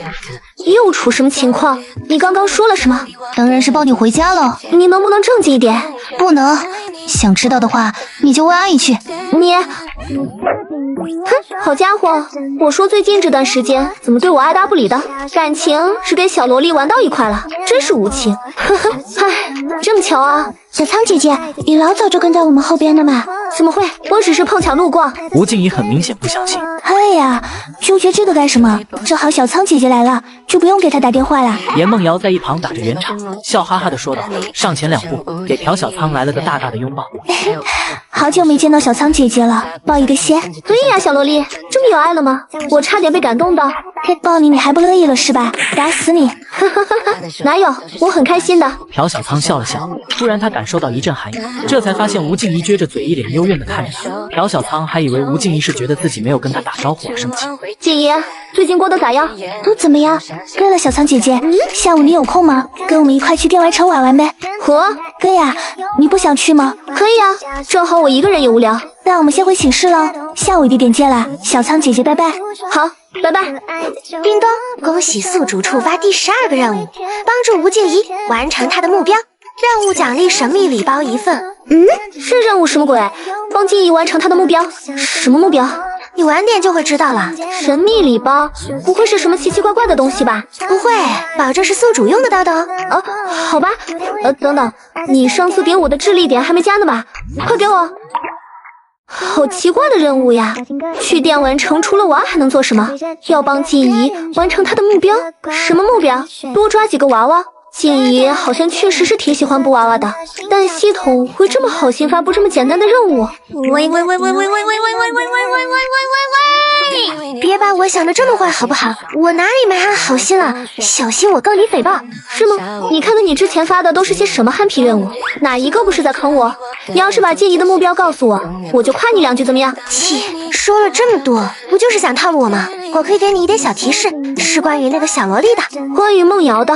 静怡该不会是……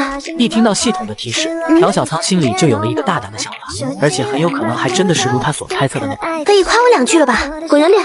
你敢骗我？你知道后果吗？我错了，系统你最棒了，真厉害！这就没了？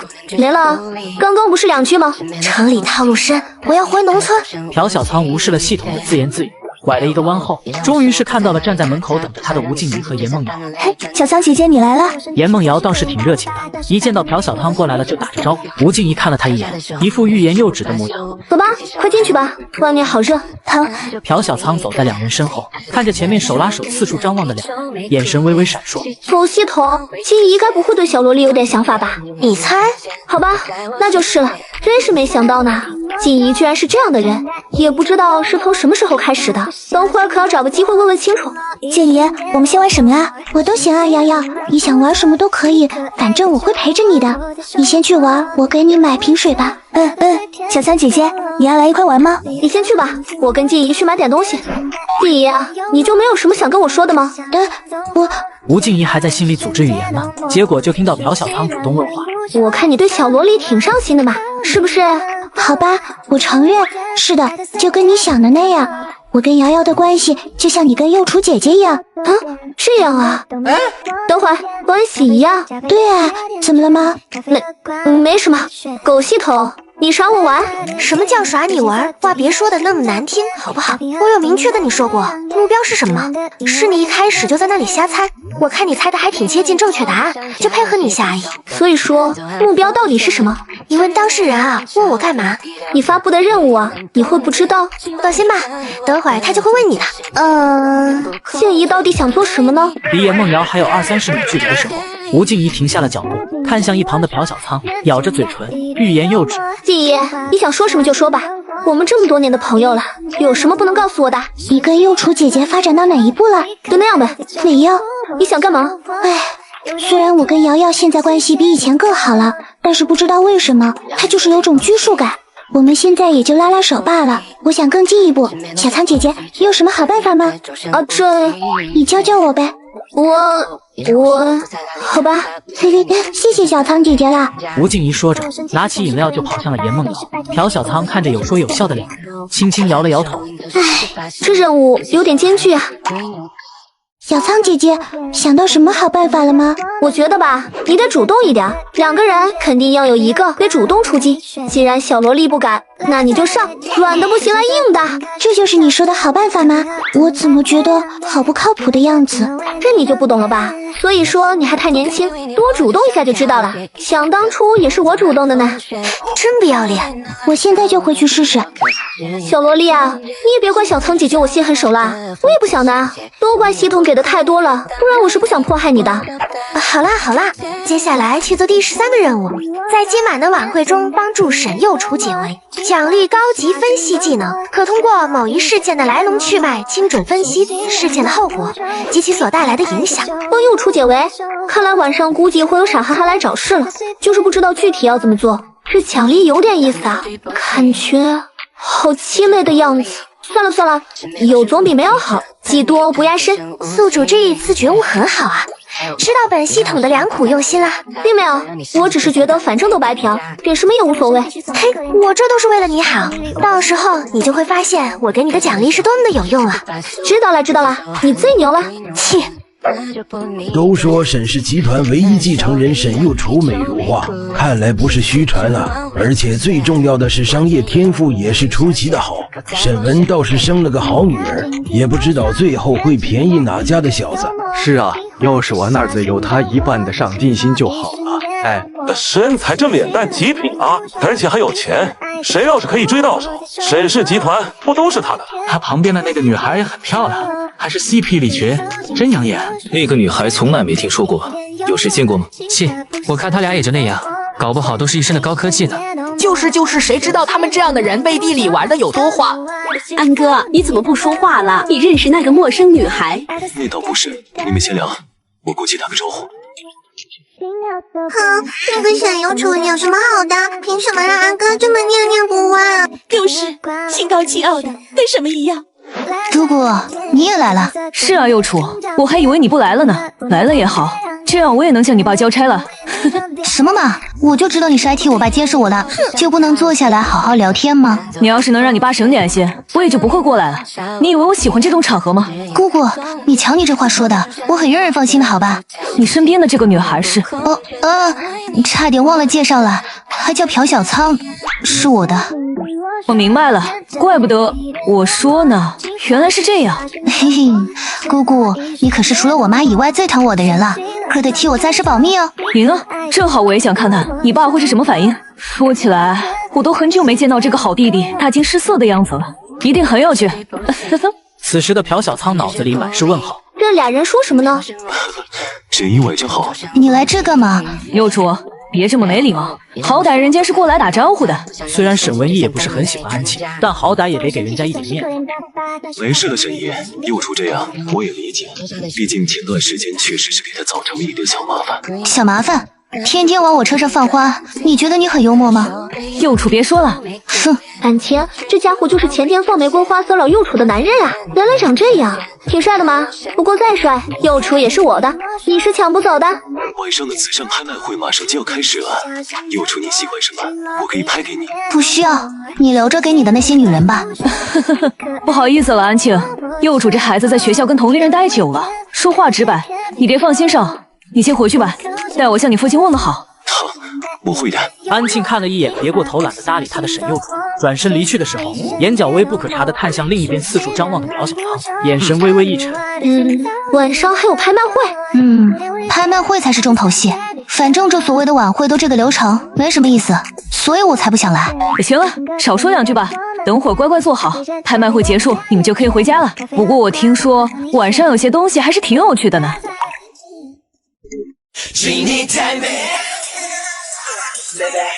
由于原材料并不是特别昂贵，所以起拍价就定为了2万元，每次加价不得低于5000。现在开始起拍。低空啊！2万！沈右楚微微皱眉，看向声音来源处，安庆身旁的一个年轻女子。此时的后者仿佛也察觉到了沈右楚的视线，但并没有回过头看他，而且挑衅似的耸了耸肩，继续跟身旁的安庆有说有笑，仿佛刚刚报价的人不是他。什么货色都敢欺负到我们头上，姑姑来教训他。不用了，姑姑，他要买就让他买吧，我不要了。请吧。好，2空万第一次，2空万第二次，2空万第4空万，瞬间涨了2空万，让全场的视线都忍不住看向某处。只见朴小仓不知道什么时候醒了过来。你干嘛呢？瞎掺和什么？你别说话，看我表演。本以为可以恶心一下沈右楚，没成想他居然也参与了进来。5空万，6空万。朴小仓紧随其后的声音直接盖过了那个女孩，最终权衡了一下利弊后，无奈的他也只能放弃。想不到你的这个小女孩出手很阔绰嘛，难道是个隐藏小富婆？我不知道啊，这家伙不应该这么有钱啊。看来人家还有很多小秘密等着你去发现呢。我先走了，路上注意安全。姑姑再见。给你的，看你那么想要。你哪来的钱？这个啊，我中了彩票，中了1等奖，5坤100万呢。少来，你平时再来1瓶都中不了的人会中彩票？坦白从宽，抗拒从严。好吧，我坦白，其实这些都是我平时攒的啦。我不是画画专业的嘛，以前大一的时候，经常会在网上接单，然后课余时间就去做家教。后来攒的越来越多，有2、3万吧，就拿去炒股了，运气好就赚了这么多。真没骗我？没有，绝对没有。那好吧，你说你浪费钱买这个，这下好了吧？现在好不容易攒的钱都没了，你说你是不是傻？嘿嘿，只要是你喜欢的，花再大的代价也值得。而且我现在算是身无分文了，你可要好好的养我，不能抛弃我。说什么呢？沈右楚嗔怪的白了他一眼，看着手里的礼盒，心里涌过一道暖流，感动极了。以后我把你往死里抽。别，正常一点就好了。我可不想要变得奇奇怪怪。啊，怎么说话的你？信不信我把你就地正法？你来呗，大不了同归于尽。你真那么做了，我就把你衣服撕了，看你敢不敢下车。好啊，你敢威胁我了是吧？略，快点回家啦，回家再说好不好？哼，敢进来的话，后果自负哦。可恶！恭喜宿主完成任务，技能奖励已发放。温馨提示：使用次数有限制，1天只能用1次。告辞。老婆，明天就去见我爸妈了，激不激动？开不开心？别提了，我现在一想到这个就紧张。紧张啊，这很正常。不如我们做点放松身心的事情，怎么样啊？不要啊！阿姨，有件事我想跟您说。什么事情啊？其实我跟右楚他是……接下来的几分钟，朴小仓跟苏应梦说明了一下他跟沈右楚现在的关系，也表达了自己的意愿，希望苏应梦能够同意。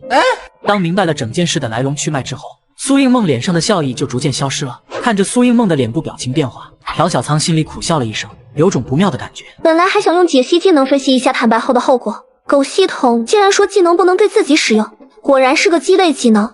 苍苍啊，听了你的话以后，阿姨也有很多要跟你说的。阿姨认识很多富家千金，她们都没有你漂亮。你条件这么好，我就直说吧，你跟右楚不合适，2个女孩子怎么可以呢？这是没有结果的。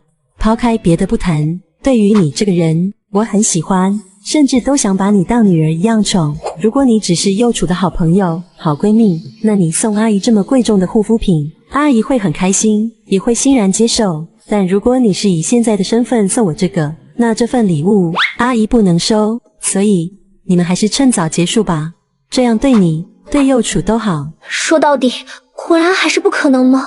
右楚这孩子脾气倔，你们年轻人的事情，我一个长辈要是强行掺和进来，肯定是不好的。所以我希望你可以跟右楚说清楚，这样也能体面一点，对吧？我明白了，阿姨，我知道怎么做的。对不起苍苍，你是个好孩子，阿姨也不想这么做，只是这也没办法，以你的条件，肯定可以找一个各方面都很配你的人。我觉得右楚不是这样的人。苏应梦说完就起身离开了，留下朴小仓一个人坐在沙发上，沉默不语，脸上说不出具体是什么表情，但看得出来内心并不好受。老婆，你们聊得怎么样了？没什么。好的。朴小仓重重的咳嗽了2声，以此来掩盖自己擤鼻涕的声音。你没事吧？咳得这么重？没事没事，可能是晚上吃多了，刚刚胃有点不舒服，喉咙辣辣的。朴小仓抿着嘴，不敢看沈右楚，低着头捂着喉咙，强忍着心中的悸动。我去给你倒杯热水。你先在这休息一会儿好不好？我回房间处理一下公司的事情，有个文件我要看一下。乖哦。听着沈右楚越来越远的脚步声，朴小仓陷入了一种混乱的思绪状态之中，连他自己都不知道是什么时候改变得这么彻底的。或许是遇到沈右楚之后，又或许是更早，是那一晚变成女孩子之后。得不到苏映梦的肯定，现在的朴小仓已经没信心了。如果你们不合适，这种理由是对以前的他来说的话，朴小仓肯定会去证明自己可以配得上沈右楚。但是现在呢，话都说得这么明白了，一句两个女孩子能有什么结果呢？就把所有到嘴的话给堵死了。他能说什么？这种理由让他无法反驳，也让他心里蒙上了一层阴霾。看着楼梯口，朴小仓拿出手机看了看时间，晚上7点10分。现在这个点，高铁站应该还有票吧？站在阳台，目视着朴小仓逐渐在视线里消失，苏映梦轻叹了一声。朴小仓，你怎么在这？你不是跟着右楚去他家了吗？回过头就看到拖着行李箱的沈文艺，此时正一脸惊讶地看着他。阿姨晚上好，我家里突然有点事，所以我买票回去一趟。这样，沈文艺点了点头，但久经商场的他还是凭直觉猜到了朴小仓在撒谎。事情肯定没有这么简单，该不会是应梦跟这孩子说什么了吧？先不说了，阿姨，我等会就要检票了，拜拜。拜拜。看着朴小仓进入候车厅，沈文艺出了车站，连忙拦了一辆出租车，他得赶紧回去劝架。以沈右楚的性格，要是让他知道朴小仓因为苏映梦的话独自离开了，绝对要闹翻天，家不被拆掉就谢天谢地了。糟了，居然花了这么多时间，完了！要是冷落了宝贝老婆，生气了，晚上不让我亲亲抱抱，岂不是亏死了？我得赶紧看看他在干嘛。来到客厅，没看到朴小仓，倒是看到了正在低声交谈的沈文艺和苏映梦。别找了，他已经走了。走了？走去哪儿去了？回家了。啊？回家？怎么不跟我说一声？我跟你说什么？人家家里有事就回去了。不可能，他离开的话肯定要跟我打招呼的。有什么好打招呼的？我已经跟他说过了，你们没戏。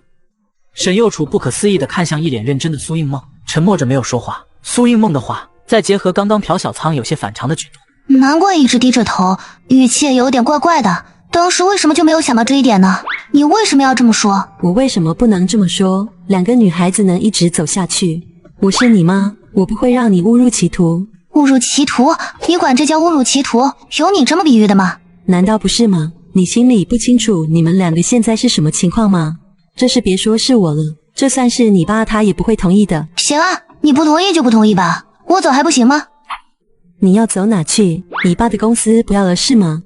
以前我要什么你们都给我，可以说从小到大我什么都不缺，但是我要是缺了他，我以后就不再是完整的我了。我不稀罕那么多钱，大不了跟他从零开始，不依赖你们，我照样可以过得好。映梦悄悄气，你这是何苦呢？右楚完全就是被我们宠坏了，现在这种话都说得出来，气死我了。唉，右楚跟那个女孩的事情，我前段时间就知道了，我也料到了你不会同意，但就是没料到右楚的反应居然会这么大。你知道？慈善晚会那天我就知道了，右楚跟我说的，而且我看得出来，那个女孩跟右楚的关系特别好，有人恶意抬价，跟右楚抢她看上的手镯。随后，沈文艺就把拍卖晚会上的事情跟苏映梦完完整整的说了一遍。听到朴小仓居然毫不客气的给沈右楚拍下他心心念念的手镯，苏映梦一时之间也说不出话来，他还是低估了两人之间的关系。难道真的是自己错了，不应该阻拦他们两个？可是他们俩毕竟是……我知道你的意思，可就算你强行拆开了，又能怎么样呢？你今天可以这么做，这么说，那以后呢？你有没有想过后果？右楚眼光有多高，做事有多认真，你应该比我清楚得多吧？以后你就算给他介绍年轻俊杰，他绝对可以挑出一堆的毛病来敷衍你，你那时候怎么办呢？苏映梦沉默了，不再说话。等阿文回来再说吧，我得好好想想。您好，您拨叫的用户暂时无法接通，请您稍后再拨。又不接电话，胆子这么肥了是吧？不辞而别去接电话，等我找到你，你就死定了。出了高铁站，朴小仓并不是第一时间选择打车回家，他隐隐间总觉得自己要是就这么回去了，就算夏静山和朴宰范不说什么，沈右楚也肯定会杀上门，所以直接挑了一家最近的酒店办理了入住手续。这是您的房卡，那边就是电梯，请慢走。谢谢。不出所料，沈右楚一直在给自己打电话，粗略估计20个是有的，只不过自己都没接，直接将手机调成了静音。系统在吗？干嘛？你觉不觉得我这样特别作啊？在这件事上居然这么胆小，什么也不跟右楚说，就一个人跑路了。我感觉自己现在这个模样好讨厌，心理承受能力这么差劲。右楚妈妈只是心平气和的跟我说我们不合适，我就崩溃了，就跟个胆小鬼一样跑掉了，丝毫不顾右楚的感受。你会不会嫌弃我，然后跟我解除绑定了？这个嘛，跟你说了这么多，我心里也稍微好受一点了。你不用说了，反正你也不会明白的。您好，您拨叫的用户暂时……苍苍还是没接，叔叔阿姨，我该怎么办啊？幼雏，你别着急，他肯定会回来的，就算不回，放完中秋他肯定是要回学校的，到时候自然找得到他，你别难过了，等他回来我帮你一块教训他。太过分了，小苍居然不辞而别，就算你妈不同意你们2个人，但也不能招呼也不打一声就跑了。幼雏你放心，叔叔这回也支持你，一定要让他好好跟你道歉。幼雏，你先去休息吧，说不定小苍明天就回来了。谢谢叔叔阿姨了，这么晚还来打扰你们，是我不对，你们先去休息吧，我一个人在这没关系的。这好吧，你等会累了也早点去休息，你就直接睡小苍那个房间吧，那间房我们收拾过了。谢谢叔叔阿姨。等夏静山和朴宰范回到房间后，沈右楚来到了朴小苍的房间，看着房间里的每一处都是那么的熟悉，不知道是不是幻觉，他仿佛在空气中闻到了一丝淡淡的独属于朴小苍的气味。以往每抱着他睡觉，这股味道都能令他心神安宁，可现在……你究竟去哪了？回来好不好？我以后不欺负你了，没了你我该怎么办？直到中秋3天小长假的最后一天临近尾声，朴小苍也没有回来，电话也不接，信息也不回，就跟失踪了一样。沈右楚最后跟夏静山和朴宰范告别后，就开车直奔之前的出租屋。跑得了和尚，你跑得了庙吗？我就不信你还能不去学校。看着他跟沈右楚一块租的房子，一时间有些恍惚，想不到自己终究还是走到了这一步。正当朴小苍俯下身折叠着床上的衣服时，身后突然传来了一道令他心间微颤的声音：“你要去哪？你想走是吗？说话啊！你要去哪？你想走是吗？说话。是。你这样有意思吗？就因为我妈不同意，你就不够耳别？你就没有考虑过我的感受吗？你把我当什么了？阿姨说的理由我无法反驳，就因为这个。沈右楚上前一步，朴小苍下意识后退了一步，但他身后就是床，一个不小心直接倒在了床上。沈右楚则趁势压在了他的身上，双手撑在朴小苍头的两侧。不过仔细想想，我好像确实是配不上你，我们之间的身份摆在这儿，我就是个小平民，你不一样，是沈氏集团以后的继承人，我们之间确实是不太可能的。这就是你逃跑的理由吗？你太让我失望了。沈右楚抬起手就往下打去，朴小苍抿着嘴不言一语，闭上眼。如果被打一顿能出气的话，也值了。但出乎意料的，拳头并没有落下来，而是轻飘飘地砸在了耳朵一侧。突然，朴小苍感觉有什么滴落下来，碰到了自己的头，睁开眼就看到豆大的泪珠从沈右楚眼睛里掉下来，每一滴都狠狠地砸在朴小苍的心上。右楚，你闭嘴！右楚是你能叫的吗？胆小鬼！沈右楚越说越激动，眼里的泪水止不住的掉落。最后他也不想再憋着，把头埋在朴小苍的胸口上，将这几天压抑着的情绪狠狠地发泄了出来。你知不知道你消失的这3天，我过得有多痛苦？你自己一个人跑掉是爽啊，你就没有想过我吗？我怎么办啊？你怎么这么狠心啊？你知道我晚上一个人的时候哭了多久吗？你这个王八蛋！感受着胸口上传来的湿热，以及女孩不停颤抖的身体，听着她自言自语一般说出来的话，每一句都饱含着她的思念与痛楚。朴小苍眼眶微红，我答应你，以后不会再这样了，这次是我的错。听到朴小苍这简单而又郑重的承诺，沈右楚哭得更狠，他这次是真的伤心了。好了，别哭了，你看你现在这个样子，好丑。朴小苍用手擦拭着沈右楚脸上的泪痕，一脸心疼地说道：都怪你，全是你的错，你不跑，我怎么可能会哭成这样？我真不是人，这次全是我不好，跟个胆小鬼一样，一点担当都没有。我检讨，你让我跪搓衣板跪键盘都行，我什么都听你的。哼，让我再抱会。你别把鼻涕蹭我衣服上啊！你再说一句试试，信不信我哭给你看？别，你怎么样都行，千万别哭，你再哭，我要先躺死！活该，让你丢下我，不给你点教训，你下次肯定又要来。绝对不会了，这种混账事情以后绝对不会再做了。你工作怎么办？有什么打算吗？打算啊，这个还真没有哎。要不去奶茶店？嘿嘿，我想白嫖芋圆布丁。白嫖个鬼哦，肯定要自己掏钱的。而且你可是管理过一个公司的哎，居然想去做服务行业，体验一下不好吗？试试又没关系。虽然我很支持你，但总感觉这个跟你不搭。沈右楚睡着之后，朴小仓打开了手机，这才发现很多条消息他都没有看过。寝室群里是越看越觉得不对劲。前阵子王华的女朋友吴轩跟他分手，当时他还挽留了好久，但都被拒绝了。无奈之下，只得作罢。按理来说分手也是正常的事情，但是没过多久，她就交了个新的男朋友，而且更巧的是，这个男的正是刘洋。关于刘洋，朴小仓还是有点印象的。当初他跟柳如烟分手的时候，貌似就是他跟柳如烟好上了。只不过经过这1年的时间，朴小仓都快忘了他们2个人了，也不关心他跟柳如烟怎么样。只是没想到的是，现在居然发生这么巧的事情。这刘洋挺会玩啊，专挑别人的对象下手，艾特我干嘛？小仓，要不你委屈一下，扮演我女朋友。主要是他们2个人最近老是在我面前晃悠，我感觉是他们俩在故意针对我。你这么漂亮，绝对能让我狠狠的出口恶气的。丁，恭喜宿主触发第14个任务，掰弯刘洋，让他体验一把什么叫社会的险恶。任务奖励体力药水1瓶，被逼就可让宿主不再那么虚，直接到天亮。任务内容十分的明确，要挖人家吴轩的墙角，把刘洋抢过来，然后狠狠再给他绝望。有了上次坑鸡婆的经验，朴小仓对于完成任务还是很有信心的。狗系统，你什么意思？我需要这个玩意啊？你需不需要自己心里没点数吗？我这是为了你好，反正你爱要不要，奖励就这个了，不要拉倒。行，我要还不行吗？要是真的像系统介绍的一样这么有用，那岂不是可以快乐一整晚了？一想到时候又楚连连求饶的样子，就莫名的有种小兴奋，是怎么回事？行，我答应你。你要几天？太久了，我可不答应。1天就足够了。行，那就后天周一怎么样？后天假扮王华的女朋友去勾搭吴轩的男朋友刘洋，这任务怎么像系统要把我培养成绿茶呀？不过最重要的一点就是绝对不能被右楚看到，不然他又要哭唧唧的了。没被发现，拿到奖励之后，当天晚上就可以看右楚求饶了。但是如果被他发现的话，肯定要凉凉。以他现在的依恋程度，后果不堪设想。为了以后每天晚上的幸福生活，加油！乖乖，王华。我说你打扮的人模狗样的，该不会想去泡小仓吧？拉倒吧你！我跟小仓那可是情同手足的好兄弟，怎么可能对他有非分之想？孩儿们，朕走了。赶紧滚！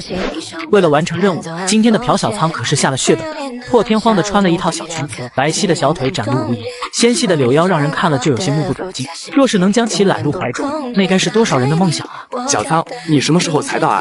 求我帮忙居然还敢催我，要不是看在任务奖励的面子上，你以为我会答应的这么干脆吗？我敲你几顿饭就不错了，你急什么？离约好的时间还剩7分钟呢，我才刚下课，快了快了。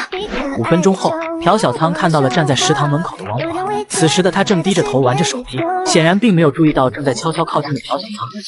身后突如其来的惊叫，吓得王华差点没把手机扔在地上。回过头，当他看到朴小仓时，眼里的怒气顿时烟消云散，取而代之的就是惊艳。太漂亮了！喂，看傻了？嗨，怎么会？我还没有堕落到打你的主意。是吗？我怎么看你有点不太对劲呢？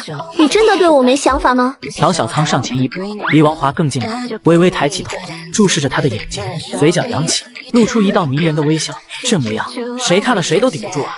王华喉咙动了动，忍不住咽了口口水。这一刻，王华承认自己的心跳加速，连忙往食堂走去。赶紧的，别浪费时间。这么角落，你确定他们2个会过来？放心好了，我有预感，他们2个肯定会过来。前几天天天都这样，总是在我面前晃悠，真不知道刘洋那傻帽脑子里在想什么。没过多久，王华就看到了2个熟悉的身影，连忙用眼神示意了一下朴小仓，后者心领神会，点了点头。哟，王华，这么巧，最近经常看到你啊，是不是还对我家小轩有想法啊？刘洋就喜欢看别的男生看到他跟他们的前女友在一块的表情，不得不说，也算是一种怪癖。呵呵，我现在已经有女朋友了，也还是好好看着你的人吧，免得她什么时候就被别人抢走啊。这就不劳你操心了。有话好好说嘛，没必要吵架，对不对？看到朴小仓的正脸，刘洋和吴轩都被狠狠地念到。前者总感觉朴小仓的脸在哪见过，但就是想不起来。不过他也没多想，反正这丝毫不影响他逐渐开始蠢蠢欲动的心。就是，王华，你的格局还没有你女朋友大呢。呵呵，真虚伪。看刘洋这样子，眼珠子都快掉下来了吧？拿下他还不是手到擒来的事情，只可惜又要做自己最讨厌的绿茶了。啊，生活不易，苍苍卖艺。大千世界，无奇不有。对于某些东西看多了的刘洋来说，思想已经潜移默化的接近 NTR 了。此时此刻，自己的面前是刚追到没多久的吴轩，但他现在的心思却已经不知不觉间飘到了朴小仓身上，不止一次的偷偷打量着朴小仓，那肆无忌惮的眼神看得他很是恶心。但为了完成任务引他上钩，又只好装作什么都没有看见。来，小仓，多吃点肉，你看看你那么瘦，要多长点肉。什么嘛，我只是看着瘦而已，我这叫穿衣显瘦，脱衣有肉。不信的话，找个时间让你看看呀。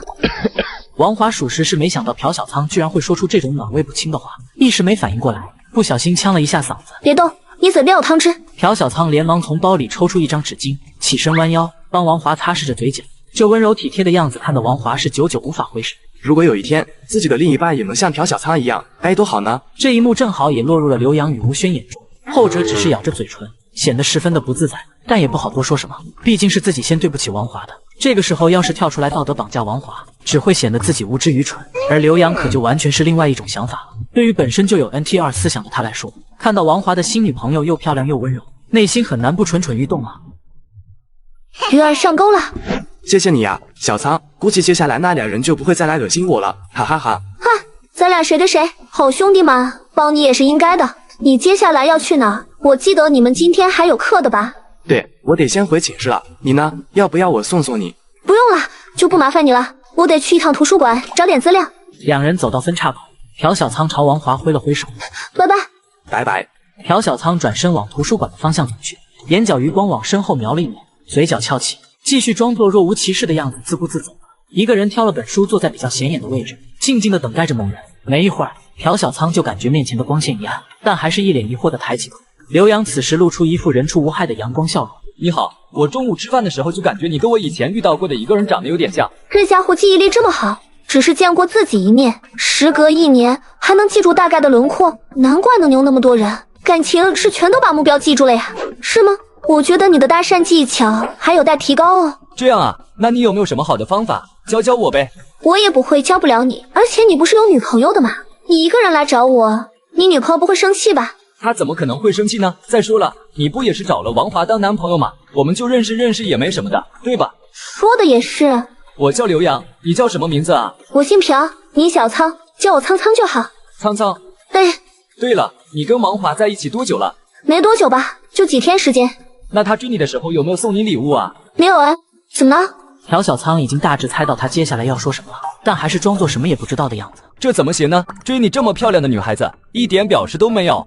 这么漂亮的女生追到手，居然不用买任何礼物，怎么没早点让我遇见呢？太可恶了！不过现在遇见也不迟。哈哈，我其实也没谈过恋爱的，这次跟王华在一起也事先约定过了，处一段时间看看而已。也就是说你现在并不喜欢他？差不多吧。原来如此。刘洋此时的内心是激动的，他有预感，这次肯定可以轻松得手。同样的，朴小仓听着刘洋说出来的话，也预感这次可以轻松完成任务。第一次认识，要不要下午去一起逛逛？我知道附近有一家新开的服装店，倒是很适合女孩子。正好你这么漂亮，帮我参谋参谋怎么样？可以啊，正好我也没事做，挺无聊的。只要下午能一起逛街，我就能找各种借口接近她了。到时候只要一对比，她肯定可以选出谁才是更适合谈恋爱的人。一想到中午朴小仓那温柔体贴的样子，刘洋就忍不住开始幻想自己以后的幸福生活了。殊不知，等待他的则是某人深深的套路。对了，仓仓，你要不要喝奶茶？顺着刘洋的视线，朴小仓不出意外的看到了沈右楚兼职的那家店，眼皮子跳了跳。算了吧，我现在不渴，在减肥。减肥？你身材这么好，还要减肥啊？这不是很正常的事情吗？瘦一点才好看嘛，对吧？也对，不过我感觉你现在就很漂亮了。你嘴巴这么甜的吗？你女朋友该不会就是被你这张嘴骗到手的吧？哈哈哈，不聊她，我们先去那家服装店吧。好。欢迎光临，有什么事我可以帮到你们的吗？朴小仓和刘洋一前一后走进了店，服务员是一个穿着嗨丝职业装的漂亮小姐姐。当她第一眼看到朴小仓时，顿时就被她气质给粉粉打碎。但当她看到朴小仓身后的刘洋时，顿时觉得一阵可惜。我们先自己看看。在这一行做了这么多年，眼力自然是有的。他也是第一时间察觉到了刘洋的眼神，心里对他的意见。我有这么漂亮的女孩子陪着了，居然还偷看别的女人，真无语。苍苍，你喜欢哪一件？我喜欢。你不是带我出来给你参谋参谋送你女朋友的衣服吗？啊哈哈，是这样没错。我觉得你作为一个女生，肯定有自己的想法，你喜欢的，她肯定也喜欢。我喜欢这几件，你觉得怎么样？可以，很适合你。那就这些吧。好的，真羡慕你女朋友能让你买这么好看的衣服给她。其实你要是喜欢的话，这些可以送你的。这怎么好意思啊？我不能要的。朴小仓抬起头，咬着嘴唇，眼眶有些湿润，闪烁着淡淡的晶莹。没关系，送给你也是可以的。谢谢，你人真好。要是你没有女朋友就好了。唉。最后一句话，朴小仓说得很轻，仿佛是自言自语一般的呢喃，但不知怎的，还是被刘洋给听到了。他的血液此时都开始躁动了起来。难道说眼前的绝美女孩也对自己心存好感？苍苍，那你愿意跟我在一起吗？朴小仓震惊且惊喜地抬起头，看着一脸认真的刘洋。可以吗？不可以。忽然，一道女声打破了两人之间的微妙气氛。朴小仓转过头，看向气势汹汹的吴轩以及他身后一脸无奈的王华，嘴角微微上扬。刘洋，你居然是这种人！朴小仓趁着吴轩变进刘洋的时候，不动声色地来到了王华身边。怎么样，你爹我是不是很厉害？请原谅我词穷，我只能说666。感情你让我通知吴轩来着，居然是为了这个。对呀，我可是冒着性命危险给你通风报信的。赶紧溜吧，我怕吴轩等会生起气来，收拾完刘洋就要收拾你了。他可是会一点散打的，没练过的男生基本不是他的对手。啊，还有这事，快跑！朴小仓说完，拿起包装好的衣服就跑了出去。小姐姐，记得让那个男生付款哦。看着朴小仓跟王华溜走的身影，服务员忍不住笑出了声，饶有兴致地看向了刘洋跟吴轩。你叫外卖了？没有啊，我还以为是你叫了呢。谁啊？朴小仓打开门，微微一愣，站在门口的不是别人，正是沈幼楚的妈妈苏映梦。阿姨，你怎么来了？苍苍，好久不见，能让阿姨进去吗？可以。谢谢。你来干嘛？朴小仓坐在他的身边，轻轻拉了拉沈幼楚的衣角，示意他态度好一点。我来就是想跟你聊聊关于那次中秋节的事情。那你们先聊，我回房间。不准走，坐我旁边。行了，我知道你的意思。上次是我这个当妈的不好，没有考虑到你们两个年轻人的感受，自以为是的觉得自己做的选择才是对的。妈跟你道歉。幼楚，给点反应啊！我知道了。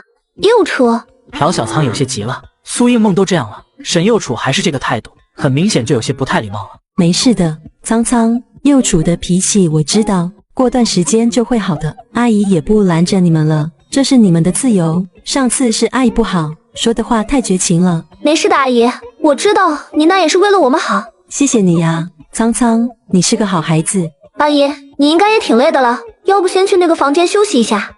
行。老公怎么了？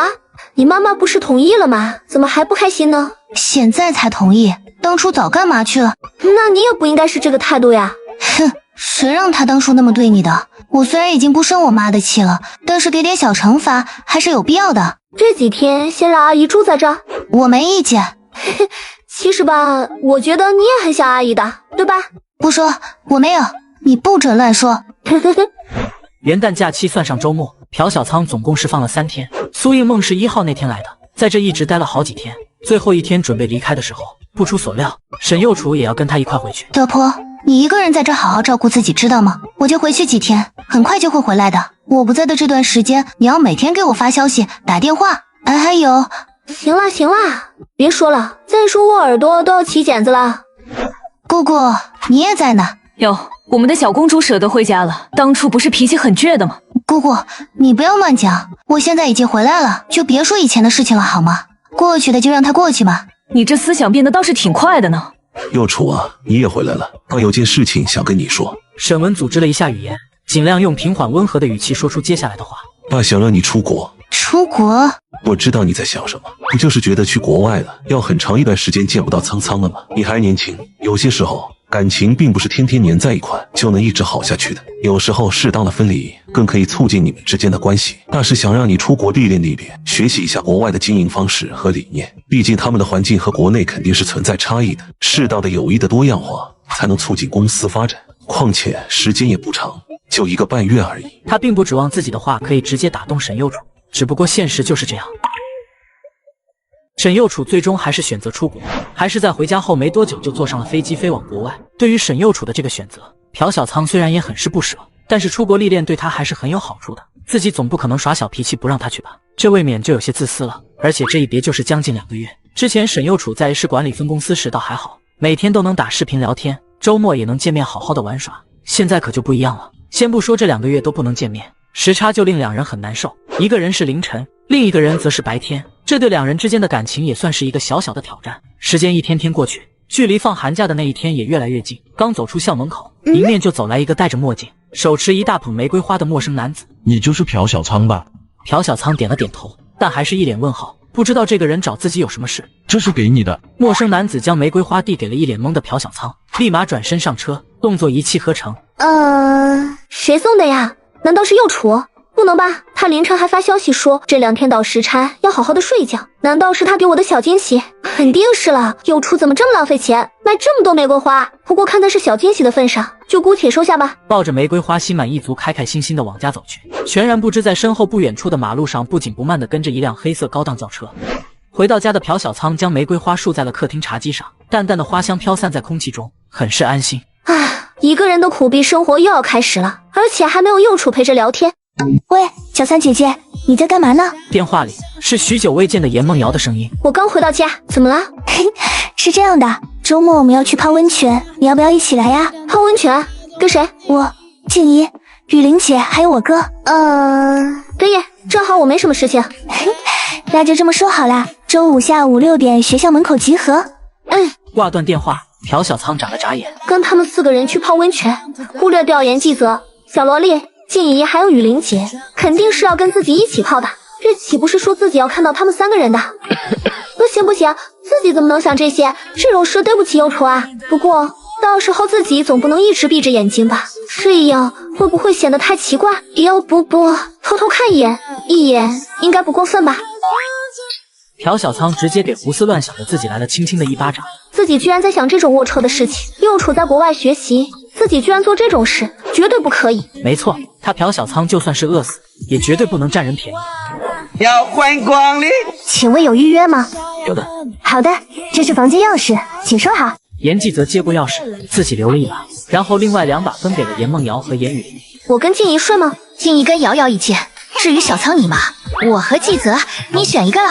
严纪泽无奈地看着严雨玲，这家伙现在开玩笑开得这么溜了吗？朴小仓则是无语地翻了个白眼，一把抢过严雨玲手里的钥匙，按着上面的门牌号就往房间走去。小仓，我开玩笑的，走那么快干什么嘛？一边去。哎呀，你放心好了，你姐我一定会好好疼爱你的。走开。小仓，你下1年应该要去实习吧？有没有想好去哪？这个啊，我还真没好好考虑过。被严雨玲突然问到这个问题，朴小仓抿了抿嘴，陷入了思考。确实啊，他也该考虑一下了。现在来说，倒是有2个选择摆在自己面前。第一个就是去沈右楚那边，可是去他那的话，自己估计会被沈右楚保护起来，什么也不让自己做。第2个就是去严雨玲那边，如果要受历练的话，确实还是严木集团更适合自己。要不然我这应该可以学到不少东西的。我会考虑的啦，现在说这个还有点早呢。静怡，你一直看着我做什么？严梦瑶屁股往后挪了一下，吴静怡就往前走了一小步。严梦瑶再往后挪一下，吴静怡再往前走一小步。静怡，你要是有什么话，能不能直接说呀？你这样我好慌。严梦瑶紧张地咽了口水，2只小手放在膝盖上，低着头。忽然，吴静怡推了一把严梦瑶，当后者察觉到自己已经倒在床上时，微微睁大的眼睛显示着严梦瑶此时的内心的震惊。很快，吴静怡的脸就出现在自己面前，微微一笑：“瑶瑶，今晚你跑不掉了。不是，静怡，你要做什么？”严梦瑶此时心跳加快，大脑一片空白，完全跟不上吴静怡的思路。嘿嘿，做什么？当然是做爱做的事啊。小萝莉，你身体是不是不舒服啊？从刚刚起床出门见到严梦瑶之后，就看到她捂着肚子，表情有些不太自然。我没事，可能是昨晚着凉了。严梦瑶摇了摇头，把头转向另一侧，不想让朴小仓看出异常。没事的，小仓姐姐，可能是昨晚空调关得太早了，然后瑶瑶前半夜没怎么盖被子就着凉了。热啊！朴小仓点了点头，他总觉得严梦瑶跟吴静怡两人之间肯定发生了什么，而且极有可能就是自己跟沈幼楚每天晚上做的那样，但是他又感觉不太像。静怡应该不会是那么急不可耐的人吧？玩了2天，朴小仓回到家感到冷清。宿主想我了吗？想个这儿，我还巴不得你别出来呢。朴小仓轻哼了一声，这个时候还能有一个憨批陪自己说2句话，还是有点小开心的。切，要不是为了替你发布任务，我才懒得理你呢。本系统忙着呢。你能忙什么？当然是四处转转了呗。你能出来？当然可以，只是我不想让你看见而已。少废话，现在发布第15个任务，穿上沈幼楚留在家里的衣服，给他发一段跳舞视频，任务奖励兔子变大。这是什么任务奖励啊？怎么这么奇怪？你不喜欢吗？那我可以把你的翘腿属性点满，你自己选吧。我还是选第1个吧。哎，等等，这任务是什么鬼？刚刚光顾着看奖励，忘了看任务，现在仔细一看，好家伙，这不纯纯的给沈幼楚发福利吗？还刚走没多久就发这种视频，可以想象，等他回来了，自己绝对要死在床上。吃啥好呢？好纠结啊！每天晚上都在发愁，该点什么外卖好？唉，要是幼楚还在就好了，有他在，天天都能变着花样做饭啦。朴小仓躺在沙发上，自言自语着：还是吃炸鸡吧，有点馋了。朴小仓点开自己经常点的那家炸鸡店，光速下单。说鸡不说八，文明你我他。这时，系统的声音响了起来，但令朴小仓惊讶的是，这声音并不是跟以往一样是在自己脑子里，而是在自己身边。朴小仓眨了眨眼，强压着心中的情绪，缓缓转过头，却发现什么也没有。狗系统，你跑哪去了？我岂是你想见就能见的？听到声音来源，朴小仓又躺了下去。这系统真的是够任性的。本系统是不会离你太远的，如果真出了什么危险，我会保护你的。切，谁稀罕你的保护？朴小仓撇撇嘴，不知道为什么有系统这句话，他莫名的安心了不少。吃完外卖之后，又休息了一会，舒舒服服的洗完澡，来到卧室，犹豫了一会儿，还是从沈幼楚的衣柜角落翻找出一个小子。果然啊，幼楚平时脑子里就是在想怎么花样推倒自己，太可怕了。算了，反正都是发给幼楚看的，也不亏，就当是给他在外国学习的一点小奖励吧。几分钟后，当朴小仓换好衣服，看着镜子里的自己时，小嘴微微张大，有点不敢想象这身衣服穿在自己身上居然会这么诱惑。跳什么好呢？朴小仓在脑海里搜索着舞蹈，想了一会后，灵机一动，嘿嘿一笑。反正我也不怎么会跳舞，干脆随便来点应付一下得了，而且还不能太那啥，要不然等幼楚回来了，自己绝对要完蛋。摆好手机支架的角落，朴小仓眨了眨眼。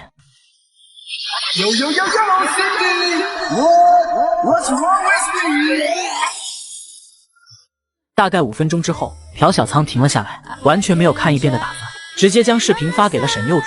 这个点，幼楚应该看不了手机吧？没过多久，朴小仓居然收到了沈幼楚的视频电话。老婆今天怎么这么主动啊？知道我想你了，给我发这种福利视频，简直太爱你了。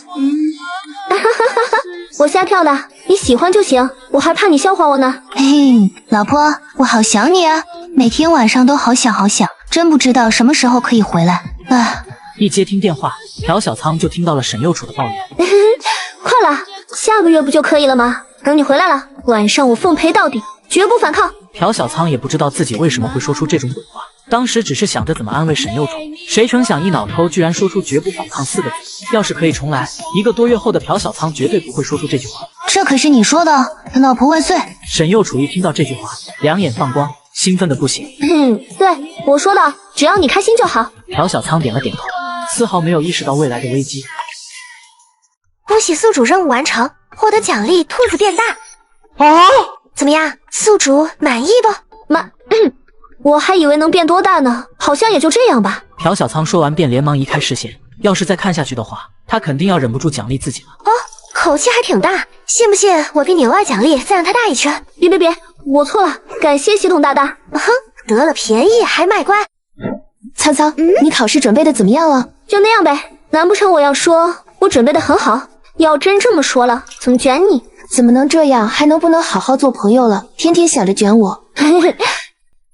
苍苍啊，我感觉你今天好像有点不一样了呢。什么不一样？好像那里变大了诶，跟昨天相比，明显要凸出来一点了。老实交代，你是不是垫东西了？我这是纯天然的，才不需要垫东西呢。可能是你昨天看错了吧，我一直都这样的好吧？不会吧？我感觉是不一样了呀，要么垫东西了，要么就是你对象帮你变大的。滚，胡说八道什么呢？哎呀，害羞什么嘛？大家都是成年人了，很正常的好吧？难道说你还是个……呸，不想跟你说话了，巫妖王。哎呦，你害羞了，让我看看。不要。日子一天天过去，期末考也如约而至。在朴小仓这段时间心无旁骛的复习之下，也是很顺利的就通过了。收拾东西也回家了。宿主很开心嘛，要不要本系统来帮忙？朴小仓的手猛地一顿，因为根据声音的来源，他敢确认系统就是在他身后，而不是在他脑子里。不要，你又想骗我回头是吧？哟，警戒心还挺强，不逗你了，回头给你汤好汤的呀。哼，我才不中招呢，有这一次机会，不回头你以后就别想谈了。别骗我啊！要是你还在骗我，我可就真生气了。怎么了，小苍苍？现在是不是迫切的想要跟我贴贴？如果你非要那样的话，我也是无力抵抗的呢。来吧，虾。不得不说，系统以现在这个样子说出这样的话，实在是太顶了，基本没什么人可以扛得住这种诱惑，但朴小仓除外。奶奶的，就是你当初骗我，害我失去了宝贵的男儿身。怎么还有奶奶的事？哎，笑死我了，小苍苍，我觉得你应该感谢我，没有我。你觉得以你之前男孩子的条件，能跟沈幼楚这种要颜值有颜值，要身材有身材的校花级美女在一块，我可是成全了你，好吧？好看吗？系统嘿嘿一笑，说出来的话如废音绕耳，让朴小仓下意识点了点头。要不要再看看？不看了。反应过来的朴小仓脸颊微红，连忙转过了身。这狗系统怎么这么会撩啊？简直比幼丑还厉害。小苍苍这就害羞了呀？我还以为你有多厉害呢，原来就这。